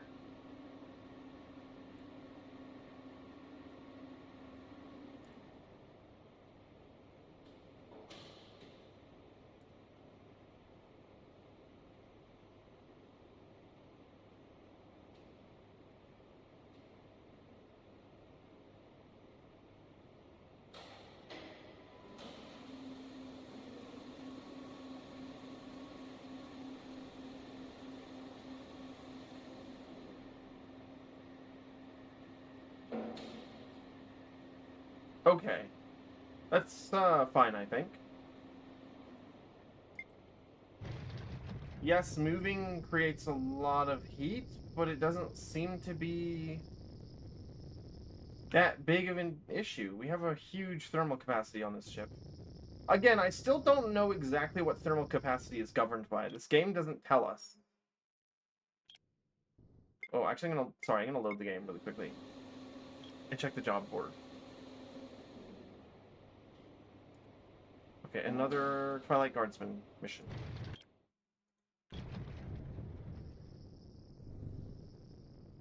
We do need better turning thrusters, I think.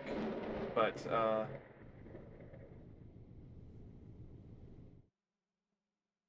not sure which ones were the best.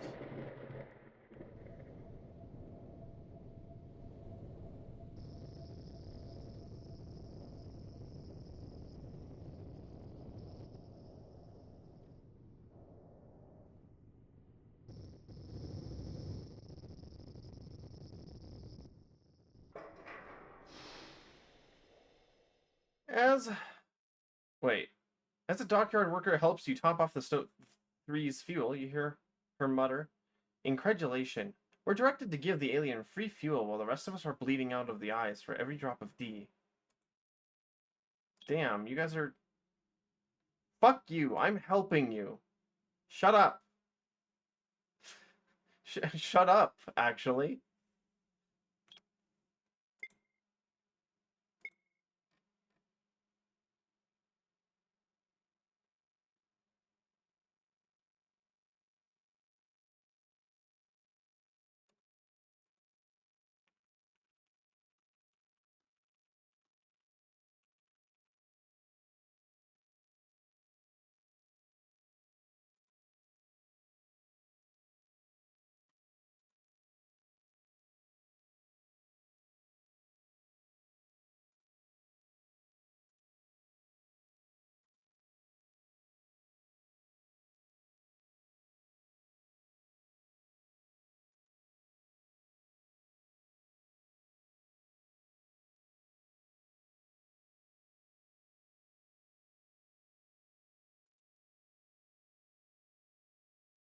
Let me see.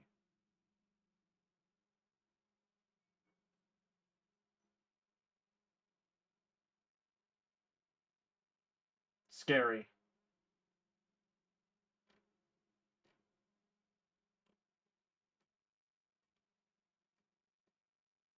It looks like...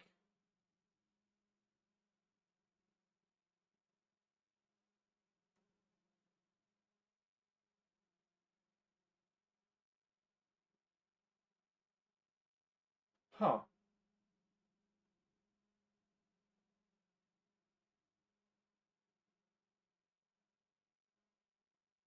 The best...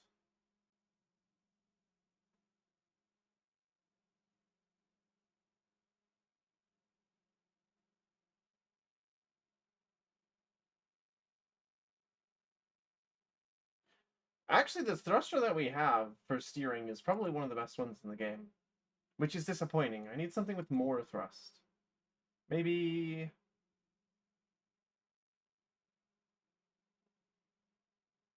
Oh, I don't know.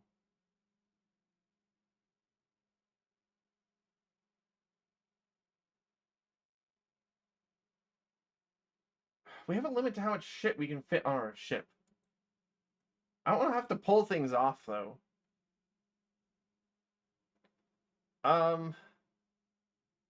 Maybe I really don't need that large core as systems core.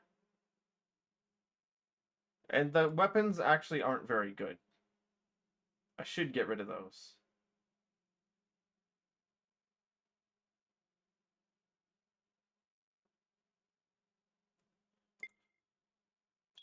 But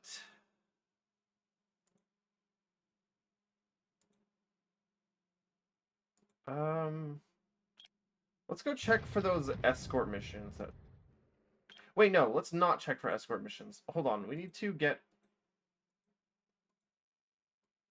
Can I get over to...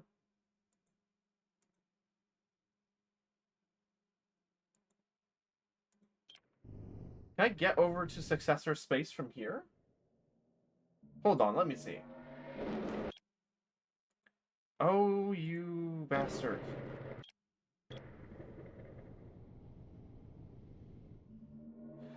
Okay, I need to get weapons on this ship. We don't have any. And the Avgi won't sell us theirs.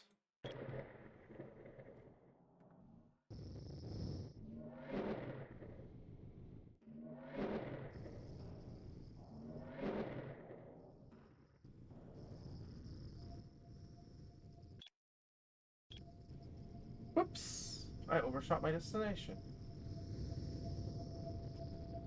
I actually might get rid of these, thrusters that we currently have. Because they're really fucking annoying. They're really loud.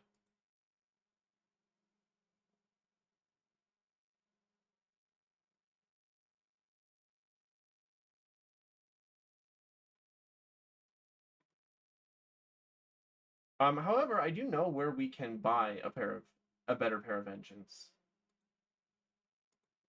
Well, not a better pair of engines, actually. They're less efficient.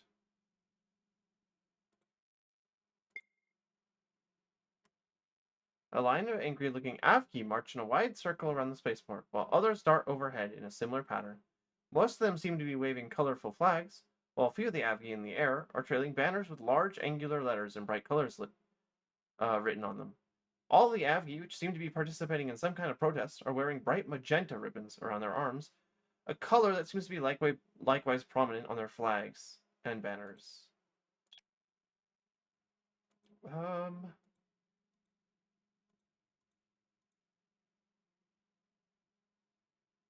Wow, take these 18 specialists to a star system right there for 300... Like, 300,000 credits, sure. Whatever, man.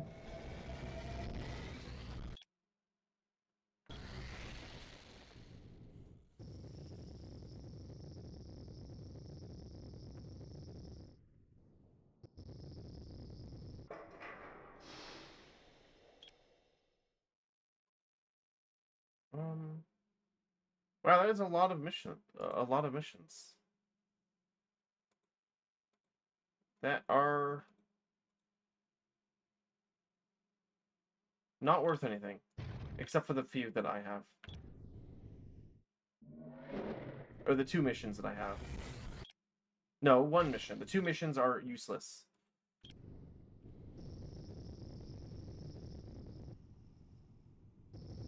I don't know, if that engine is really fucking annoying to you guys, I will swap it out. But if nobody else cares about the sound that it makes, I'll just keep it, I guess.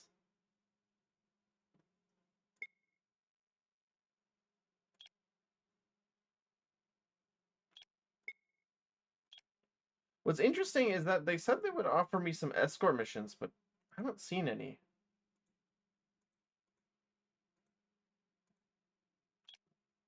Well, I don't care, I guess. Well, now we need to leave Avgi space, but that's easier said than done.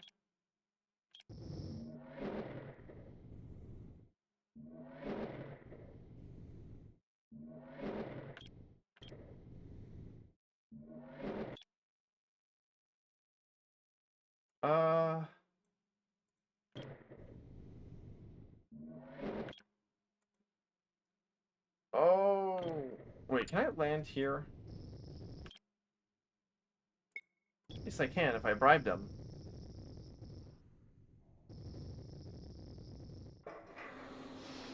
Now they have a shipyard here. Will they sell me anything? Oh. They will sell me larger ships. However, none of these larger ships... Oh, that has blue optical lasers on it. I guess we do get to have our funny lasers.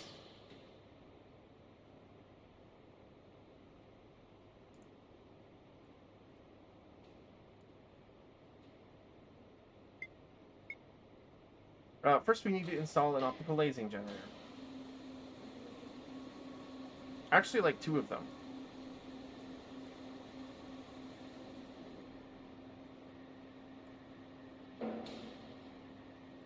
Yeah, we need a Twilight Guard license to buy the lasers. But not if we just rip them off of alien starships.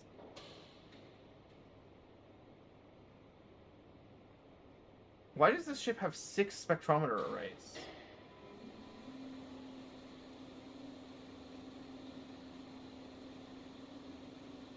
Why would you ever have that many? What the fuck? When's your stream going to be sponsored by Jeep? That is a very strange question.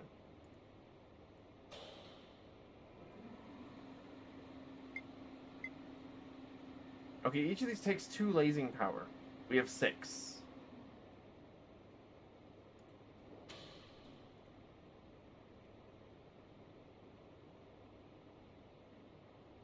We're gonna need like another 2 optical lasing generators. We played Zoo Tycoon 2 recently, and they even had it.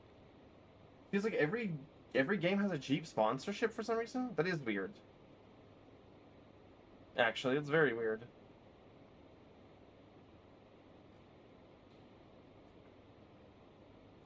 And we install a green optical laser as well, I think. Just 1. No, 2.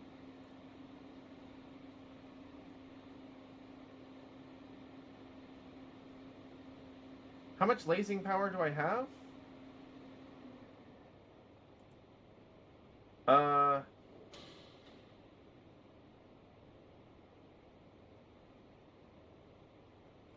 Where the fuck do I see that? Okay, each of these is 2. Each of these is 1. Each of these is 2.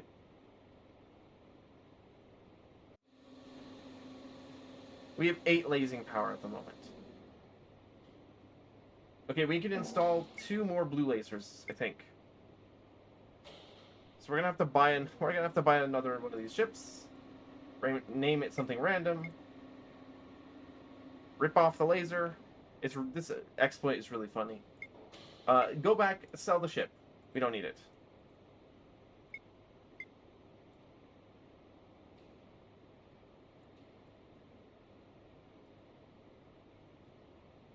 Okay, now we have 5 optical lasers and 2 anti-missile lasers.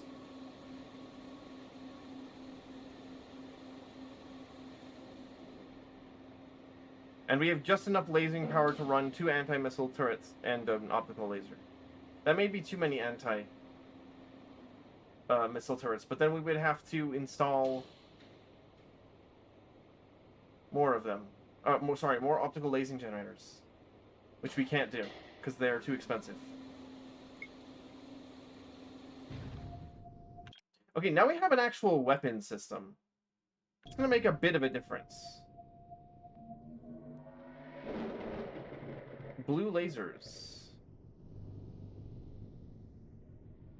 I'm kind of curious to see what they're like in action.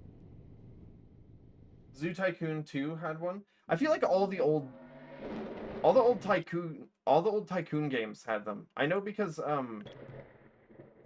Roller Coaster Tycoon 3 actually also had a Jeep in it. It was more of an Easter egg though.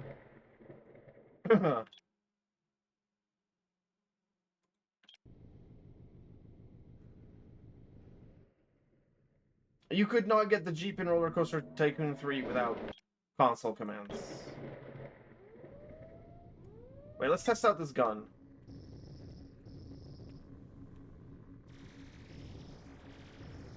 I don't know if the blue laser turrets are worth it. They do seem to do a lot of damage.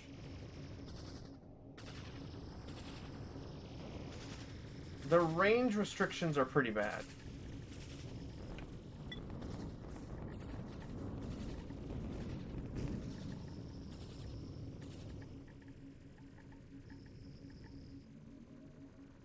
Also, that consumes a lot of power.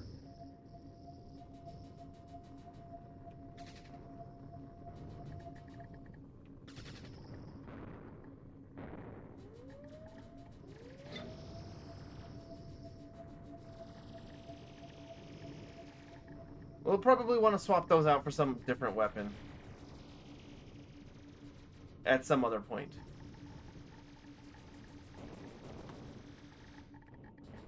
It's okay, I guess? For now, it's fine. You're surprised GTA 5 didn't get any car sponsorships? Really, they didn't?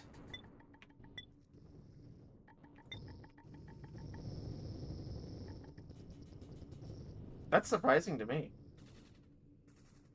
It feels like free money for them. Well, maybe it's like, oh, with the game you steal cars and you run them into things. We can't have our brand being associated with that. We can't do that. It's probably something like that.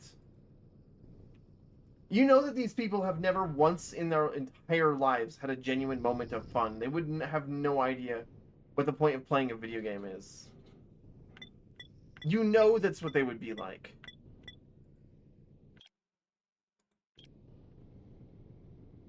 None of the in-game cars are real. Also, that's cheaper. You can if you can be like Project Wingman and you can just have like aircraft that sort of only kind of resemble real life aircraft. Yeah, that's what I was trying to say. There will be ads in a minute, by the way. I'm gonna fry this motherfucker. Why is he losing hull?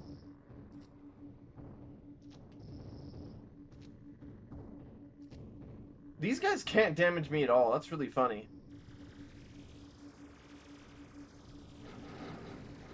They genuinely can't do shit.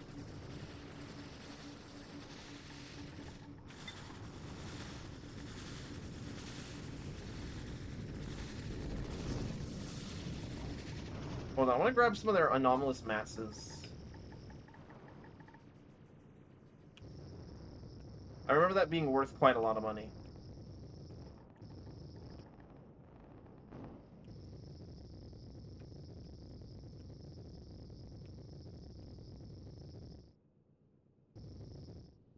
Legal sponsorships are sometimes really insane stuff. Yeah.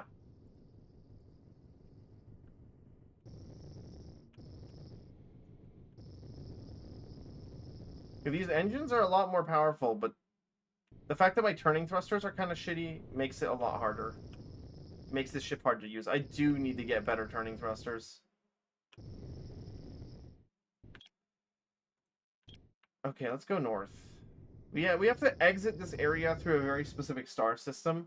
Otherwise, it's not really possible to get out. Avgi space is weird like that. Well, no, that's not true. If you go to the right here, you actually can end up in Successor space. Which I would like to go to?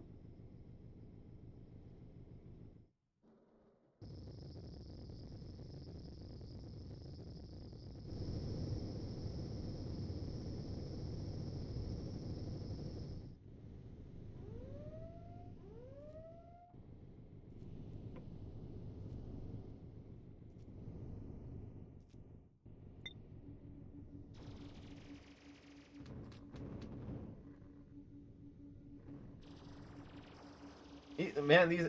Honestly, these aberrant used to scare us so bad, but they're not... They're pretty easy to kill now.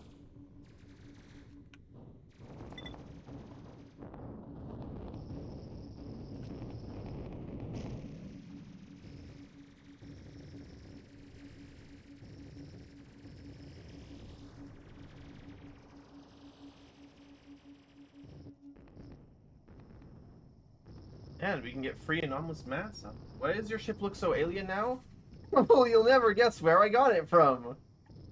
Aliens. We did actually end up using the nerve gas on them, but we had to get a different ship to do it. I got a big ship called the Bactrian, which, believe it or not, was larger than this, but more maneuverable. But this is a much better warship than the Bactrian, so now we're using this. Now I want to go to the outfitter. The anomalous mass. Inertia reduction.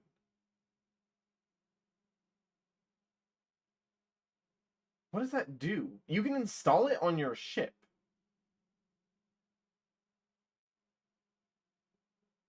Does it mean that, like, you slow down over time? Like, you could use this as a replacement for regular thrusters? Or reverse thrusters, I mean? Weird. We're just gonna sell all this.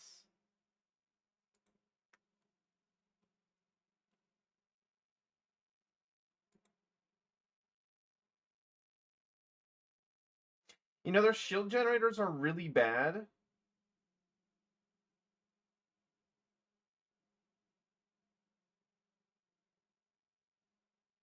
But they work they work as great batteries, apparently.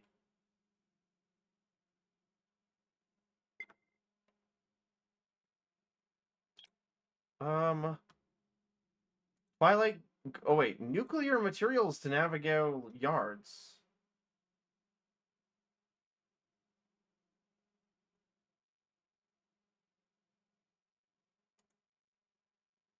I'm gonna do all these quests. So most of them are going to the same location anyways.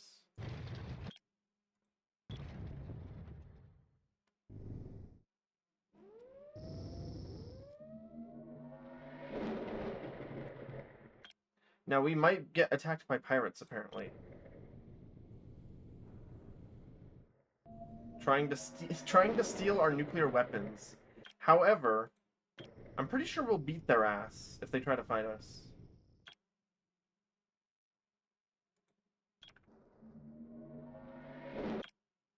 Oh no, that was the wrong system. Whoops.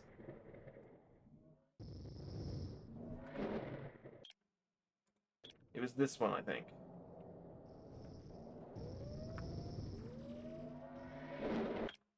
Yes, there is a shortcut system that we can take. I think? Yes, it does connect, actually.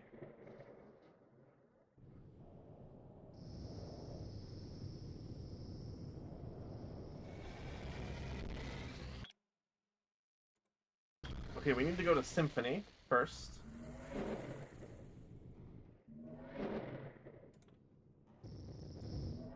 Sorry, the playlist appears to have run out. I guess it's only really about 6 hours in length, so...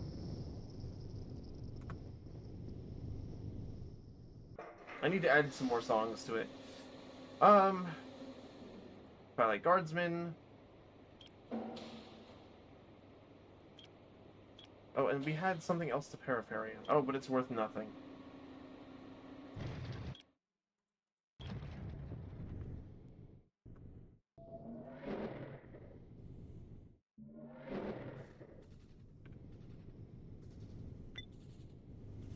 Whoa, there's Aberrant down here? What the fuck?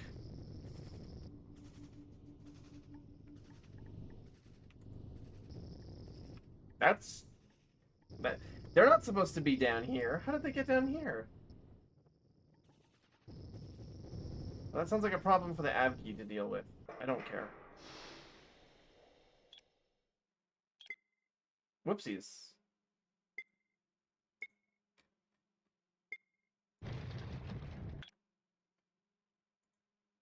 Okay. Now, we need to get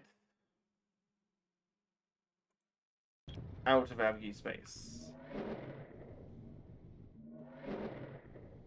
Probably. I think there's much more that we can do here. So we need better weapons. What we have isn't actually very excellent.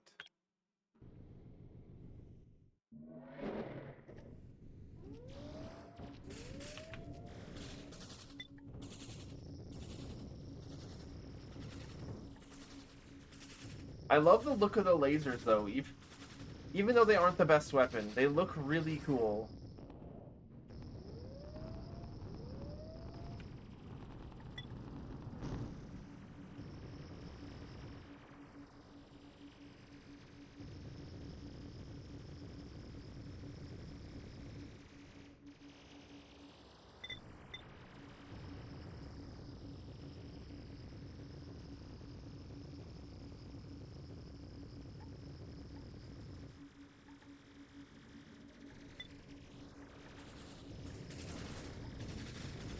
No, they blew up the ship that I disabled. Damn it!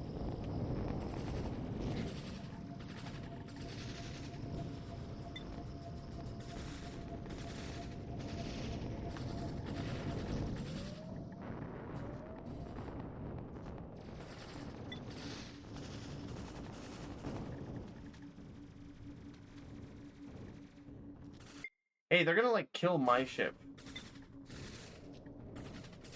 Stop that.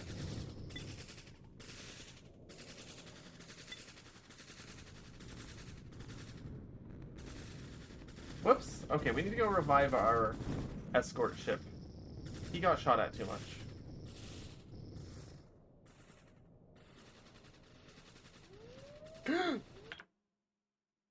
Uh-oh. Uh-oh.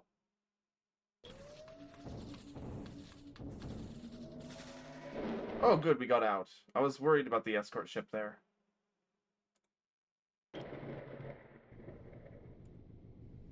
He did not have enough shields. Well, he had no shields, actually. This is what he had.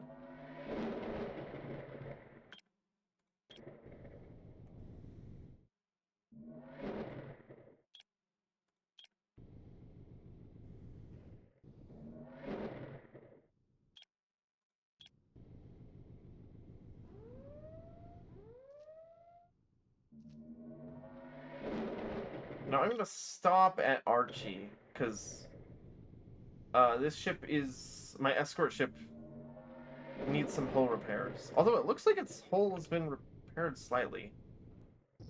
I think that was just because I revived it. It doesn't have the auto repair like my ship does. What else? We don't need anything more from these guys. I'll sell the anomalous mass. They've got more special missions. But I don't want... those take a while to do. So I'm gonna do something else. Let's go down to Axiom.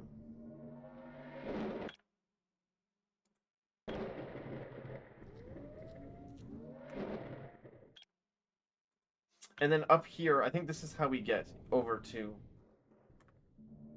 the fucked up space.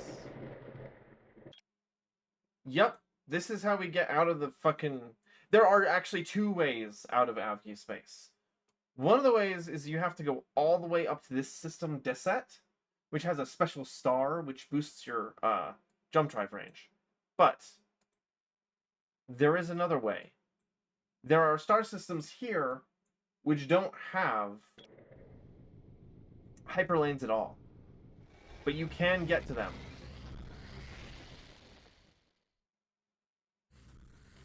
And so can my escort, thankfully.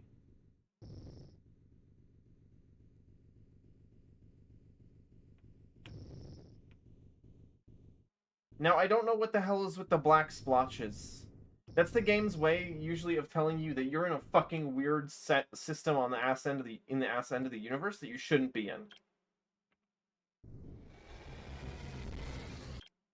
That's usually... oh, whoops, we warped back to the system that we had just left.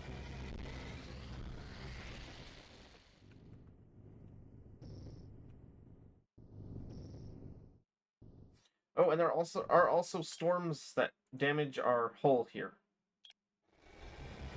So we do not want to spend too long. Now we can jump to either system here.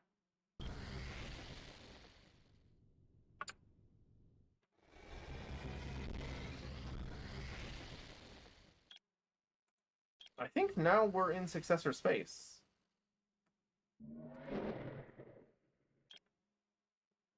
or not. It's kind of hard to navigate around here because the map does not remember where these star systems are. Once you leave them, they disappear.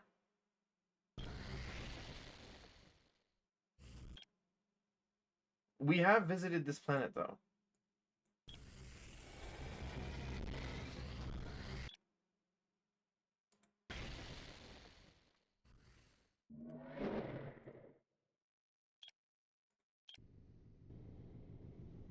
Now, the, not the remnants, sorry. Those are the human... That's the human people to the north. The successors... Why did you do that?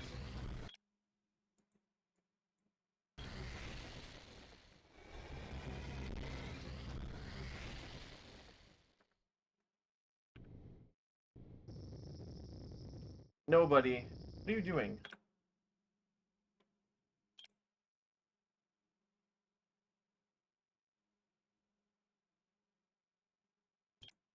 Hey, wait a second. Do I...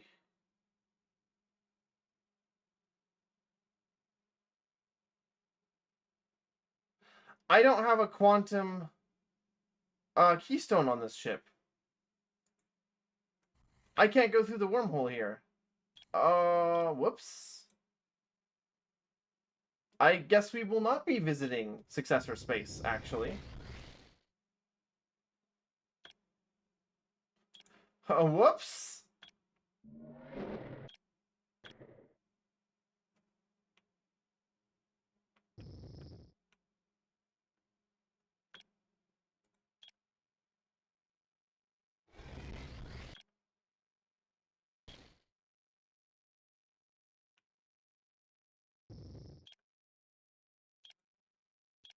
I fucked up slightly.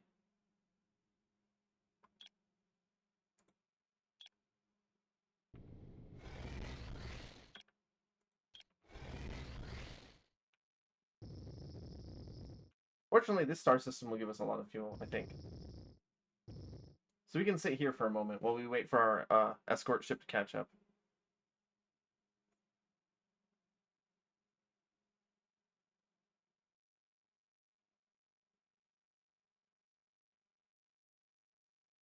What system is he even in? Oh, he's almost here.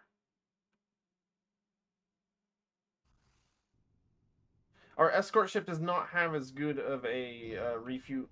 Sorry, does not have as high of a fuel capacity as us. They have the same ram scoop, but they can't make as many jumps as we can.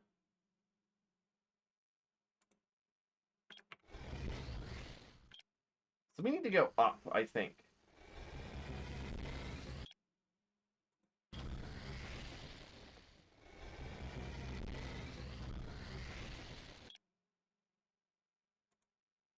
Yes, and we can get into the Ember Wastes.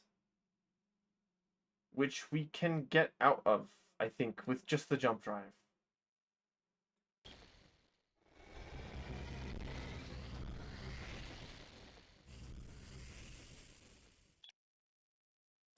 Yeah, we need to go up to... Oh, this is where the Kahet are. That's gonna be annoying.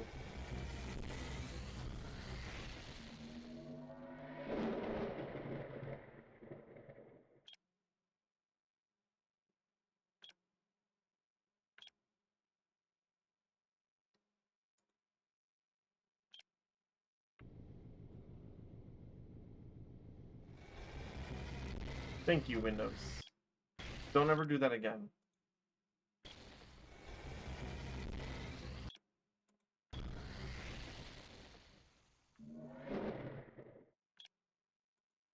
And then we should be able to get over into human space. But my real goal here is I need to go up to high space and get a quantum keystone, because I did not realize that I had forgotten that. And that's sort of an important thing to have.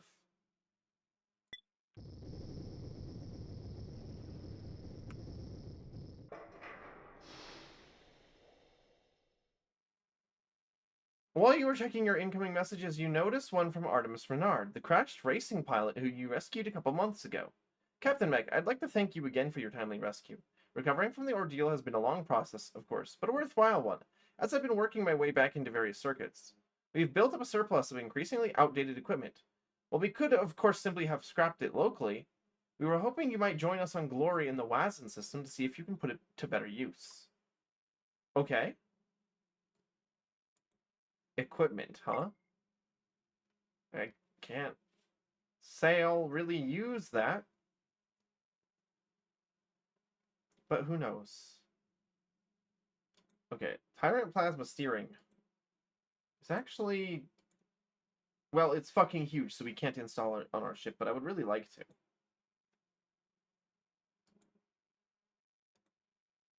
The Plasma Steering is just... It's too inefficient for its size.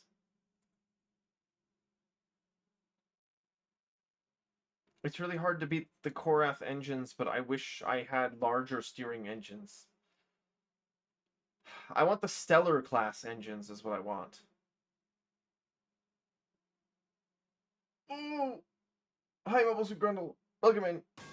Oh no!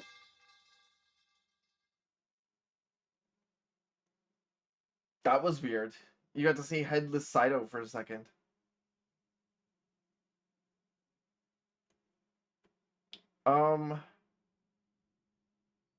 None of the human weapons are very good. I should not use these things whatsoever.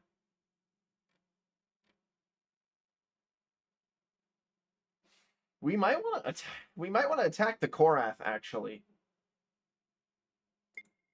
And take some of their weapons because they have pretty good ones.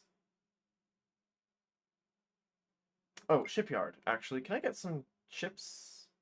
Drones, maybe? Box wings. Cargo pods.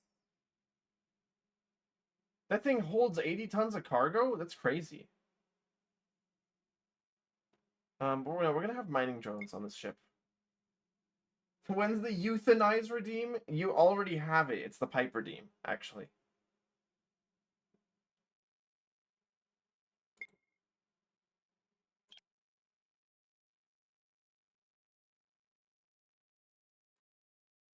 Wow, there are a lot of missions.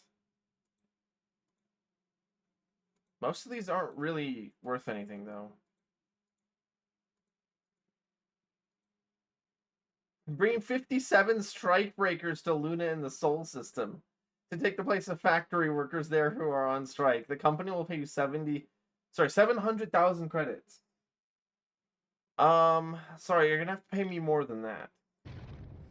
Not that I'm, not that I would ever consider doing something morally dubious for money. But you're gonna have to pay me better than that.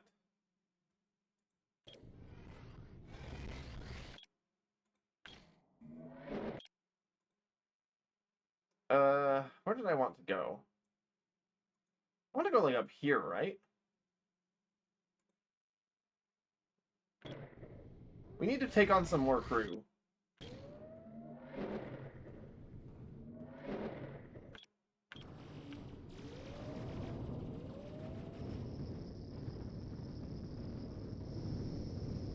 Calls you cutely. I always thought cull was kind of a funny word. You receive a payment of 17,000 credits from the Down on His Luck laborer that you transported a while back, along with a message. Hello, Mech. Not sure if you remember me. I'm the one that had to deal with my boss bad-talking me to everyone on my home planet. I've been doing better, but my new boss keeps trying to rip me off and make me come in for overtime. He goes into detail about the sordid working conditions in his new job, but you stop reading after the third paragraph. Buddy, you chose to live on a syndicate planet. What were you expecting? Exactly. Real honest to God question. This is syndicate space. What were you expecting?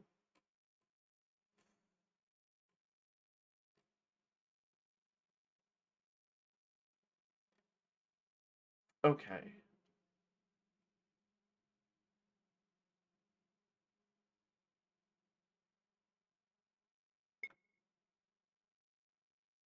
Right, hiring crew. So we have how many bunks? Oh, we have like 357 bunks.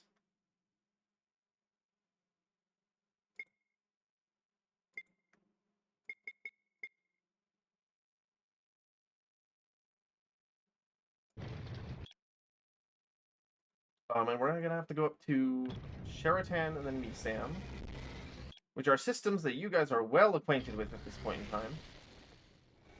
Because that's where we got this ship, actually.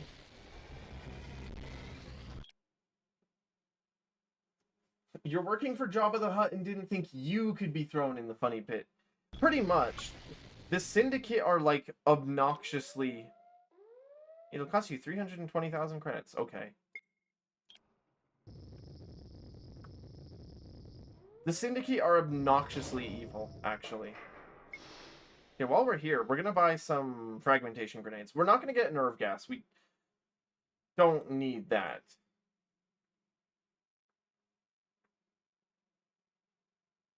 How much crude do we have? It's like 345, right?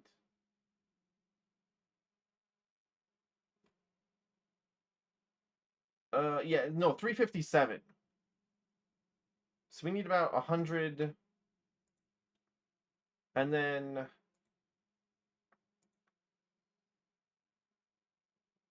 And then 4 more. 144 grenades. But I don't want to go to the pit. Too bad. Instead of we're gonna put you in the crystal, we're gonna put you in the pit on this channel.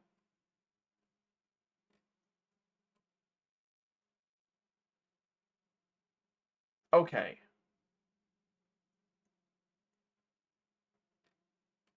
I could buy more weapons here. Proton turrets are really quite good. However, I don't know that we could fit that many on board.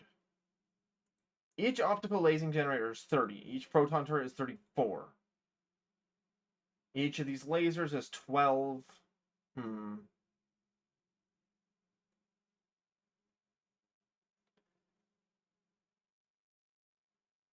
Do I get to keep my Funko Pops?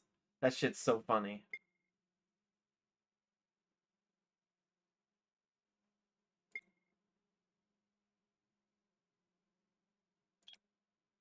We can do missions for the pirates, actually, if we wanted to. I don't think it would reset our reputation for them. We'd have to do a lot of missions for them. But we can, actually, if we want.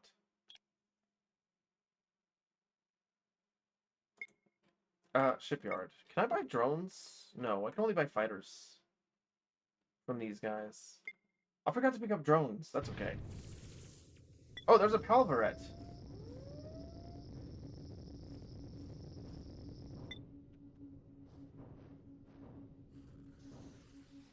When they get close, those fighters just die. That's so funny. They just... Oh, they die.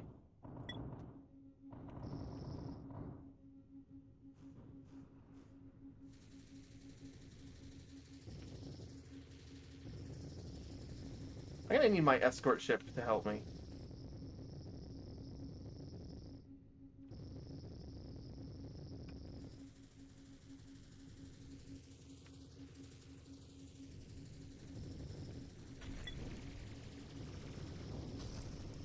Okay, the blue lasers are kind of fun, though. They're not the greatest ship in the game. Oh shit, my escort ship! Oh fuck!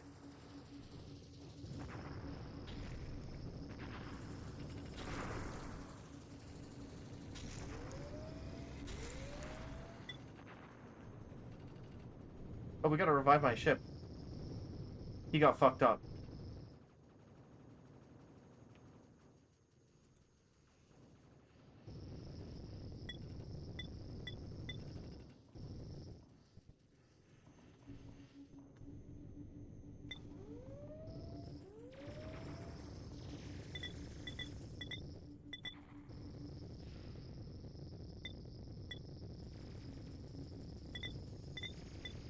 Hey, can you stop untargeting him, please? Thank you.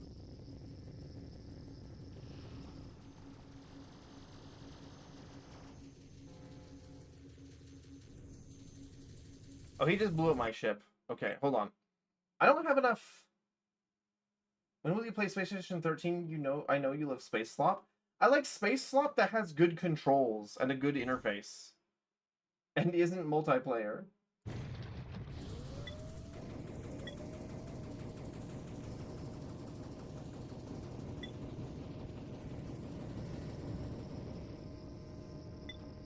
Hey, pirate, do you fucking mind? There's a Korath ship right behind you, dude. It's that stupid image with the skull with the giant spine behind him. Do not turn around, dude.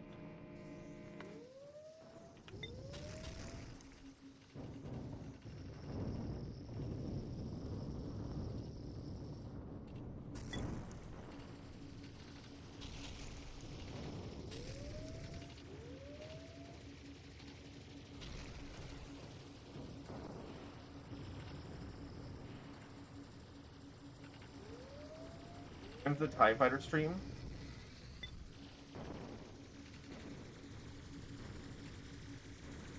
Good luck.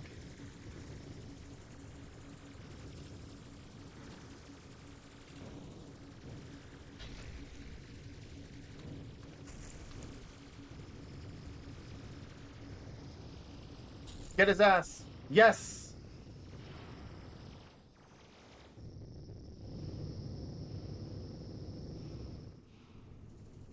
Oh shit. Okay. We can take whatever we want from this guy.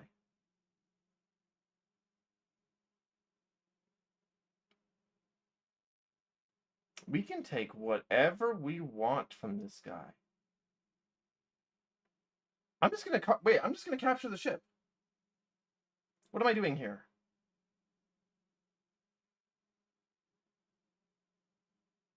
We have 82% odds. Ooh.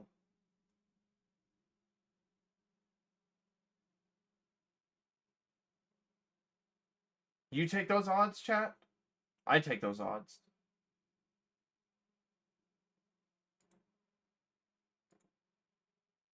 Oh.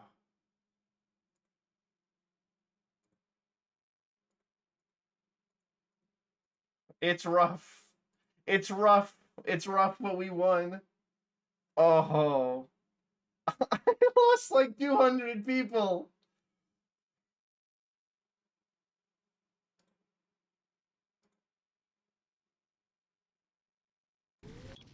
Okay, now we need to get out of the system. Before the other ship that's there disables the one that we just captured. That was rough. That was rough. That cost a lot of crew members. There was a decent chance there that we may not have won that one. But we did it.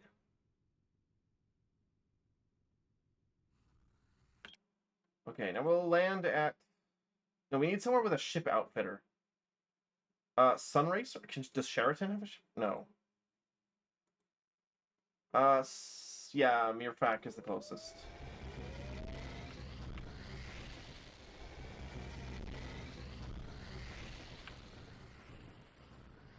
It's awesome having ships with jump drives because they just go wherever I go. I don't have to give a shit. Although one of the things I would like in this game, actually... No, I'm stupid. I was gonna say, I wish there was like you could store alien tech in a central place and then go collect it when you need to do new ship outfits. That is an option. That is something I can do. I just haven't been doing it.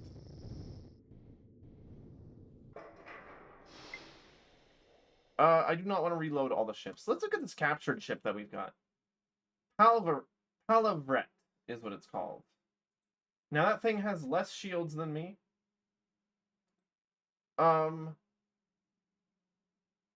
It weighs a lot less. However, it has a higher required crew component, actually, but it has a less total crew component. And it has slightly more outfit space. I don't know how to feel about it. It's got less turret mounts and less fighter bays. I probably don't really want that, but let me look at its weapons real quick. Firelight Missile Bank. I think these are the things that, like, totally fuck up our shields. Firelight missiles... They do 950 shield damage per shot. Okay, that makes sense. Yeah, it's a lot. It also has a double plasma core, which generates 1,320 energy. Meanwhile, I have a reactor which generates um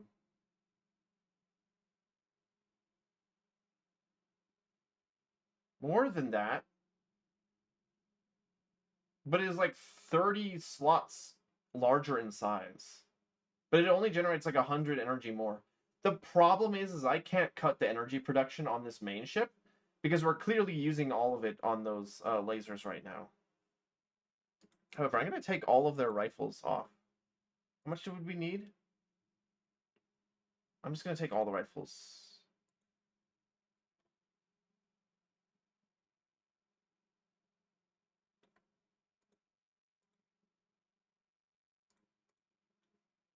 We're just going to have 400 and call it good. I'm sure the pirates will appreciate those. 400 thermal repeater rifles. We can board pretty much everything now. Except those really, really big Korath ships that we saw in the Korath home systems. You cannot board those. I mean, theoretically, you could try. But no, I actually don't think that it is possible. I straight up think that it is not possible with the way that the numbers work out. It will always be 0%, no matter what you do, no matter how much nerve gas you use.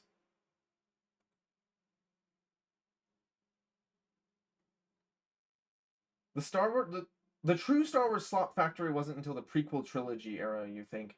I would frankly agree with that, actually.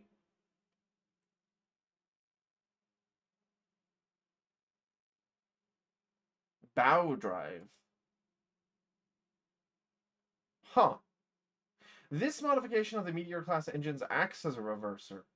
It's not called a reverser, it's a frontal engine pointed backwards. Okay.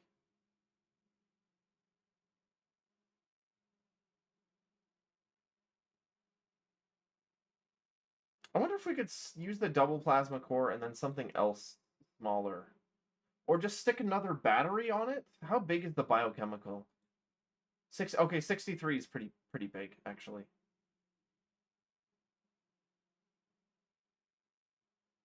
Man, it might be worth it to use that triple plasma core if we can capture another one off of a Korath ship.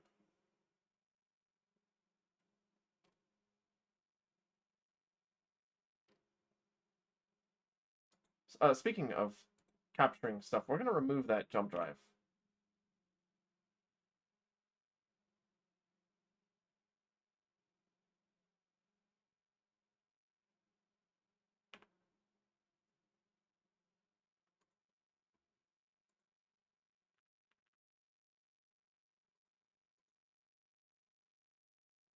And we're also going to remove that heat shunt.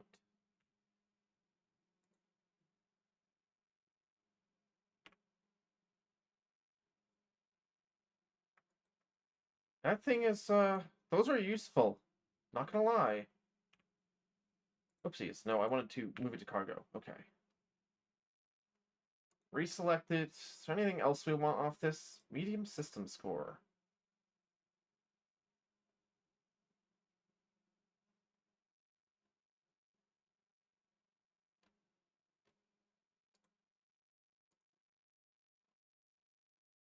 Any of the weapons? I mean, those turrets are pretty good, but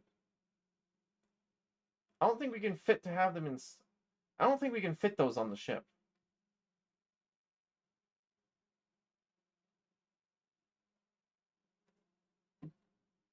No, I think my current plan is actually to go get a triple plasma core and then stick it on our ship and call it good.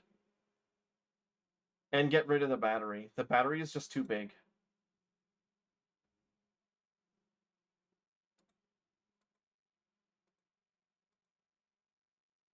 If we have the triple plasma core, we won't need any battery. Again, apparently the Wanderers have a larger battery that we can get a hold of, but I don't know how.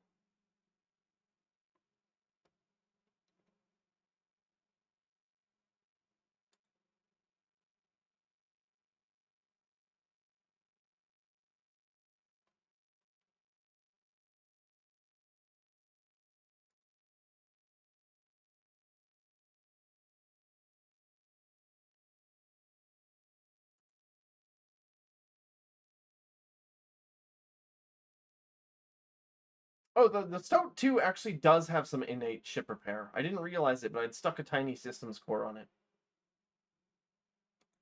Okay. We're just gonna sell that Palavret. And it sells for $11 million.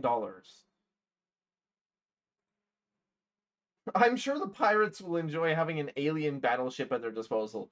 Nothing bad will happen as a result of that, surely. There can be no downsides to that. God, what if it was like in Star Sector, where if you sell alien technology to the pirates, they start using it? That would be funny.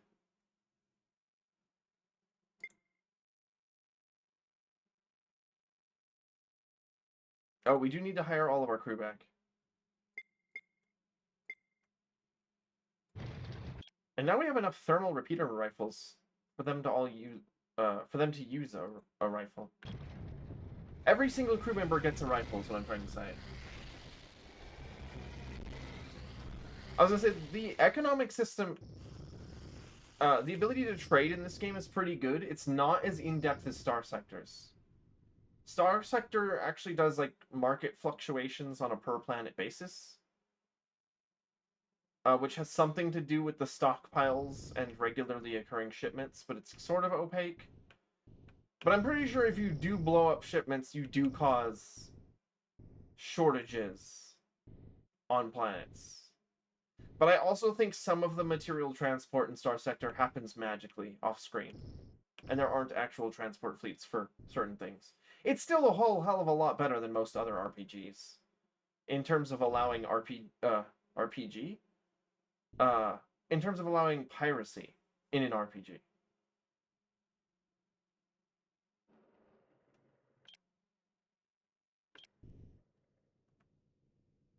And the Korath should occasionally jump into this system. But they can take a little while with this one. I'm still not confident enough to go after them. Although, there is somewhere that I need to go visit, and that's up here in the Afreti. Oh wow, it only takes 2 jumps to get up here.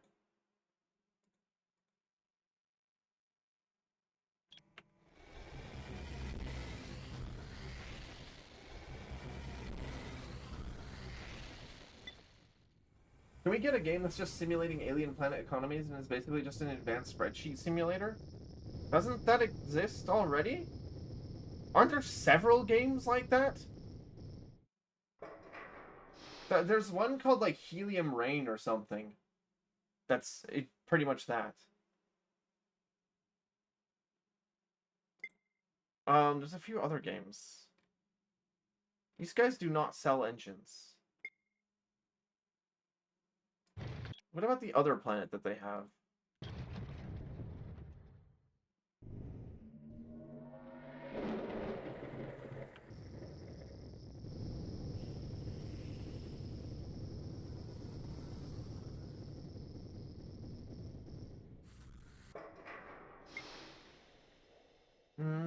These guys also don't sell any engines. You guys are fucking useless. Oh, they do sell a command center, though. I did want this. It takes 24 outfit space. Can I get an outfit expansion?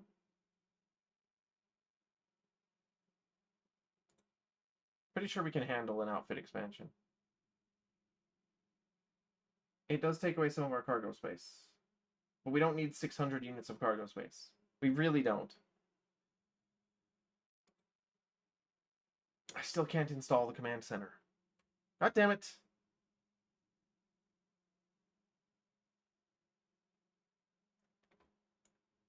We need to get that triple plasma core. Can I do missions for them? No.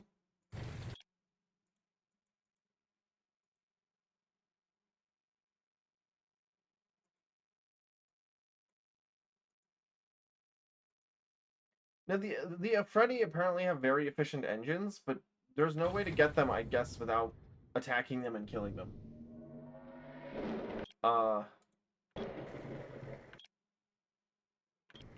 Which is like, you know, that's something we can do if we want. However,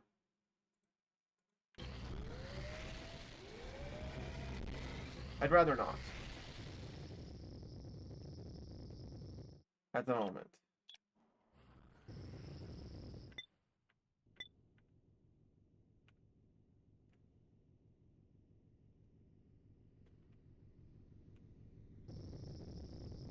We're just gonna wait for one to show up here, and then we'll kill him. Oh, there's a Palaverette.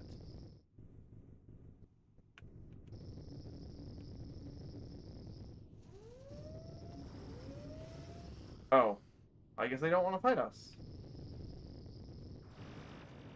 Oh fuck, there's a Leviathan.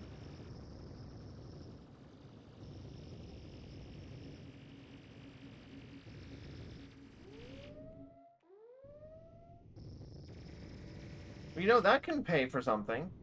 Hold on, let's just board that ship.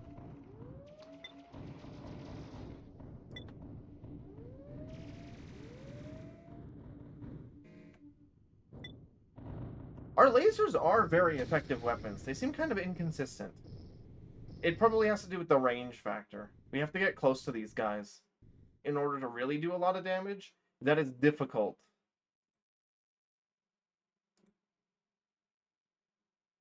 You attack. You lose 2 crew. They lose 62. Oh, that was the easiest ship capture I've ever done in my life. Watch this. Watch this. Okay, so we blow up a pirate ship, immediately bribe them, land in the port, and then sell their ship back to them. That's so funny. That's really funny. That's real. I'm not gonna lie. That's quite funny.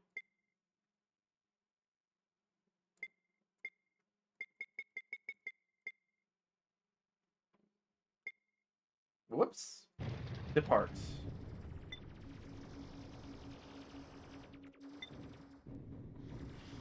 Hey, look at this pirate Leviathan I captured. Do you want it back?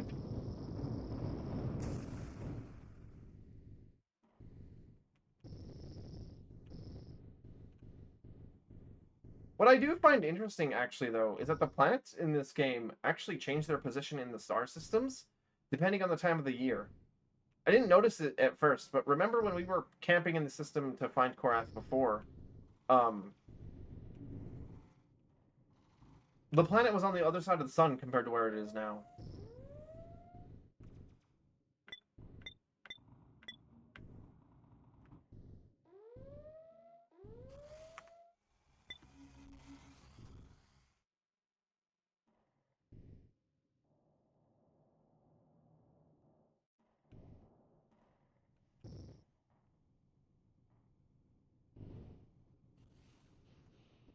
Oh, there's Korath here. Let's go say hello.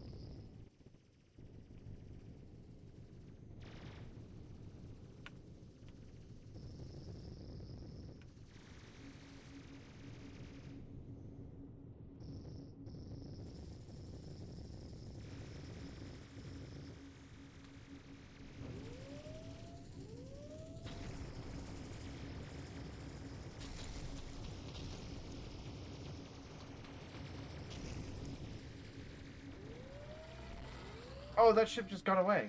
Damn. Wonder if we can chase him down. Where do you think he jumped to?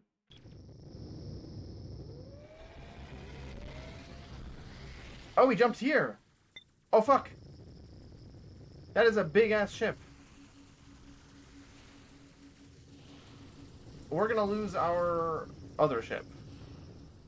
This was a mistake. Why don't we just leave? Uh-oh. They disabled my ship. Let's just load. That was a stupid mistake. Let's not do that again. You should stream Gazillionaire. It's so stupid.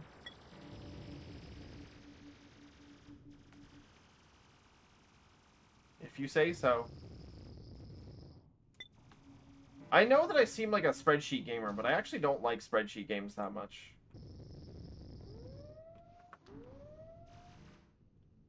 Let's go check out Atik. This system is too full of pirates.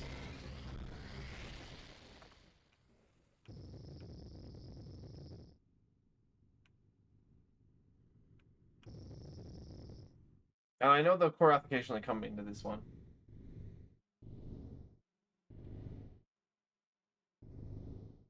Like I do like games with number stuff, but like no pure numbers optimization is not as interesting to me.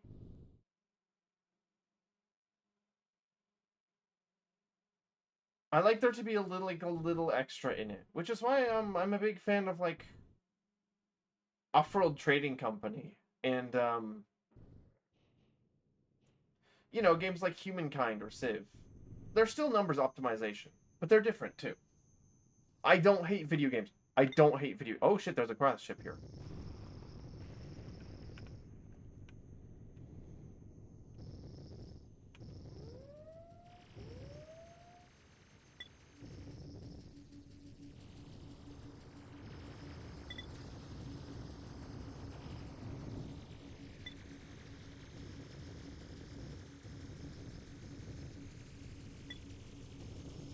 Hey, stop shooting at my escort. Asshole.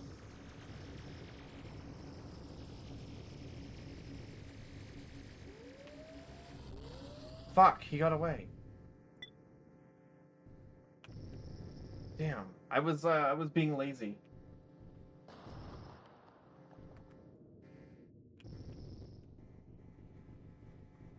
Name 10 video games. Eh, uh Endless Sky. Um League of Legends? Okay, no, I can name a lot of games. It isn't that much of a spreadsheet game because it's too goofy. Oh, so it's Cookie Clicker is what you're saying. Oh, so it's Cookie Clicker is what you're saying. Sorry, if it's a numbers game and it's wacky, then it's Cookie Clicker. Instead of a spreadsheet simulator.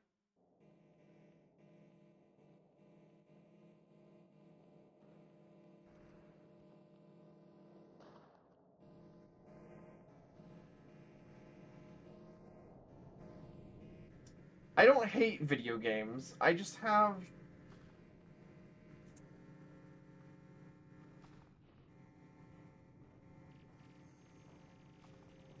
Oh, shit. There's a Korath ship here.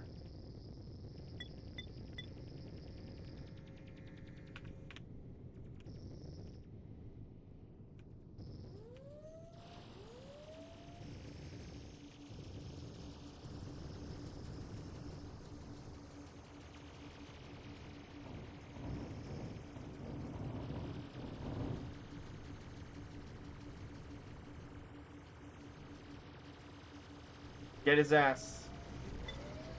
Wow, he jumped without his fighters. What an asshole. He actually just left without his fighters. Oh, wait, he's back? He re-jumped into the system.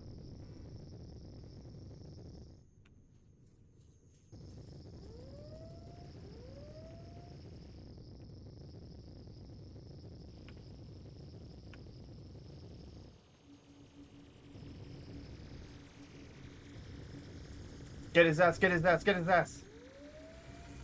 He got away. Damn.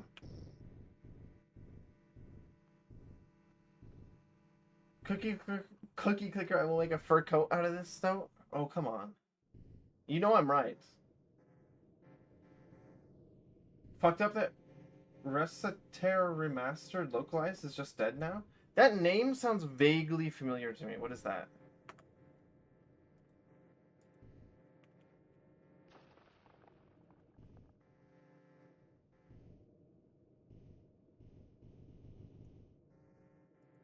It's a role-playing game developed by a... Oh, it's like a... Huh.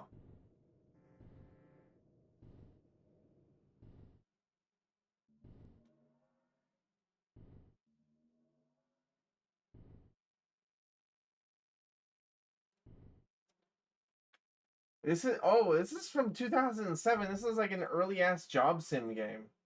But it's also an RPG. That's cool.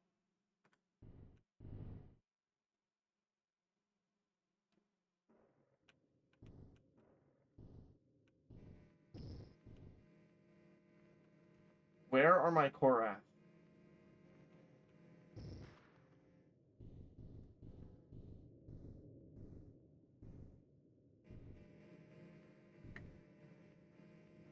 I can't believe I let that one get away. I wasn't on the top of my game there.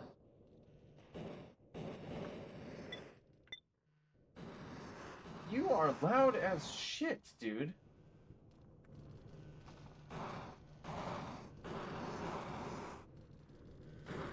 I apologize to your guys' right ears.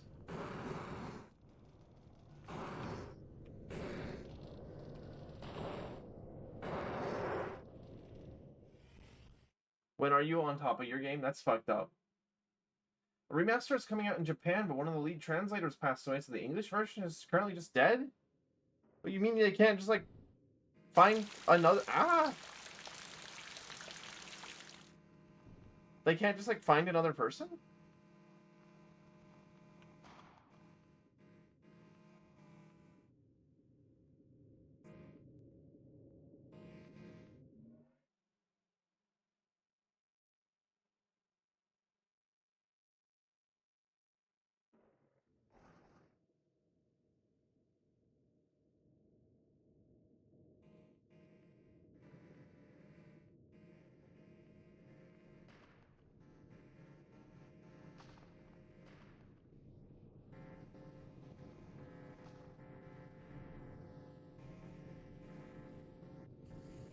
You think it's a... Oh, shit, there's a Korath ship. You think it's a pretty small operation? Okay.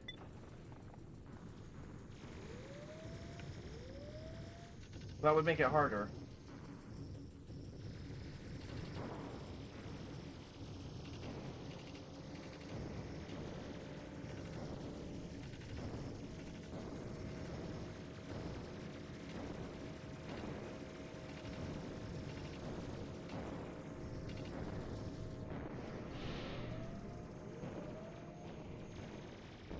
No! They blew it up! You guys suck! Okay.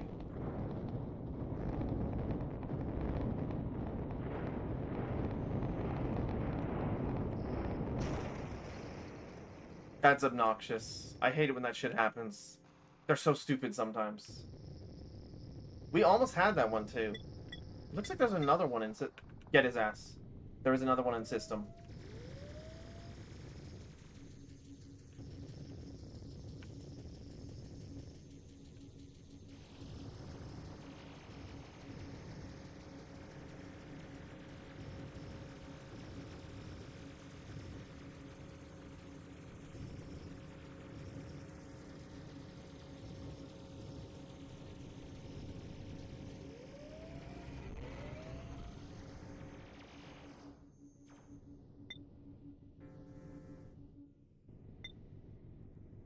We couldn't get him in time.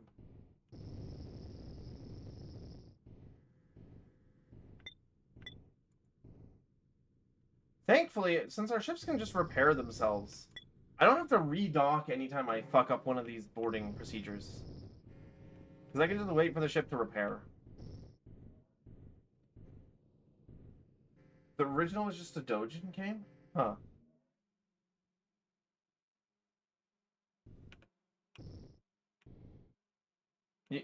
You mean a visual novel? What does that mean?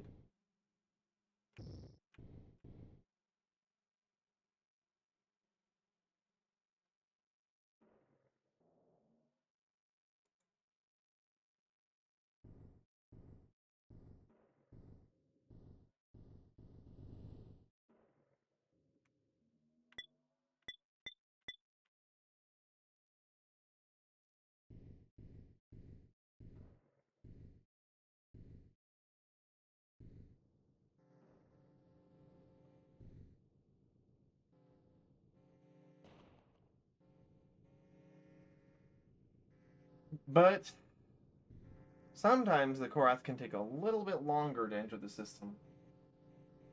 Fan work, kind of? It was made by hobbyists that originally had a small... Oh, so it's like really, really indie is what you're saying. I see. It sounds like the original sold well enough to get an English translation a few years later, which is, that's pretty cool.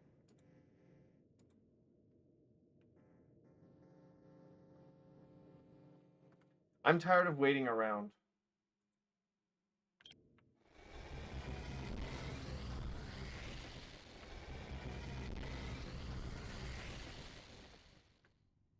I know the Korath can appear in this system.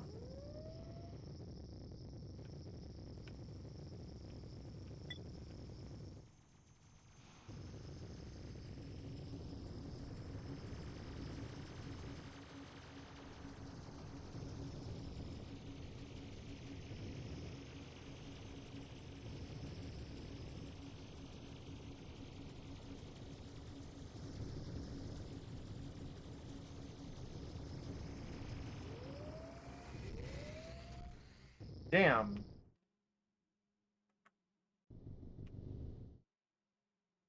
I think I need better weapons on this ship, frankly. Ow! Oh, it's because your chat message had the word explode in it. That's funny. It blew up on Steam. Okay.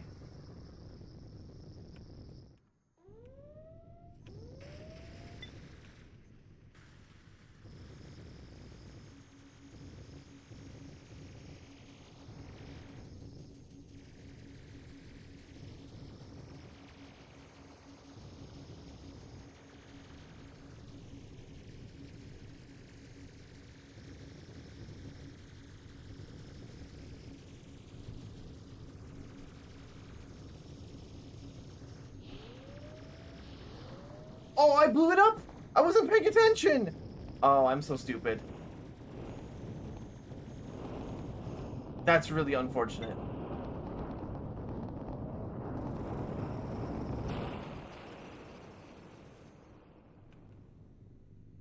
Whoops! There's about to be an ad break, but I'm sure you guys won't miss anything important.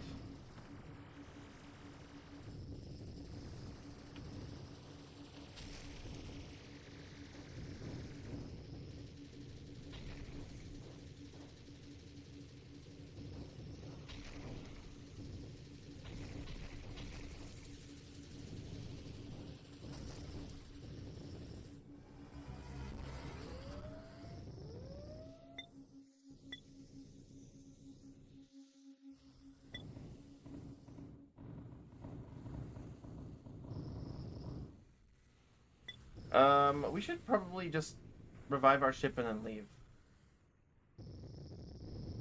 I don't think I can fight these guys.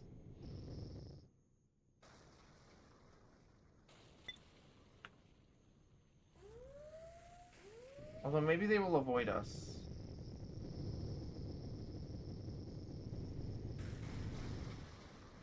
While I board their fighters and steal weapons off of them.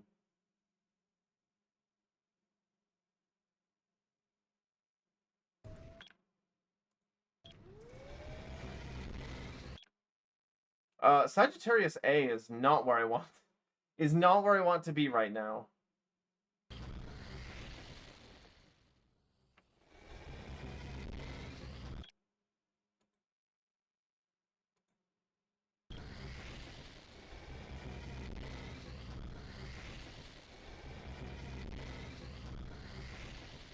Hello, weird, freaky alien. I'm gonna sit here for a while. While my other ship repairs itself.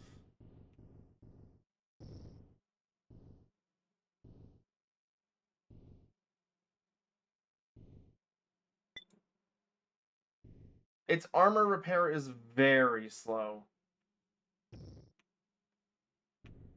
Wow, rude? Literally, look at him. What do you mean, wow, rude? Look at him. He is freaky. He's like a weird bug thing.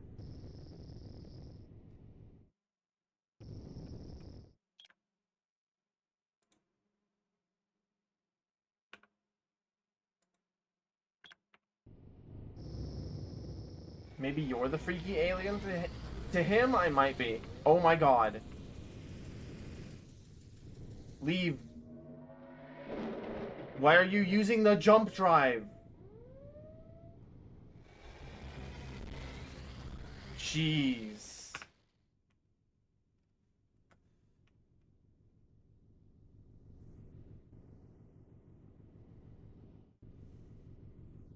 Fucked up little stoat creature. You can't call me that. That's rude.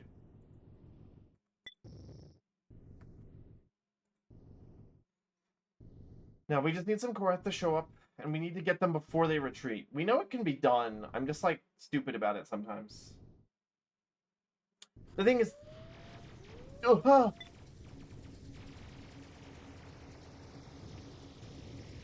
What the fuck is this?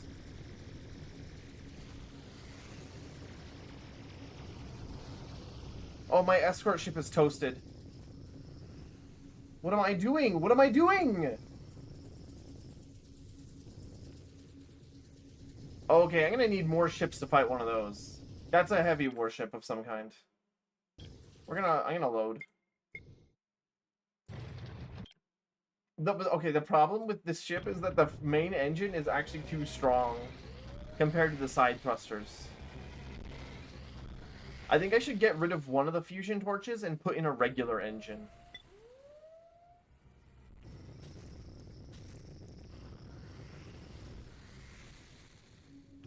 Save Scummer? Okay, would you like to sit through 1,000 streams of this? Well, what exactly do you want?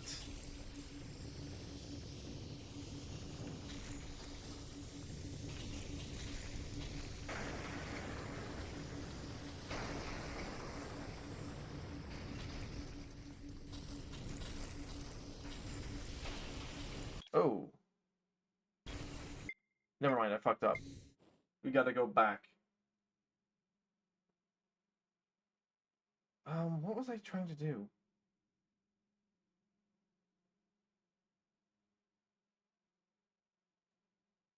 I need to get different weapons at some point.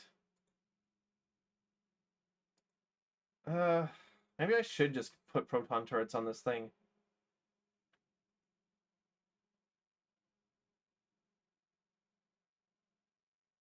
Half the range, but... Hey, do you want to show me the stats for the weapons that I have installed? There we go. What was that?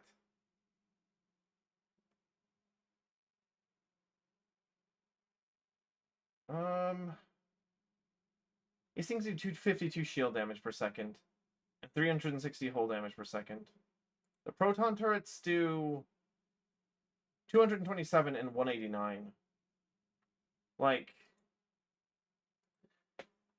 The proton turrets aren't as good. But there's the damage fall off to contend with. In order for them to be equal, I have to be at like 600 meters.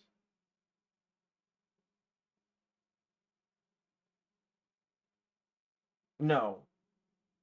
In order for them to be equal, I have to be at like 750.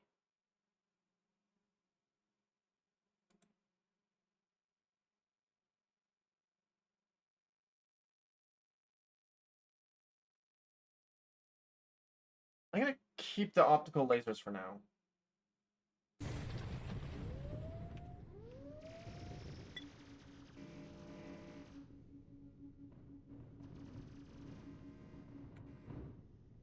But I can tell that they're very range dependent.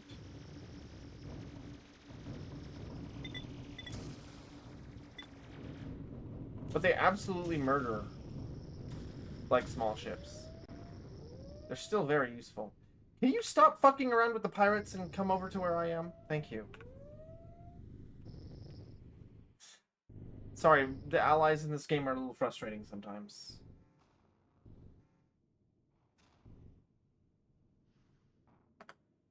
No, let's go to Atik. So we can get a Korath to jump into the system without interference.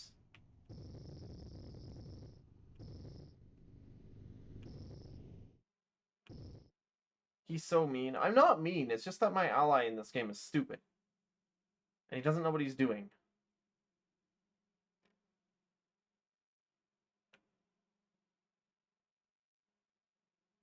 I'm glad stoats aren't real. I have bad news for you, actually. I have some very bad news for you.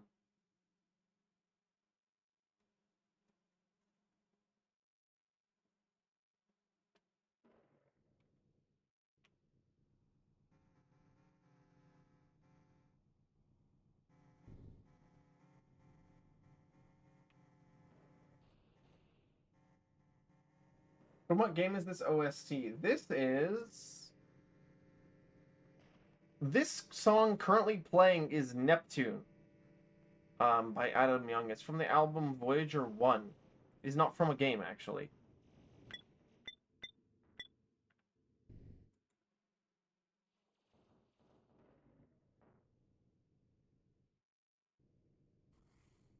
It's actually a very good album. There's a Rano Eric, a ship just like mine. We gotta get his ass.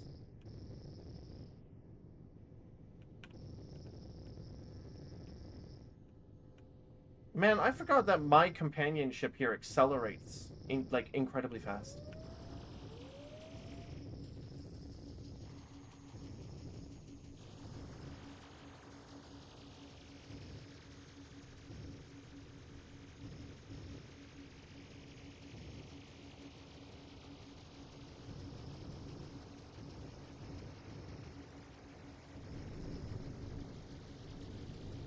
He's gonna jump out. I fucking knew it. Damn it.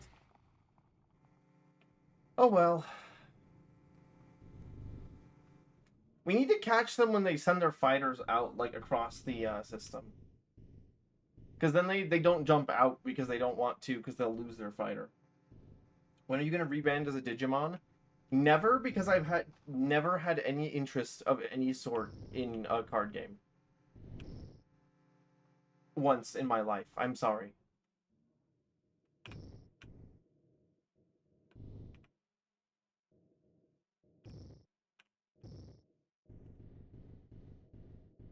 I'm not a hater, I just have specific media tastes.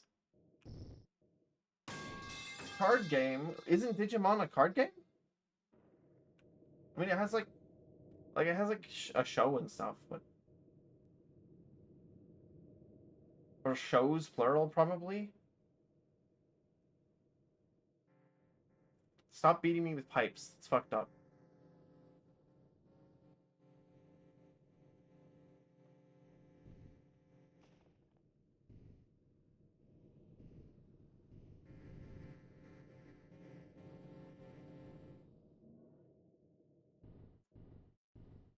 It's even weirder they used to be virtual pets? What, like... Tamagotchis or whatever? Oh, really? Okay. I didn't know that. Wheels gave you a lifetime supply of pipes? Oh, fuck. If only there was someone to blame. Oh, wait. There is. It's Wheels.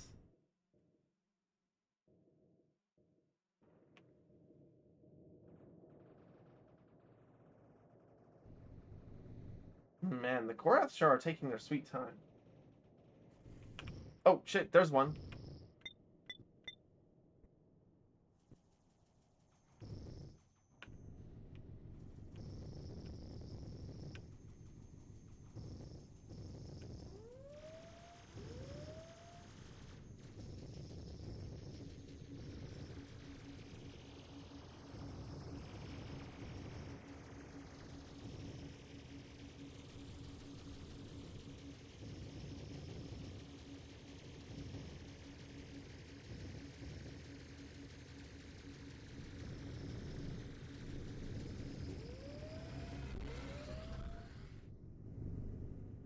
Damn, these guys are hard to get. They always retreat. I need more firepower, I think. He can throw those pipes like that video of that Chinese guy flicking a cigarette. So it spins around and returns to him like a boomerang?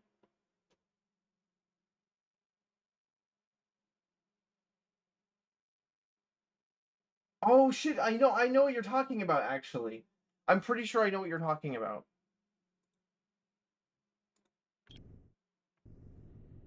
Hold on, let's go and pay the pirate port a visit, actually.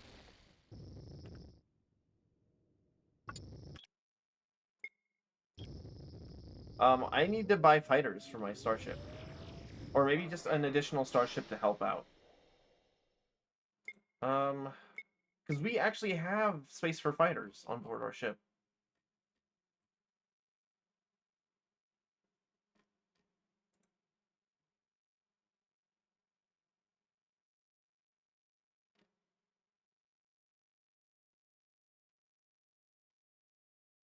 Do they have good weapons? No. But that doesn't matter.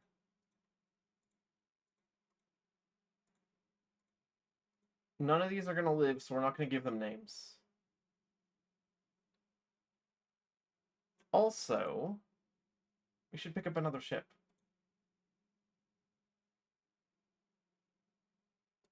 Maybe a Manta?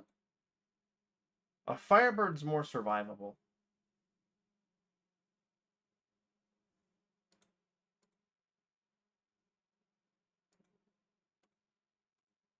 You're also getting a randomly generated name.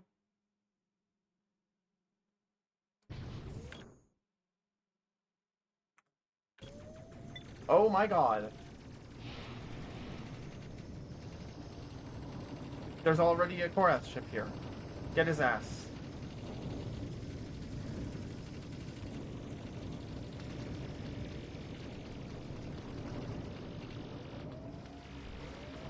He got away?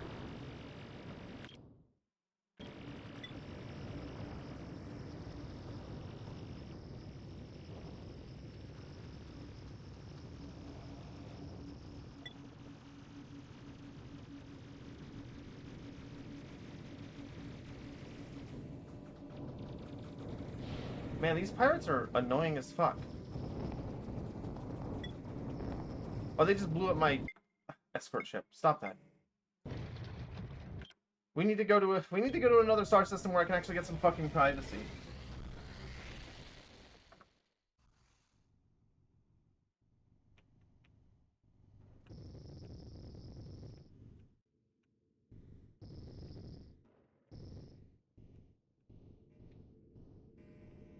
It's fucked up and unfair that smoking makes you cooler. True. You should start smoking. It's gonna make you so much cooler. It'll also make me dead.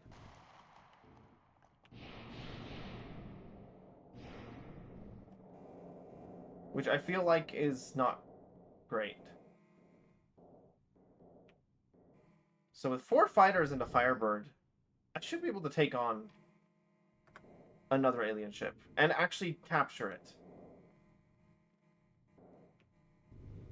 Now we just need one to show up.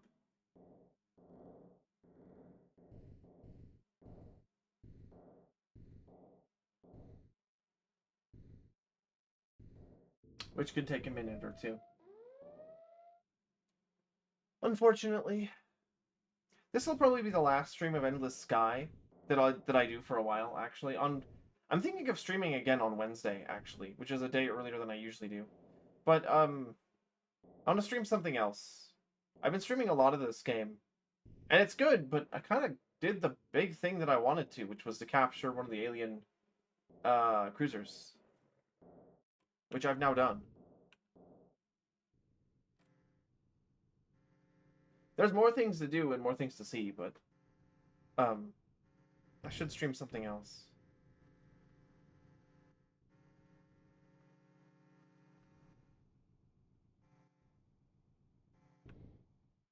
I've got some new games.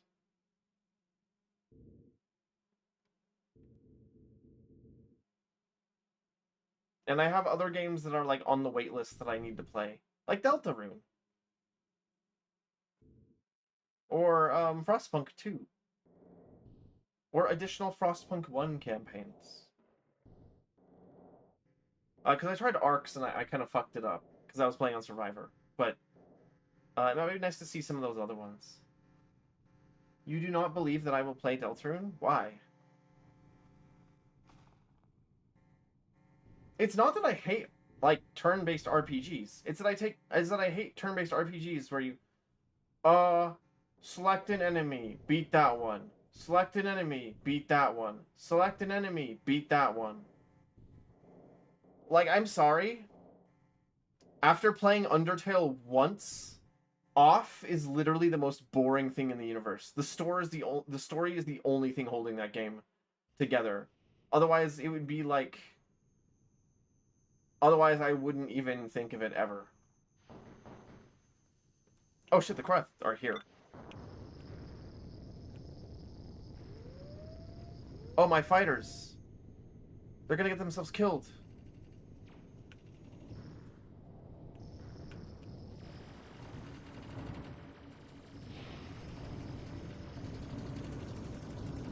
Get his ass, get his ass, get his ass, get his ass, get his ass.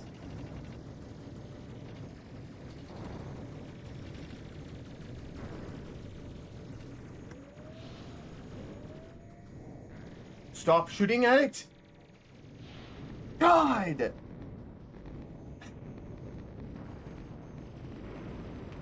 I'm fine. I wish there was a way to stop that from happening. Is there a halt fire button?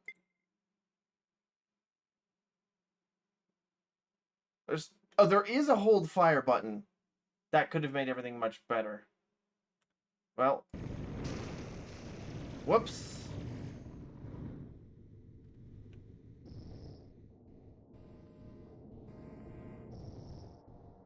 They're perfect for podcasts and second screen gaming, but unless you're the perfect yapping streamer, they can be hard to stream. Well, you mean like turn-based RPGs, or?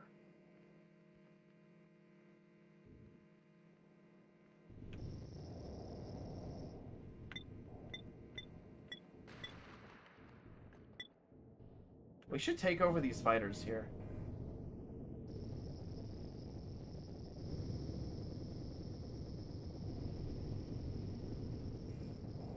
No, I'm not gonna bother, actually.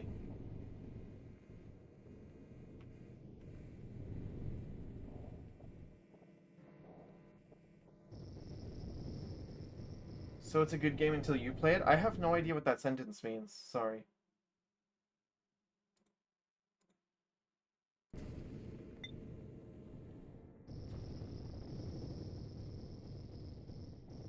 Like, I get that that's, like, supposed to be an insult, but I have no idea what you're saying by that.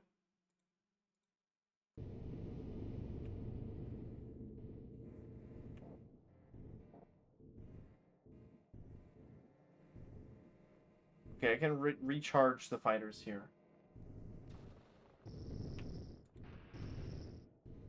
You don't know how simple and like, simple and fast-paced they can be. I don't know, it's like... The one thing I really, really liked about Undertale is that its battle-like system made me not really fucking bored. Which has been a problem with most turn-based games.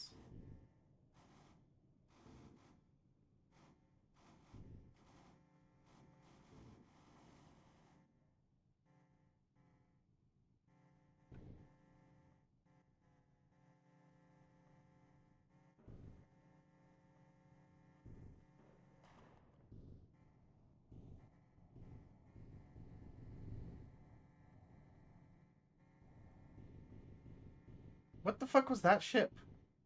Did you guys see that? What the hell was that? That must be one of the other author ships. I've never seen a ship class like that before.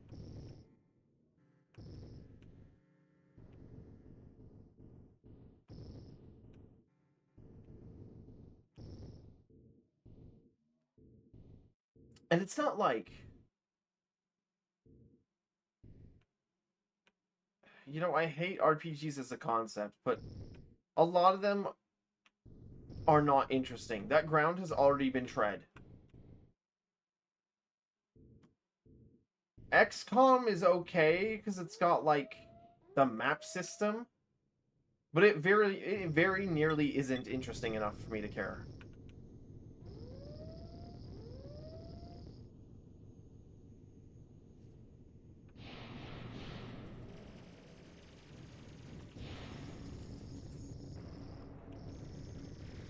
Asshole! Come here!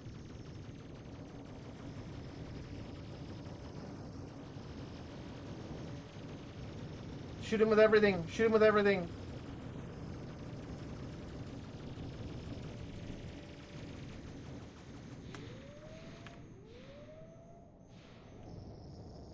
Yes! Yes! Capture his ass. I don't care that their fighters are shooting at me. Triple plasma core. That's what we wanted.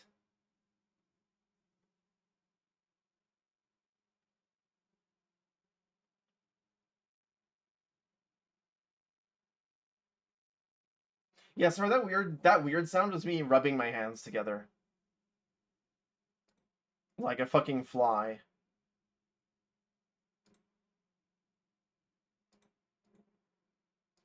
And we took the ship.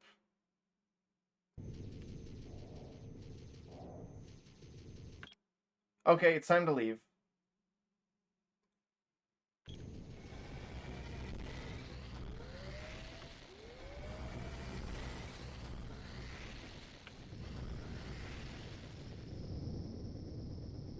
Do you wonder if there are any fly VTubers out there? That's a really good question. I don't know. Anyways, this other ship that we found, we're just gonna keep that as an escort ship. We'll probably get rid of, what if you have installed? A triple plasma core. Okay, okay.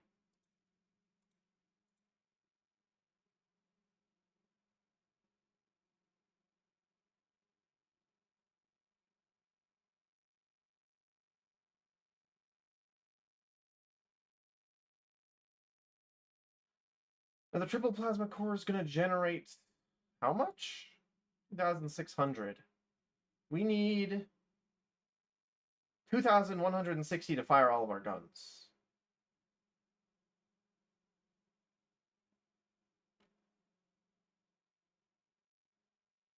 And the system's core has 10,000 energy storage. Actually, it's probably better to run the triple reactor instead of this setup here.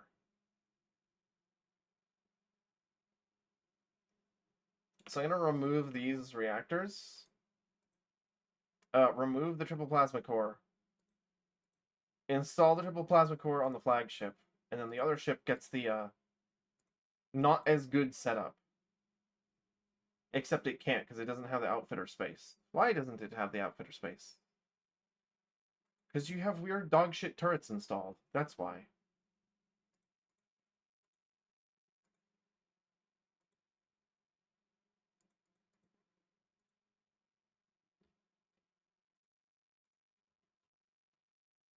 And we don't need this thing to really carry much cargo, so we'll probably just like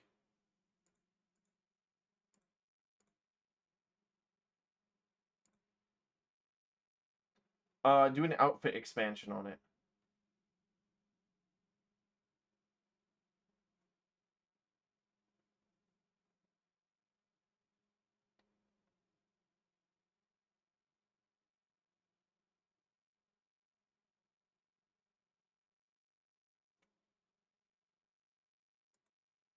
It also doesn't really need that small heat shunt. And then an outfit expansion, and we should be able to install another proton turret. No, we cannot. We're still short. What do I remove here?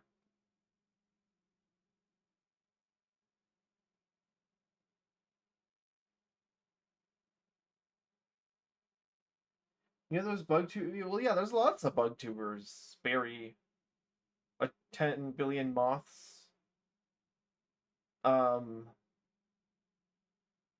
Quite a few spiders. I feel like those are the most popular ones. I'm gonna remove that scram drive. We don't need that. Install a hyperdrive. We do need that. Install a proton turret. Okay, that's pretty well outfitted. 6 proton turrets. And,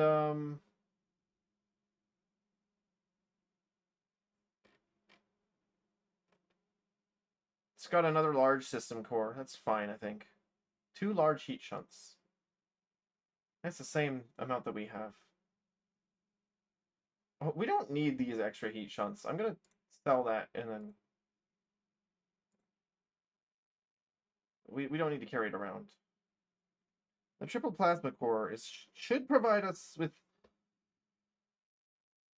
enough power to do whatever we want, as long as we're not firing and moving at the same time. Which could be a little bit of an issue. We'll see.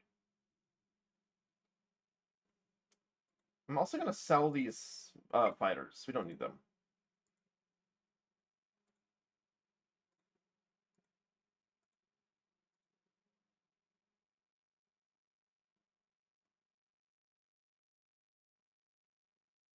Can I move these onto the other ship?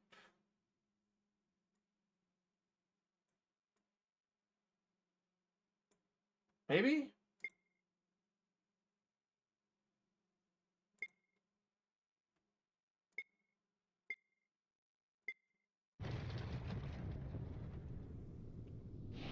No, they're still on mine. Irritating. We also need to sell that other ship that we found.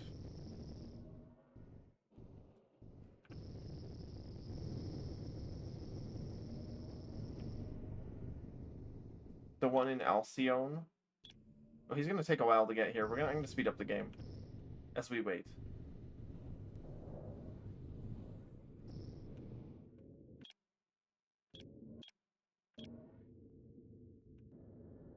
We need a fruit fly VTuber.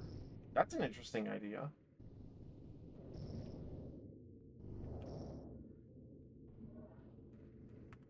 Okay, they're here. Now we just need to sell that ship.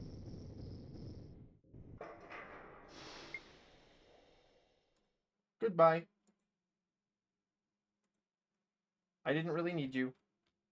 Oh, this place does sell mining drones.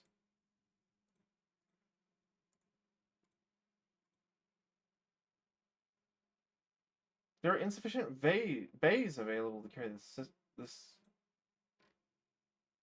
Do mining drones not go? Oh, they have to be fighters. Oh. Never mind.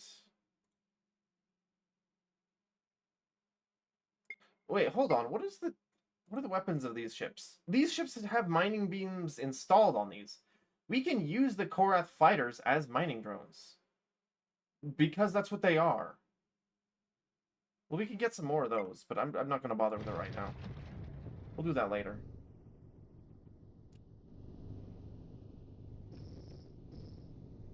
What we need for you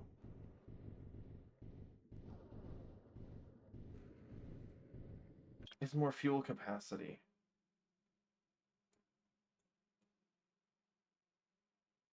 Unfortunately, the only place I know where to get good fuel tanks is in Avgi space, which is on the other side of the galaxy. However, it shouldn't take very long to get there and back. Do they sell those at Archie? They do sell them at Archie. But they also sell them at in the Galactic North, at the blockaded planets.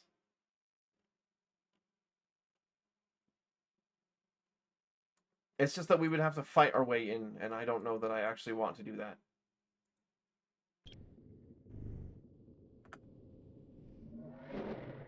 We're just gonna go to the south.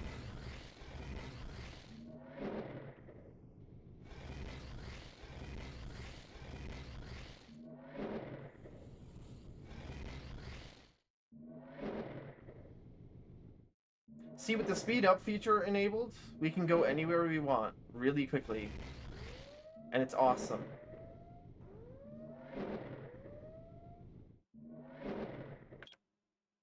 Whoops, we went one system too far.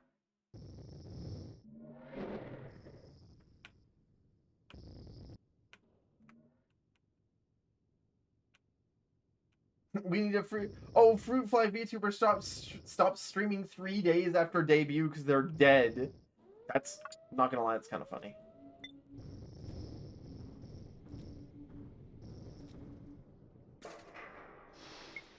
Okay, now we need to get this ship. Some cryogenic deuterium tanks. However, it can't really fit them. It's got too much crap on board.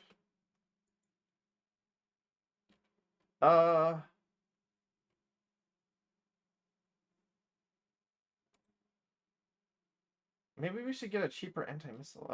The cryogenic deuterium tank needs 6 outfit space. We only have 3.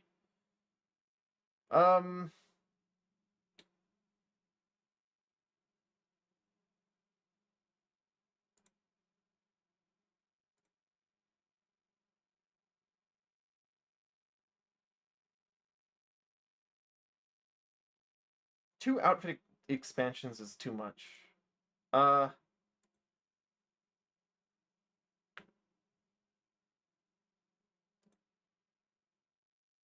We're just gonna buy the cryogenic deuterium tank first.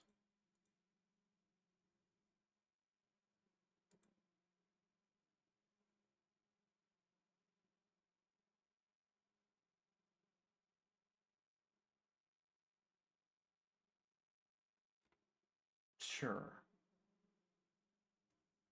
And then we're just gonna leave. We're just gonna leave. First, let's check the job board.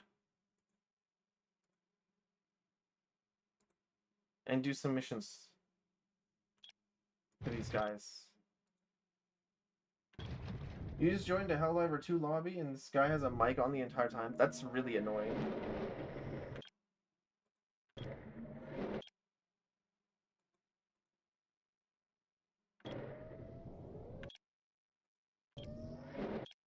No, wrong system, idiot.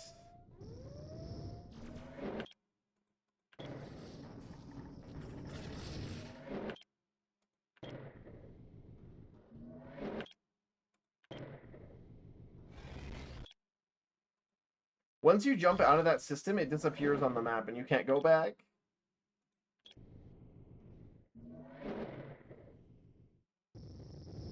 He's speaking to wait, hold on. He is speaking Serbian to someone. He sounds like he has multiple people on in the background. That's really funny. We also have a mission to take stuff to Fail platform. Okay.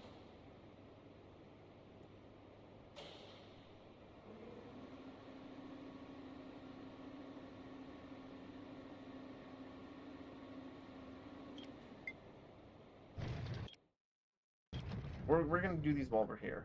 Although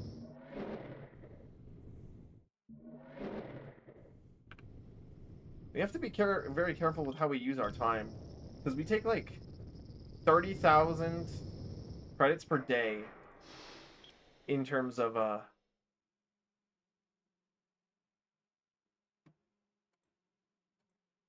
crew costs. Fortunately, we have 1,000 missions to go to Outpost Pylos.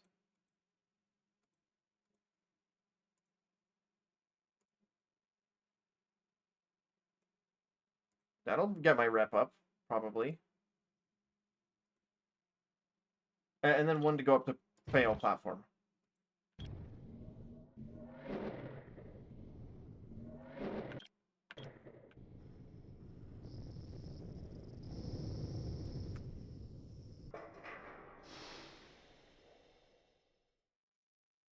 That was actually quite a bit of money from all of those jobs at once. Okay, we're gonna go up to Fail platform. And then we'll head out of Avki space. Because they hate me and don't want to give me a Twilight Guard license. I've done more for their war effort than any other person in their entire country. These people are ungrateful as fuck.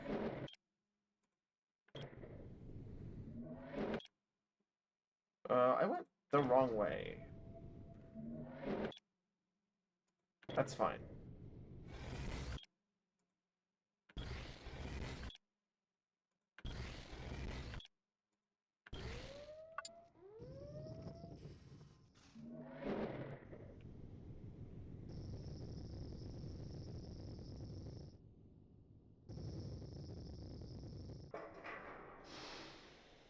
Okay, more Twilight Guard things. I don't want to do this right now. Although that's like a 1 million credits for those 2 missions. It's pretty nice. However, I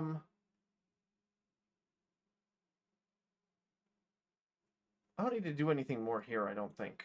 I'm gonna head up to Wanderer space. We have some shit that we need to buy there. You might be wondering, what are you buying from the Wanderers? Well, let me tell you. Their really tiny ram scoop is really good. The Wanderer ram scoop, and they sell it at a bunch of different places. So that's where we're gonna go. And then I'd like to explore some more of Korath space, now that I have a real fleet, which can fight most anything I come across.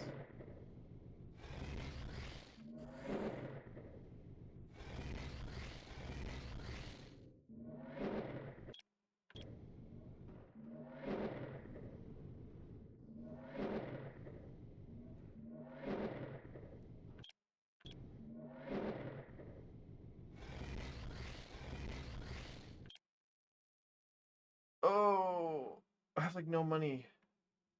Or I have no fuel. Uh-oh. Hey, can you help me? Can you give me fuel so I don't spend 6 days sitting here? Wow, thanks. You gave me 1 jump's worth of fuel. That is actually enough to get to another system where I can refuel.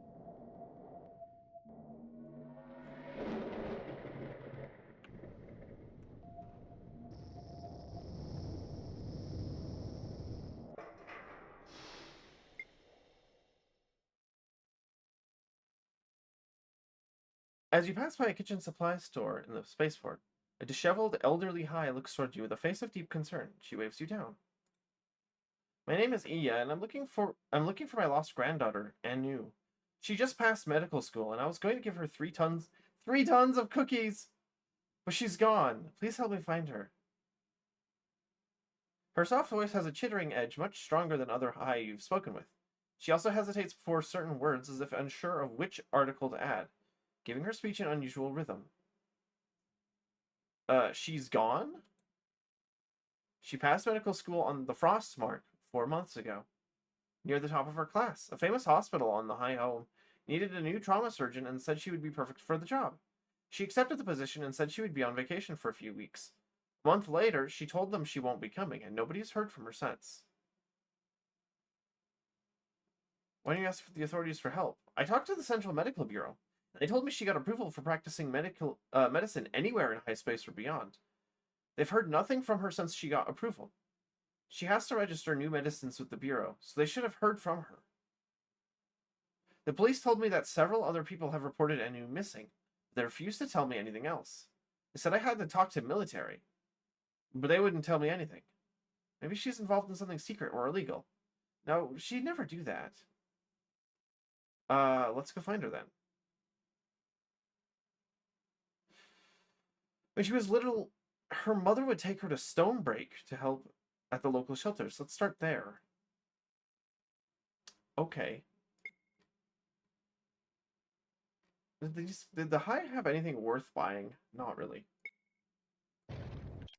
Where's Stonebreak? Very close by. We're just gonna do this while we wait for our ships to catch up. Looks like one of them already did.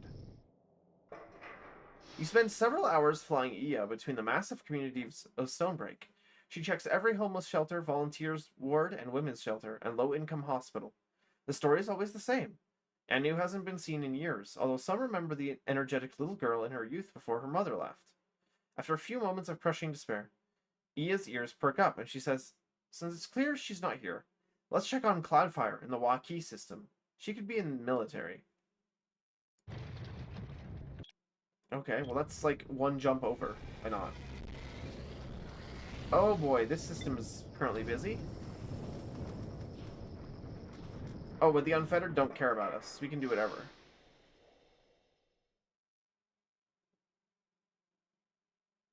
Iya takes you to the visitor. Oh, she's probably working with the Unfettered or something.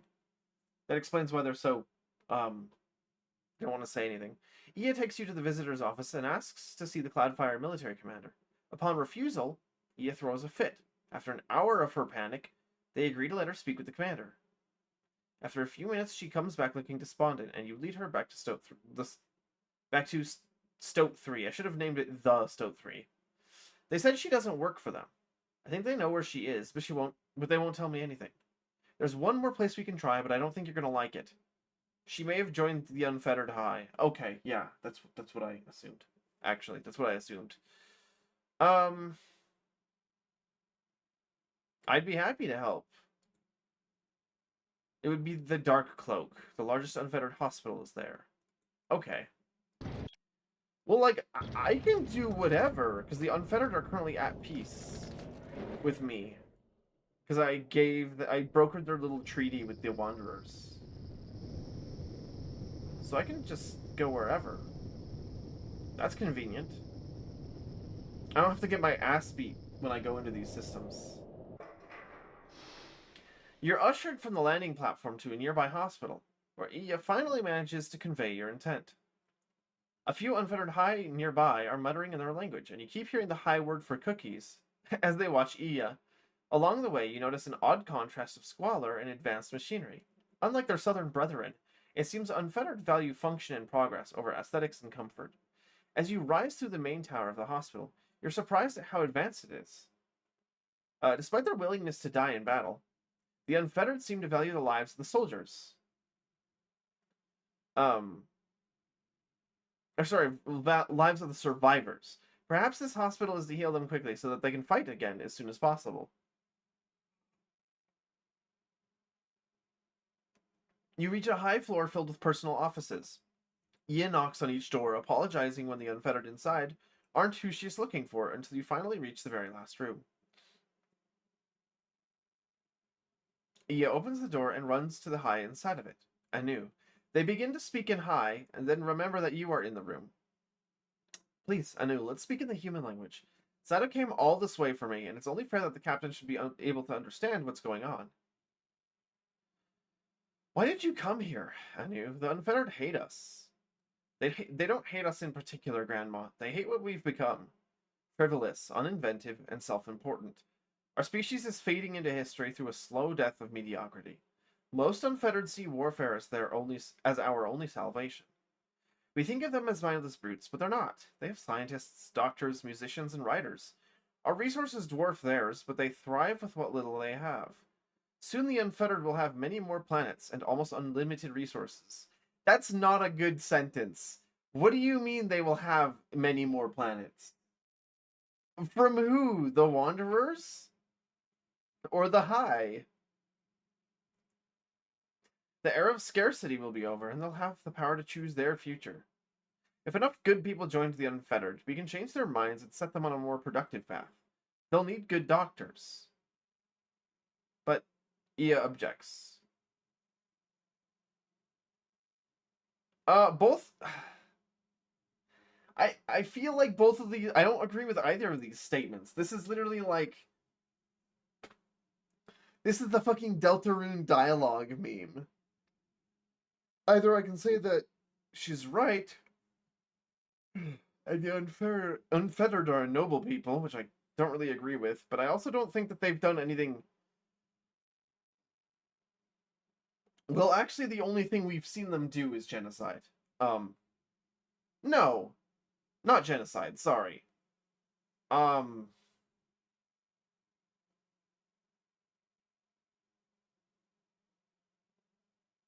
Raiding. Although they did take over that one, they did take over that one Wanderer planet and force everyone off of it. That was ethnic cleansing. Or not ethnic, actually. That would... No, yeah, that's just that is genocide, sorry.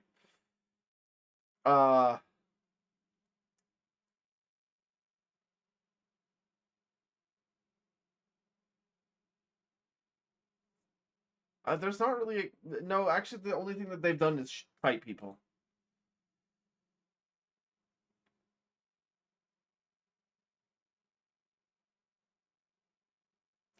I'm sorry, I knew, but I really think Captain Saito is right. I'm not the kind of person to be friendly with a group who starves and yet paints such a romantic picture of itself. And in addition, I doubt that there would be a way to support a family of two here. Nuts by themselves are costly enough, let alone cookies. The hospital work here can only pay so much. Captain, would you take me back to the All Home, please? I'd like to sign the forms and give you some stock in my Acorn Delights factory. In the meantime, here's 3,000 credits for what you've done so far. I'll take you, but I'll notice you haven't mentioned what we came so far for. Before I leave, I was just reminded about a present I have for you. Captain, could you open the cargo hold and take us inside? Anu was astonished at the tons of acorn cookies waiting for her inside. Thank you so much, Grandma. We should get going. She gives Anu one last hug and boards your ship. Okay, do I actually have to go back to All Home? Do I have to give a shit? I do have to give a shit. Okay.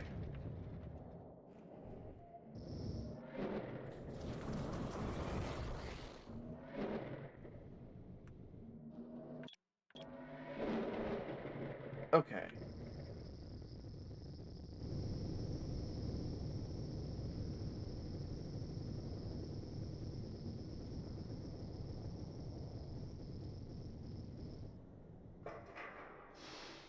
Ia immediately gets off the ship and goes to check on the Acorn Cookie Shop. A few minutes later, she is back with documents for you to sign. These will set you up with about a 20th of the stock in my company. You'll receive 100 credits daily. As you sign the documents, she continues, I'd just like to thank you again for helping me find a new. It means a lot to me. You check that the stocks have been transferred to your account, and Ia heads off. 100 credits daily is literally nothing. I almost feel bad taking that. Okay, we wanted to visit this Wanderer planet here up to the north.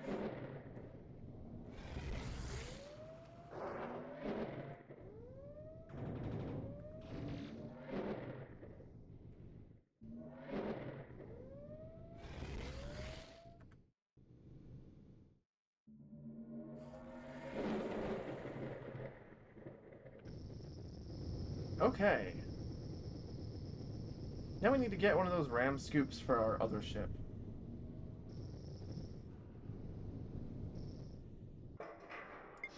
Which we should be able to buy here, no problem.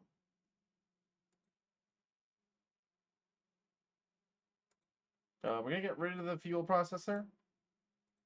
And install the smaller ram scoop. Now, we can install one of the cryogenic deuterium tanks. But not both. I'm trying to think if there's anything I can remove. So that I can install them. We need 2 more outfit space. What if I removed the anti-missile? I think there's something better that I can get elsewhere.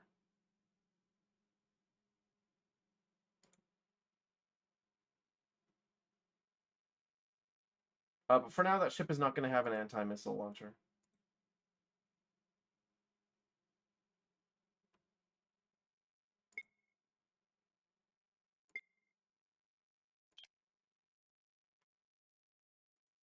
Did they have...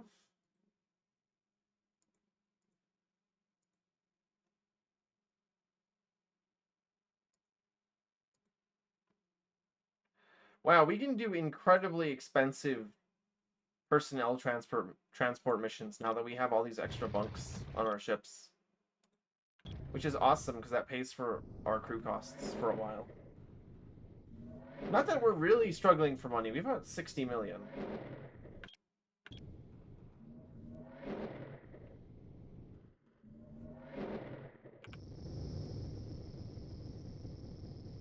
There also should be more storylines with these guys, but we haven't found them yet. I'm very religiously checking the spaceport. Tab. But I haven't seen anything. There was one other thing I wanted to do.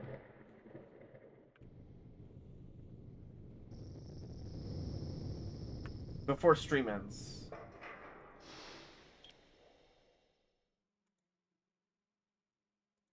Gosh, these guys sure pay a lot for their personnel transport missions. The bulk personnel transports? Damn.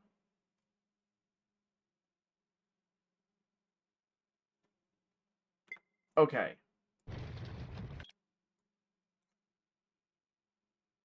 Actually, we're gonna head out back out to the galactic ass end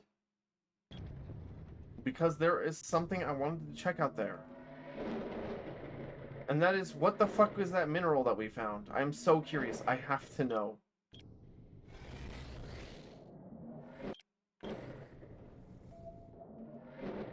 And while we're there, we can explore some systems that we've never been in before.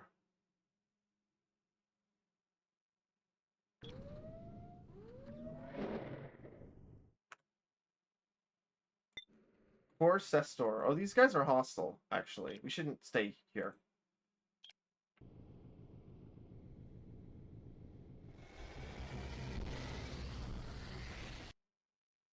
Whoa! Okay, we really haven't been here before. A voice begins to speak from somewhere. Your path brings you to a dead end, traveler. Nothing for you lies further.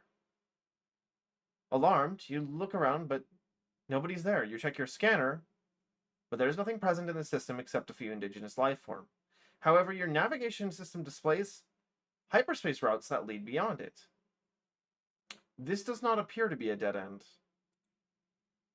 Here lie the unborn flowers, yet to come into full bloom. There's nothing here for you. Heed this advice and turn back. The voice sounds more energetic this time, and you feel as if something is coming out of your head. I will see for myself. A deep sigh seems to drift through the continuum. Human, these unborn flowers would only be endangered by your presence. An impression of euphoria comes over you as you once again hear the words unborn flowers. Please respect the beauty of life, and do not step into this region that will soon bring form another. Your kind is much more advanced than anything that you could hope to find here. No treasures here await you. What I search for is not technology. That's technically true. I just want to see the star map. Your persistence on this topic is admirable, but allow me to explain my conviction with an example. Why do humans care about art? The voice now seems far away, yet more present than ever. Because it amazes you. The same way it amazes us to see another kind grow and overcome their burdens. The lives of others are like a painting that never stops being painted, but it is a tragic thing to watch the painting stop. That is why we try to protect these creations of life, so that we can see what heights they reach. There is a pause. I see that you cannot be convinced by me. Though I could intervene in your journey, I do not favor unsavory confrontation. The voice is now resolute in tone. I will let you pass, but I will be watching you, as I am the guardian of this space. The voice fades out, leaving nothing behind but the feeling of being watched. Now, so far, we've only encountered 2 different groups of people that can do not telekinetic. What's the word I'm looking for? Telepathic communication. The one people that turned themselves into Evangelion goop. And the Drac. This is presumably the Drac that we're speaking to. But I don't really know.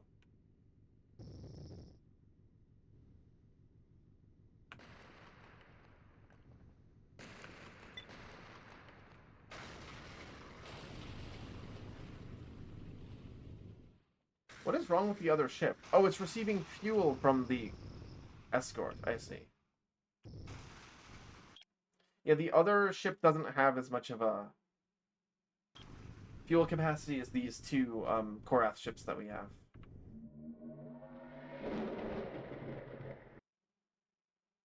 As you enter the system, you notice ships of a type you have never seen before.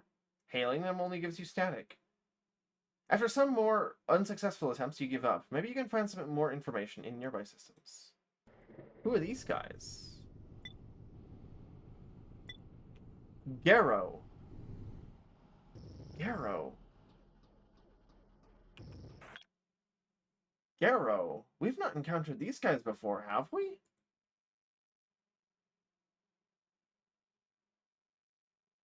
The government is called Hisemis. We have not seen a ship like that before. I've never seen these guys before. Can we land? No. And we also can't understand their language. So we can't land there either. Huh. Hello, aliens. Don't mind the giant war fleet going through your territory.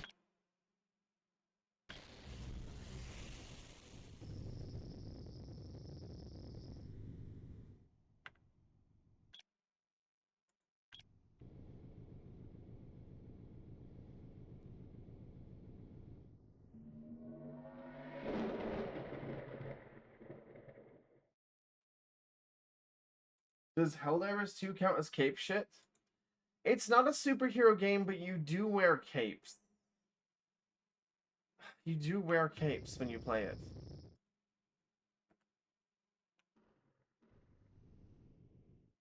You know, I think that system might be the only system controlled by those people. Probably that's like a small civilization that's just starting out in space. Like they probably don't even have jump drives. That's why the Drac voice was so pissed off at me wanting to explore.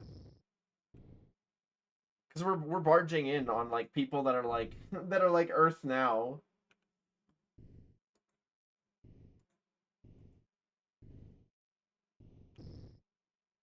Shitty engines, and we only have a space station. Okay. There are more systems out here. What is this region of space called? Insipious space. That was a very funky sound. Why is this system green?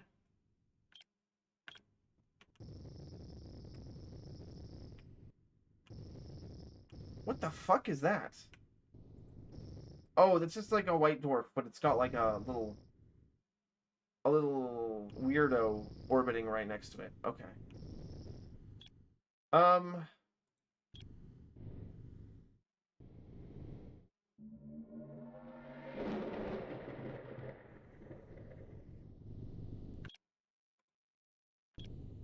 this is an interesting region of space. It has a name, even though there doesn't really appear to be very much here. I'm so curious to see what these way far outer systems are. We never visited these.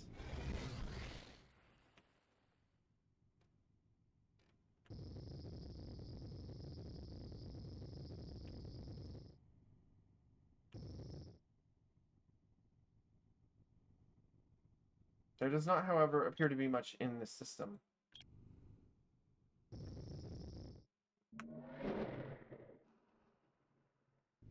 Or this one.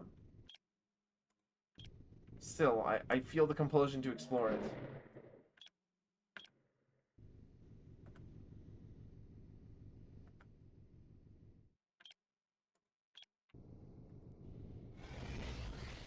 Whoa, hey, there's a Korg planet here. What are you guys doing here? Every time we find the Drac, these guys are always nearby. Annoying. I don't like them. I'm like Korg racist. Your spaceship lands with a soft jolt as a small group of Korg quickly gathers around it, making some simple but clear gestures telling you to wait. After they've realized that you understood, one of them walks away in a hurried manner. You wait for quite some time until a different Korg arrives, presumably one that can speak your language. It begins to speak in an accent you can't place.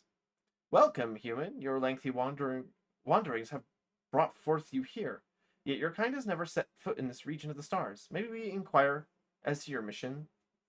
I'm just exploring the galaxy. It is an obvious pursuit for the young. It nods. If I may advise you, do not perambulate across this quarter of space in a careless manner. The galaxy carries many perilous situations that your kind has yet to uncover or even comprehend. It straightens up to its full height, towering over you. After a short pause, you notice an almost hidden frustration lurking beneath the Korg's face before it continues speaking. You are authorized to continue your nomadic voyagings here, but there are demands we Korg make of you. Within a trifling interval of this moon, the neighboring kind has initiated their journey to the stars. Do not interrupt them for yours, or sake of their own. With these words, the Korg turn around and leave. It seems as though you are free to use the local facilities for now. Okay, so they must be here to watch over that little alien species that we saw.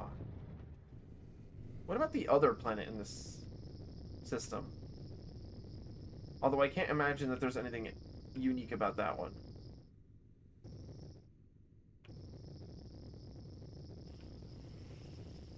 Or is the planet they're talking about in this system? It doesn't look like it. Although I see a planet near the center of the star that has lights on it, but I don't know if that's just a graphical thing or not. Anyways, let's check the other system.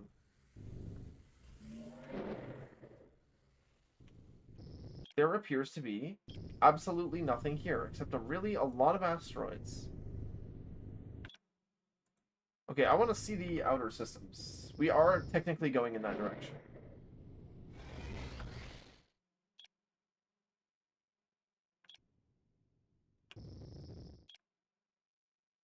Nothing much here except the binary star system.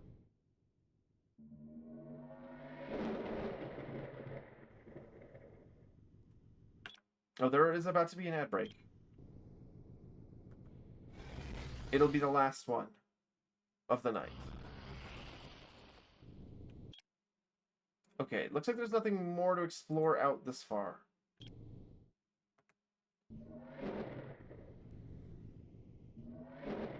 I'm just gonna stop at the Quark place for fuel. And then we're gonna go find that asteroid that I wanted to loot. If I can, getting down there is gonna be a pain in the ass.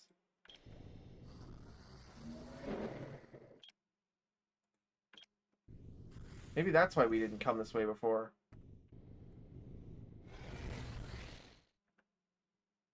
Whoa. Upon entering the system, you notice a lone alien spaceship that is disabled and badly damaged. Aside from it, there do not appear to be any other ships in the system, or sign of any help for that matter. Maybe there's some way you could assist the ship and its crew. Okay. Oh, no! Go back! What are you doing?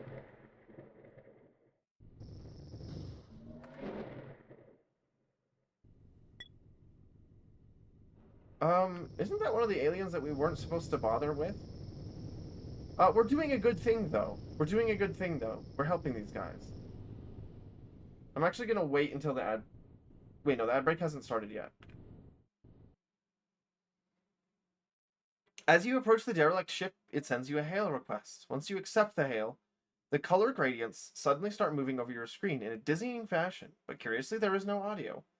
It is clear that unless you have some sort of translation device, you will not be able to understand whatever transmission you just witnessed. You continue your attempt to assist the ship, preparing to bring some repair supplies on board.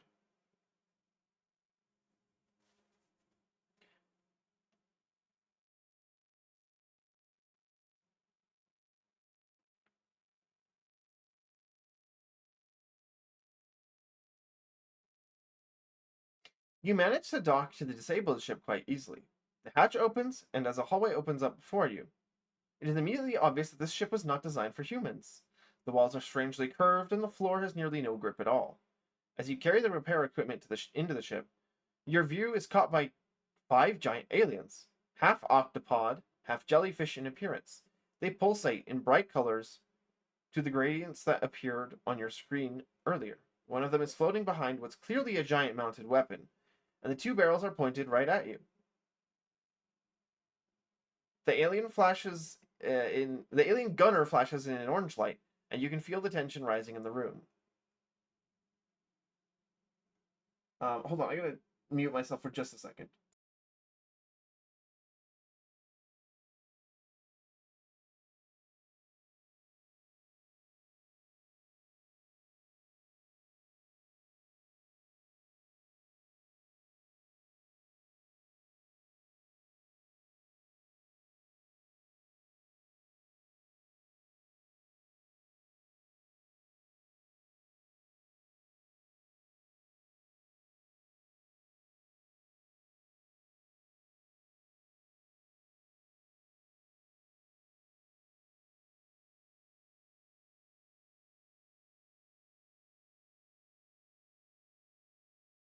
Okay, thank you for your patience. So it looks like we've got 3 choices here. Try to convey that I intend to no harm, which might be a bad idea. Drop the repair equipment and run back to into my ship, which is a safe idea. Or try to shoot at the one behind the turret and run, which seems like a really stupid idea.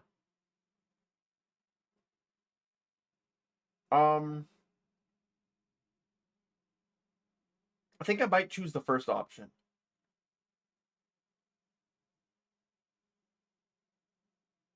They won't shoot me, right?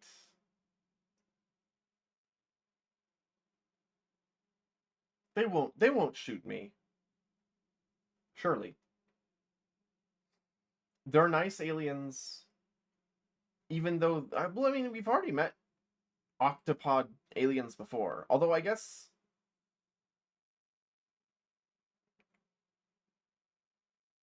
the successors might be kind of like cuttlefish. Although it sounds like these ones can flash colors too.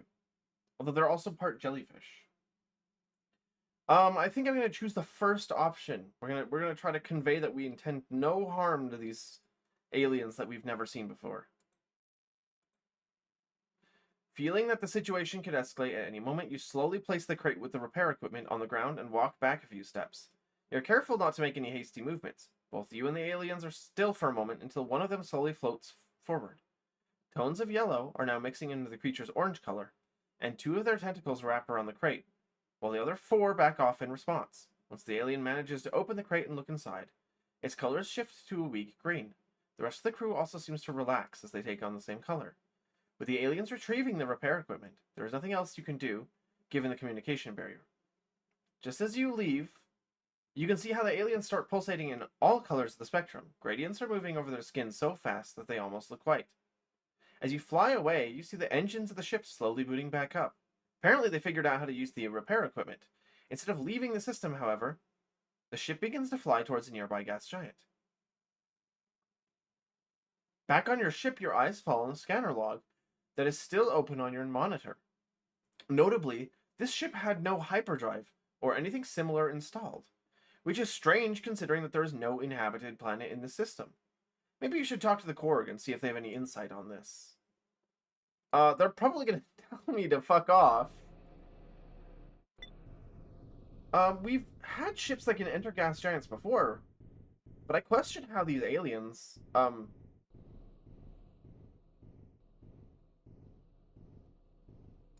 even got to this star system. Because their only place that we know that they exist is here on this station. So let's go talk to the Korg really quick. They're probably going to tell me that I fucked up. Because what else have they ever done this entire game?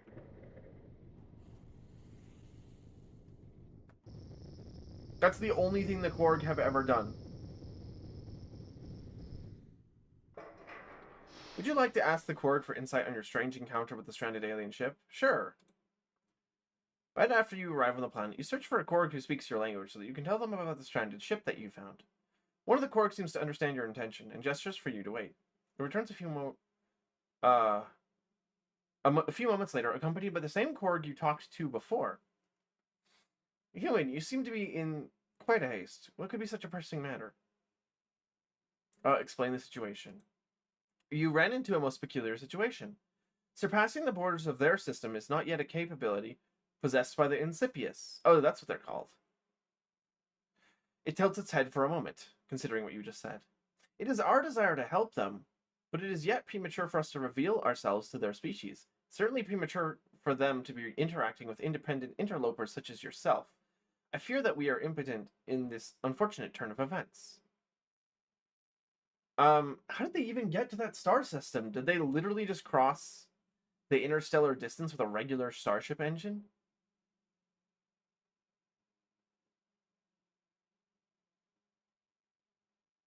I could help them. You lack the tools for such a mission.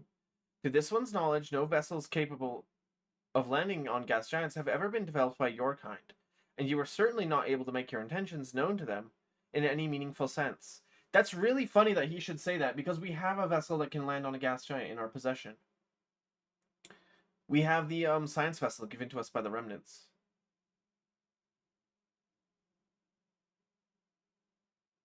But for the sake of the Incipius, this one will assist you on this last point.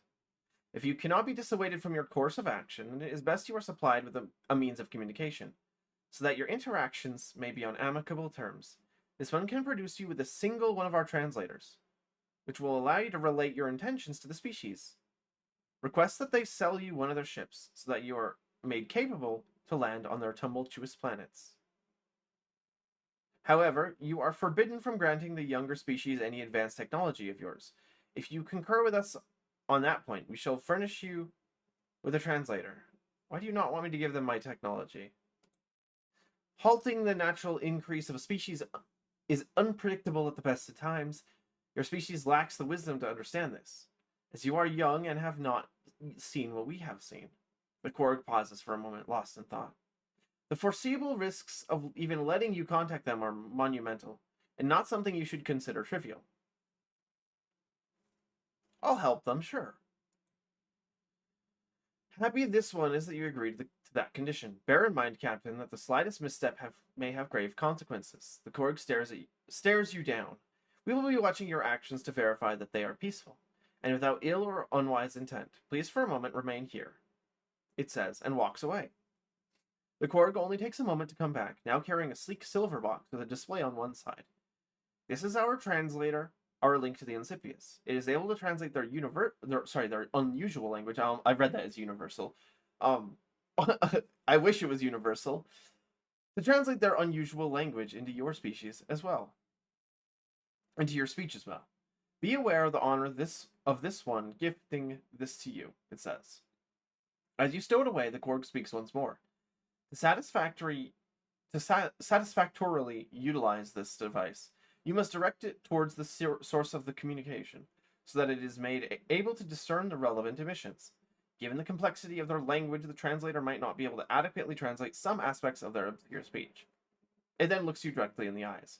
Remember what has been told, human. The stars have no place for those who would act foolishly and thoughtlessly towards their fellow beings. I don't want to hear that from a dude that was like 5 minutes ago just gonna let them like starve and die in that other star system. Are you serious? I want to hear it, buddy. The Korg are so annoying. I hate the Korg. I hate them so much.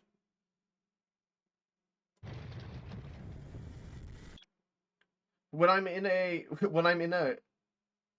being hypocritical contest and my opponent is the Korg.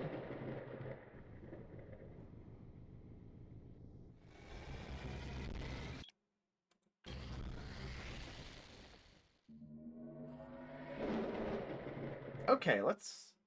After you enter the system, you prepare to broadcast your first message with the Korg's translator. Greetings, strangers. I seek to help you. That's the most honest one. You notice that the translator starts to flash a sequence of lights, and you point it towards your ship's communication device. For a minute, nothing happens.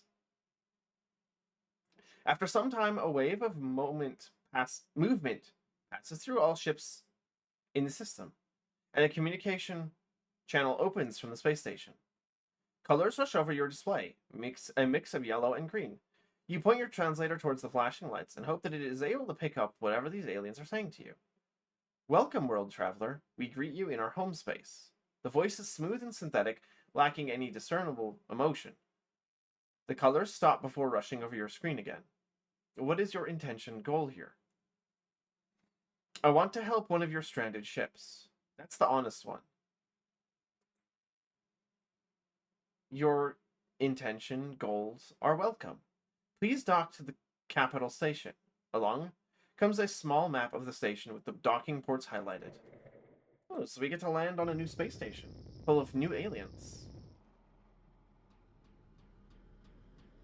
They have the saddest looking starships ever. Thanks to the map, you are easily able to dock with the station. Your airlock opens and you enter an environment like nothing you've seen before. There are no hallways like you would see in a human space station. Instead, tubes full of fog, some of which even ascend vertically, appear to be the only way of getting around. A crowd of beings gathered in front of your airlock, each flashing a multitude of colors. A group of 5 floats in front of the crowd, and the middle one starts pulsating in calm tones. You know, we're really lucky here that we don't apparently have any diseases they can catch. I've been thinking about this the whole time. We're really glad we can't give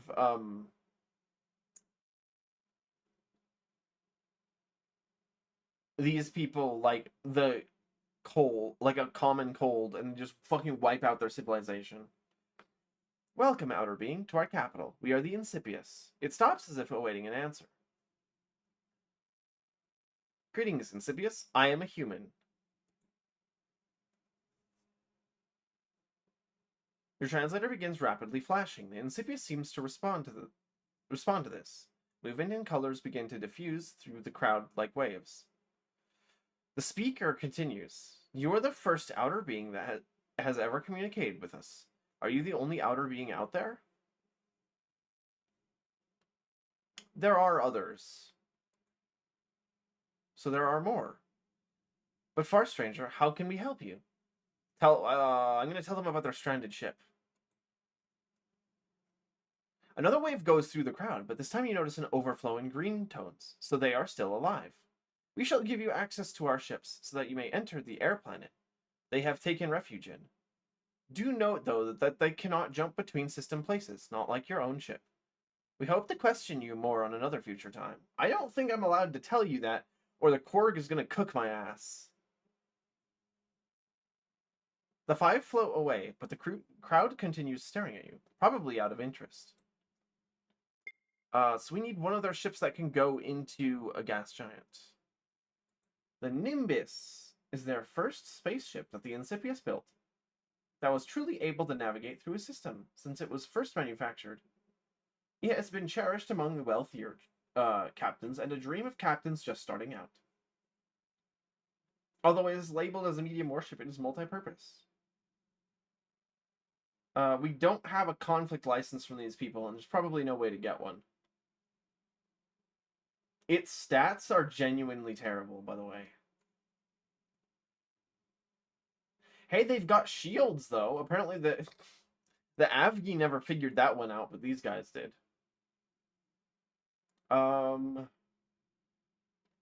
We can buy the Nimbo Stratus. Wait. What about the Outfitter? Gas class shield.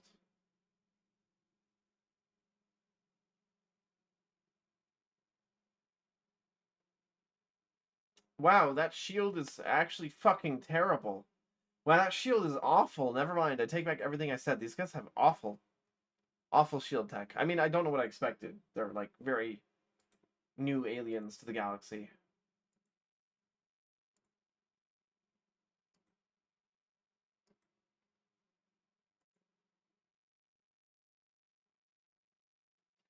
I thought that the gas class shield would be what I needed to get into the gas giant because of the name, but I think I need to buy one of their ships, like the maybe the transport can do it.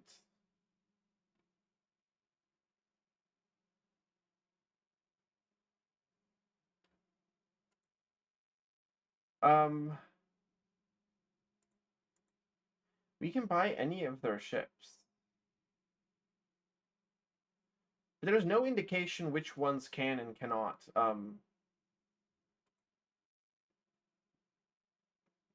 go into the gas giant. I guess I'll buy the scout.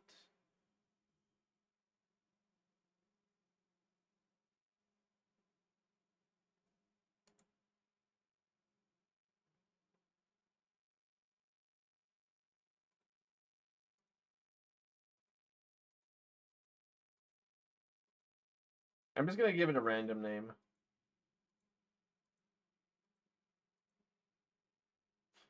Autumn Souls 3. Soul the Miracle. Point of Tin. I like that one, because this thing is a literal tin can. This ship has no hyperdrive. Let's fix that. We don't have a hyperdrive that we can give it. However, we do have a jump drive.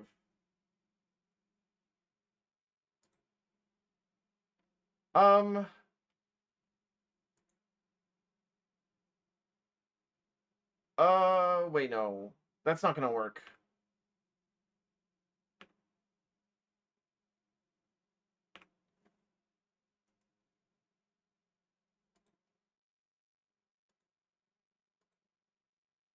We can't give it the hyperdrives. The jump drive, sorry. We need to pull a hyperdrive off of one of our other ships. And install the hyperdrive on this. Because it actually doesn't have enough fuel to go both ways. And we need to make sure that we aren't accidentally leaving the jump drive in local storage. The Korg would have my ass. They'd literally hunt me down and just execute me instantly if I did that. I'm not allowed to give the alien the like young galactic aliens jump drives. You know, that's actually a Stellaris Civic. Fun fact. You start with like jump drives, but you don't have hyperdrives. It's really funny. I forgot what that one's called. I think that's Eager Explorers. Anyways, now that we have the ship with a hyperdrive, I think we need to designate it our capital ship. Wow, it's so small compared to... Oh, its engines are so shitty. Its engines are so bad. The capital ships actually have better maneuverability than the Scout. Oh, okay, let's speed up the game.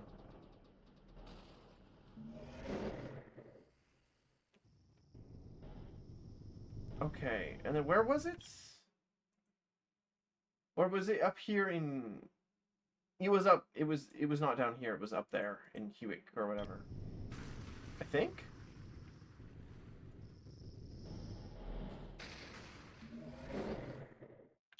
Yeah, okay. This gas giant was the one that we were supposed to visit.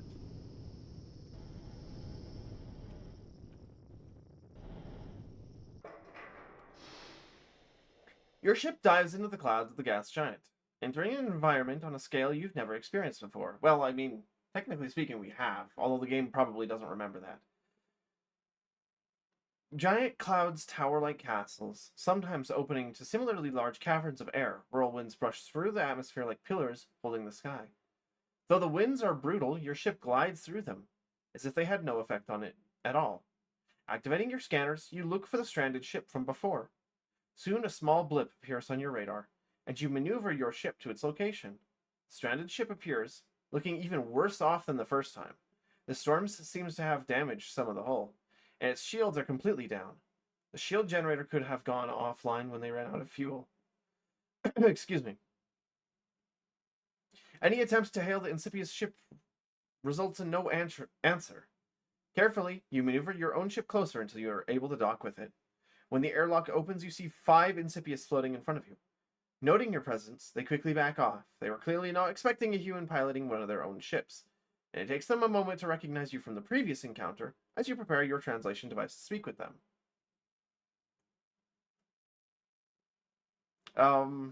I've been sent by your people to get you home. The Incipius seem to switch from a tense state to a surprised one, and one of them starts pulsating. You light our language? How surprising. We would not have survived another day moment here. You are our life protector.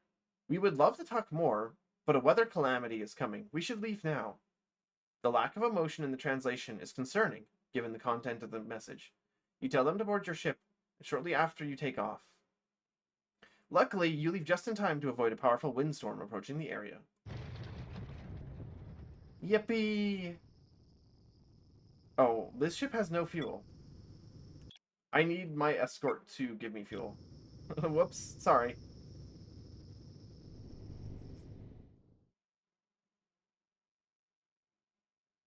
This thing only has enough fuel for a grand total of 2 jumps, and since we wasted one of them going to the wrong system, I needed some help. God, it's actually so slow.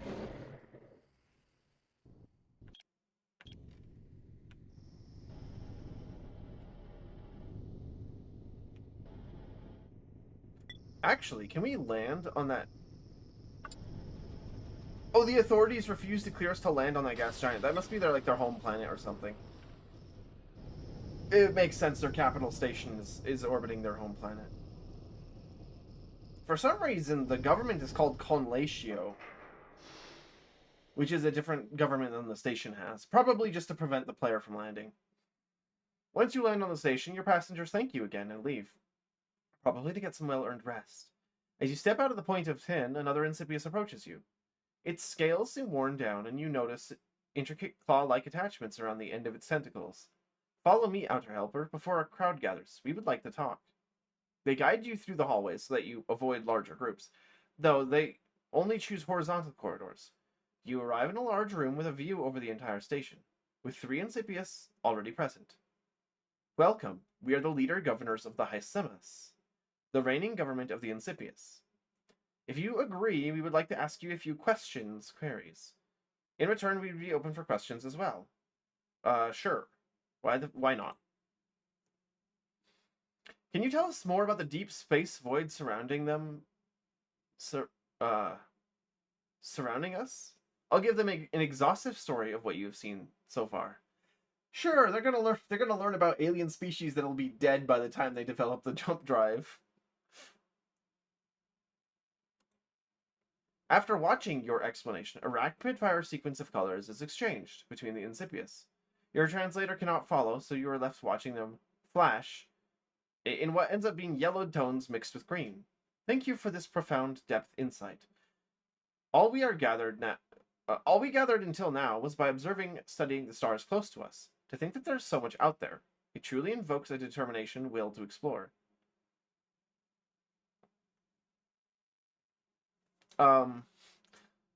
There's probably good reasons why I cannot land on the home planet. How is life on a gas giant? What an odd, reasonable question. Its glow turns into a swirl of purple and green. We could ask the same in return. What is it like to live on a hard rock? But we understand its reasoning origin, so let me tell you of the cloud halls of our home sky.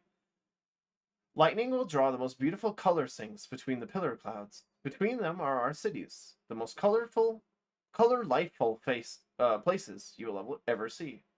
This is a bit of a poetic description, but I do not know what else to say. Thank you again for your time. You've given us much to process. We hope you too have benefited from this meeting/talk. You say goodbye, and as you leave the room, you can see a rush of colors reflecting onto the walls. Well, I need my jump drive back. And that needs to go back on one of the ships. This one. And I'll sell them their ship back to them. We don't need this.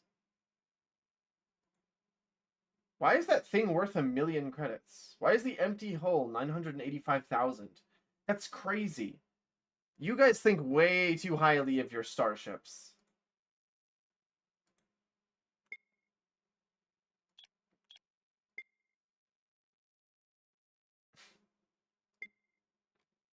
You guys think way too highly of your starships. Okay. Now that we've done that, let's see if the Korg has anything else to say. We'll just stop by really quickly. Probably nothing.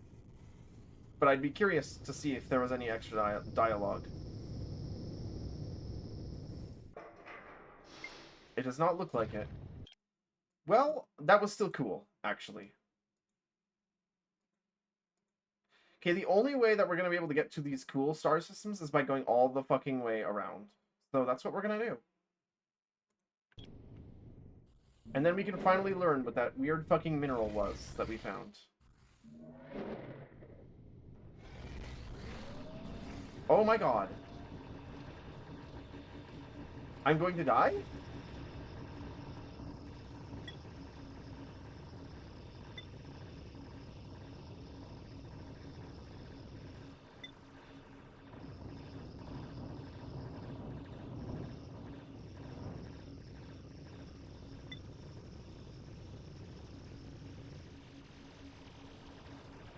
No, we're actually going to win this battle.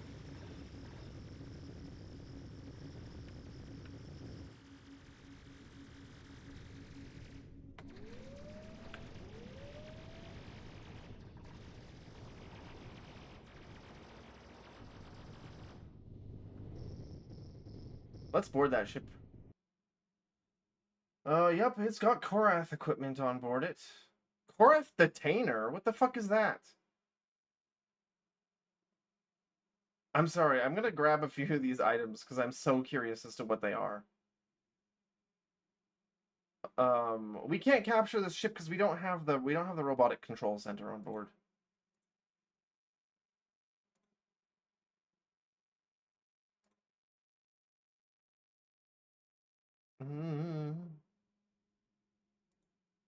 And we'll grab the double plasma core just because we can sell it.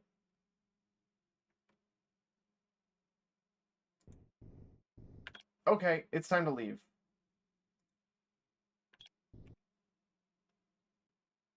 Can I see what this is? No. We'll have to land somewhere later that has an outfitter to find out. And we should also leave.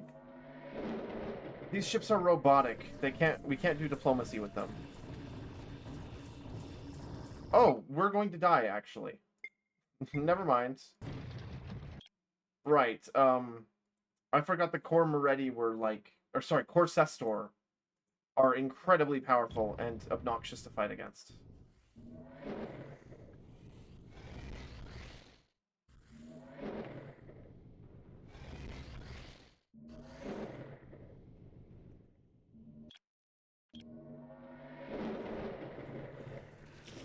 Okay, they're fighting here. That's cool.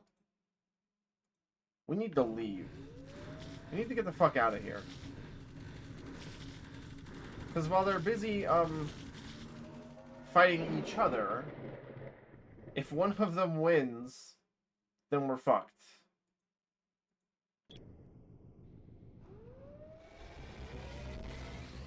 Oh my.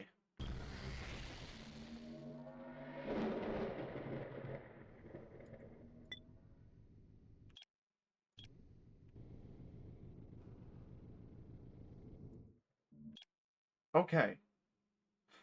Well, we're alive. Fortunately, we can't land on these planets. The Boonrodia, I still have no idea how to become friendly with them. I don't know if you can. Pretty sure there is a way to land on them, on their planets, but how is beyond me.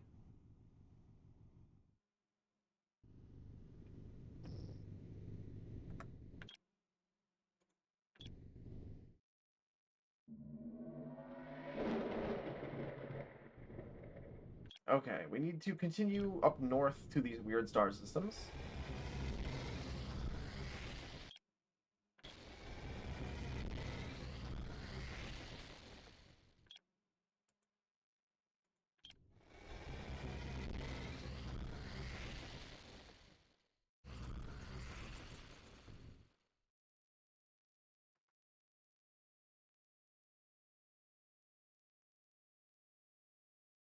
Is there anywhere good to recharge our fuel? That system that we left earlier is actually a pretty good place. No, I can't remember which system it was that we were actually looking for. Let me try this one.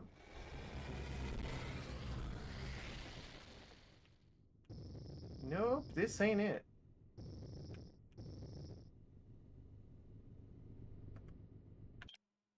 Maybe it's that one.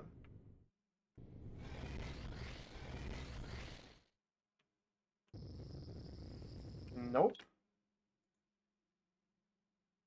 I don't remember which system it was that I was looking for.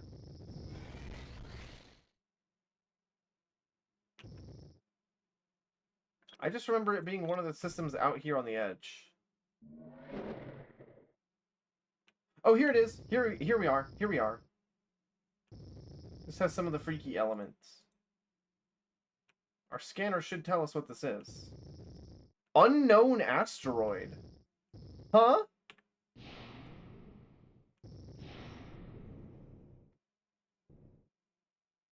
What was the control for mining? Uh, harvest. Wait.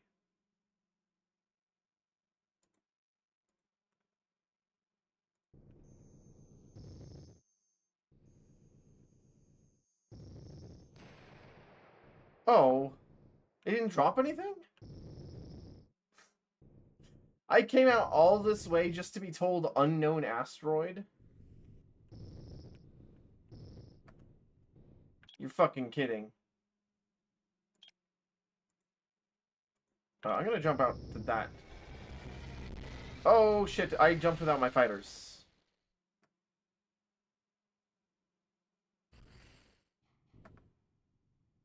Oh, never mind, they transferred over to the other ship.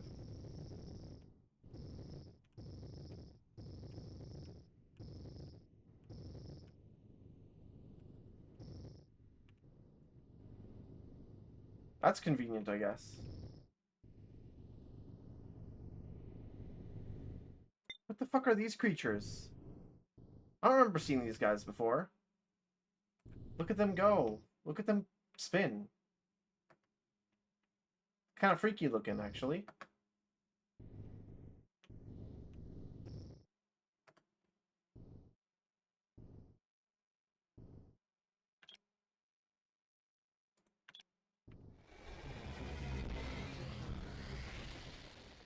Anyways, it seems kind of like we can't mine the special asteroids. If I can remember where other ones spawned.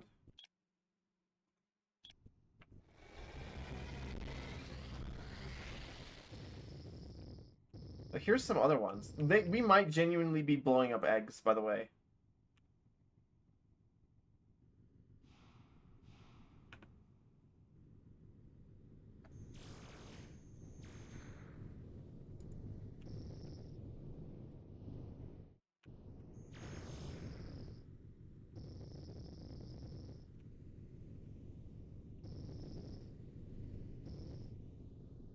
Well, that's anticlimactic. At least we got to do something else interesting out here in the meantime. Otherwise, I would have been really pissed if I came out all this way just to find that.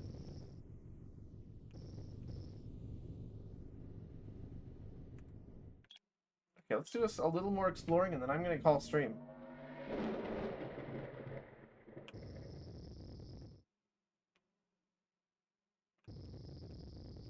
What the fuck is this? Oh my god, okay, that's a gas giant with 2 moons. On the map, it looked like it was a gas giant with 2 planets inside of it.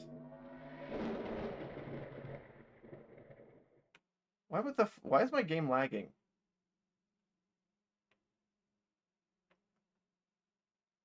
It's a bit weird.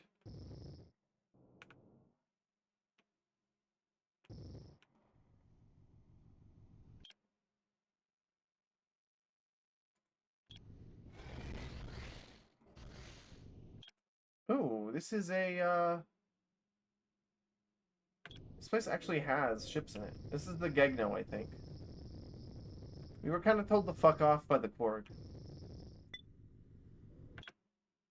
But I'm still gonna explore these systems. Because they're here.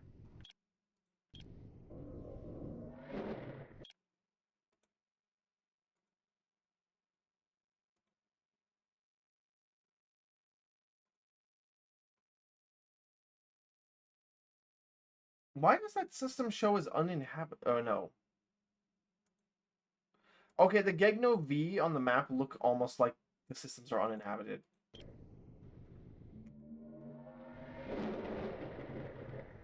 Their color is very close to gray. Why are these uninhabited planets here? That's a bit weird. Gneo's orbital period is dominated by a very long dry season due to the binary stars at the system's center. However, during a short portion of the year, Gneo experiences an intense water cycle that results in a boom of greenery and wildlife activity, developing a short-lived but flourishing ecosystem. Much of the flora and fauna have adapted to such drastic shifts in climate and return to a dormant state once the intense heat cycle returns. Unlike its moon, Gneo has yet to see any sort of colonization efforts by the nearby Gegno skin, perhaps due to the abnormal weather cycles, system warfare, or a combination of both. System warfare? Oh, right, the different Gegno factions are like at war with each other, I guess. They're busy having their own, like, civil war here off all by themselves. It's really kind of sad. And pathetic.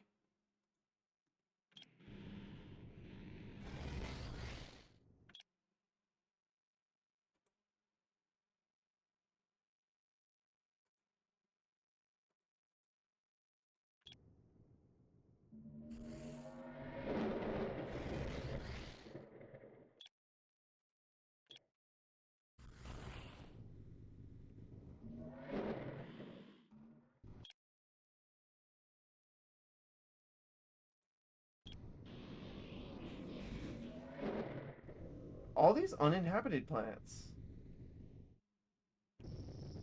These guys are really bad at colonizing.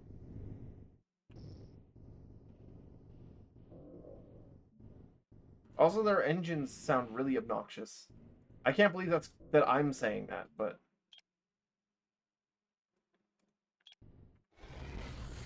Okay, let's just finish exploring their space.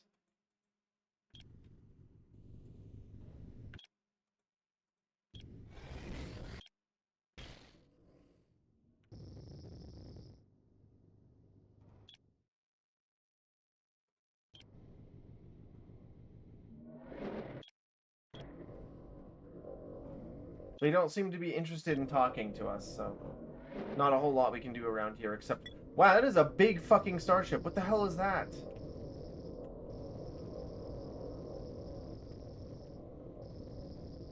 An Augen class ship. That's huge. Looks really cool, actually. Holy shit. That thing looks awesome. There is probably no way that you can acquire that ship in the game without capturing it. Like, by boarding it. Which I don't really want to piss them off right now, but I'm thinking about it.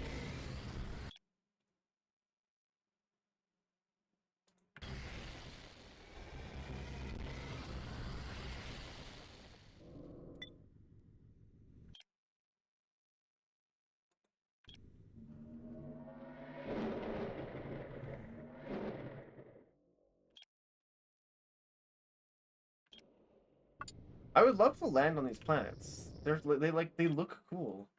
There could be cool stuff there.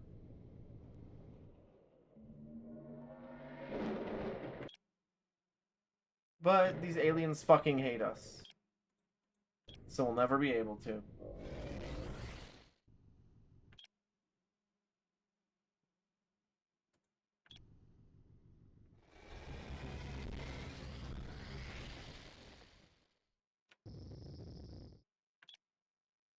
Stars. Okay.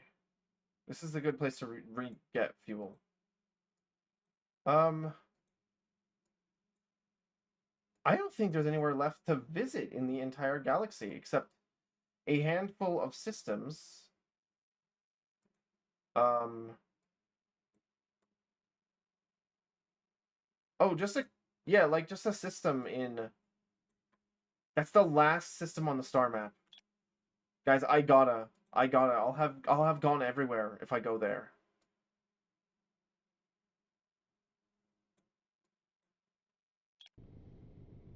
Then I'll call stream.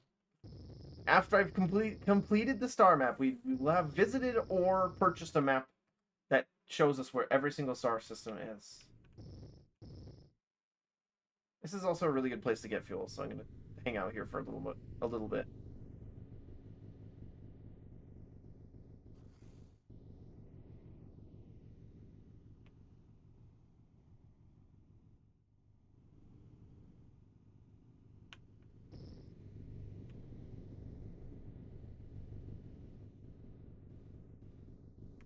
There are more storylines in this game, more things I haven't seen, and more being added all the time.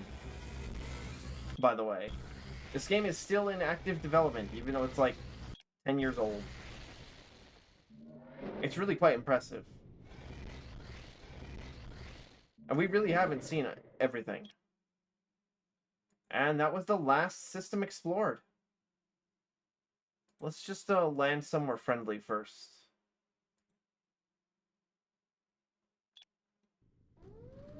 Because we do not want to stick around these guys.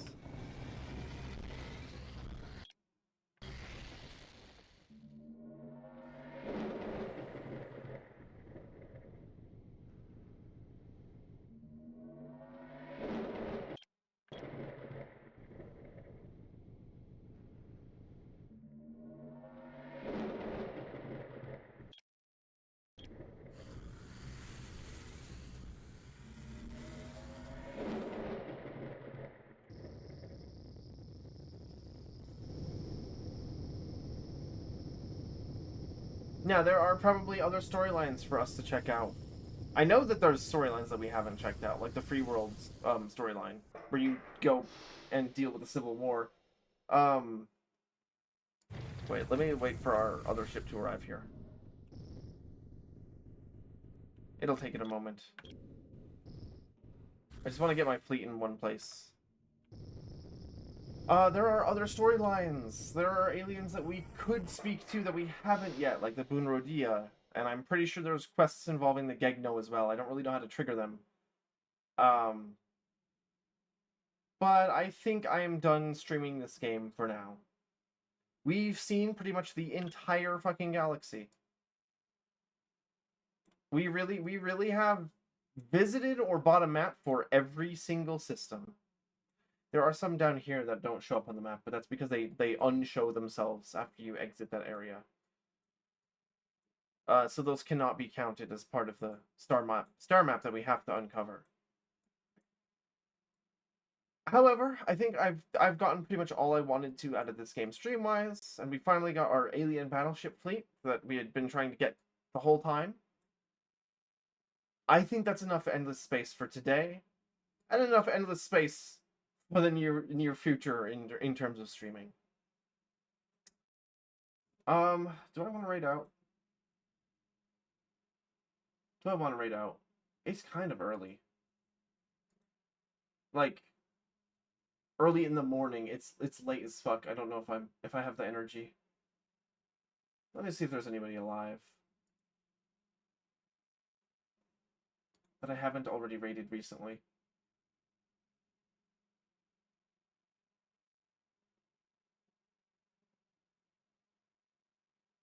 Honestly, not really. I think I'm just gonna end stream. I think I'm just gonna end stream.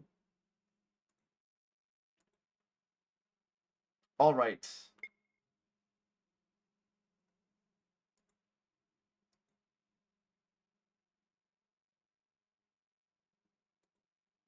Well, thank you all for stopping by. Have a good rest of your morning or your night.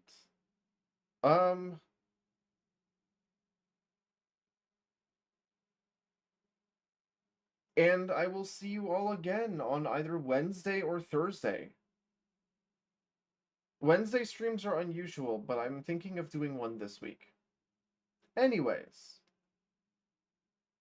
have a good rest of your night or a good rest of your morning. And I will see you next time. Oh, you just woke back up? You had a whole ass sleep schedule. I have been going for 9 hours. Holy shit.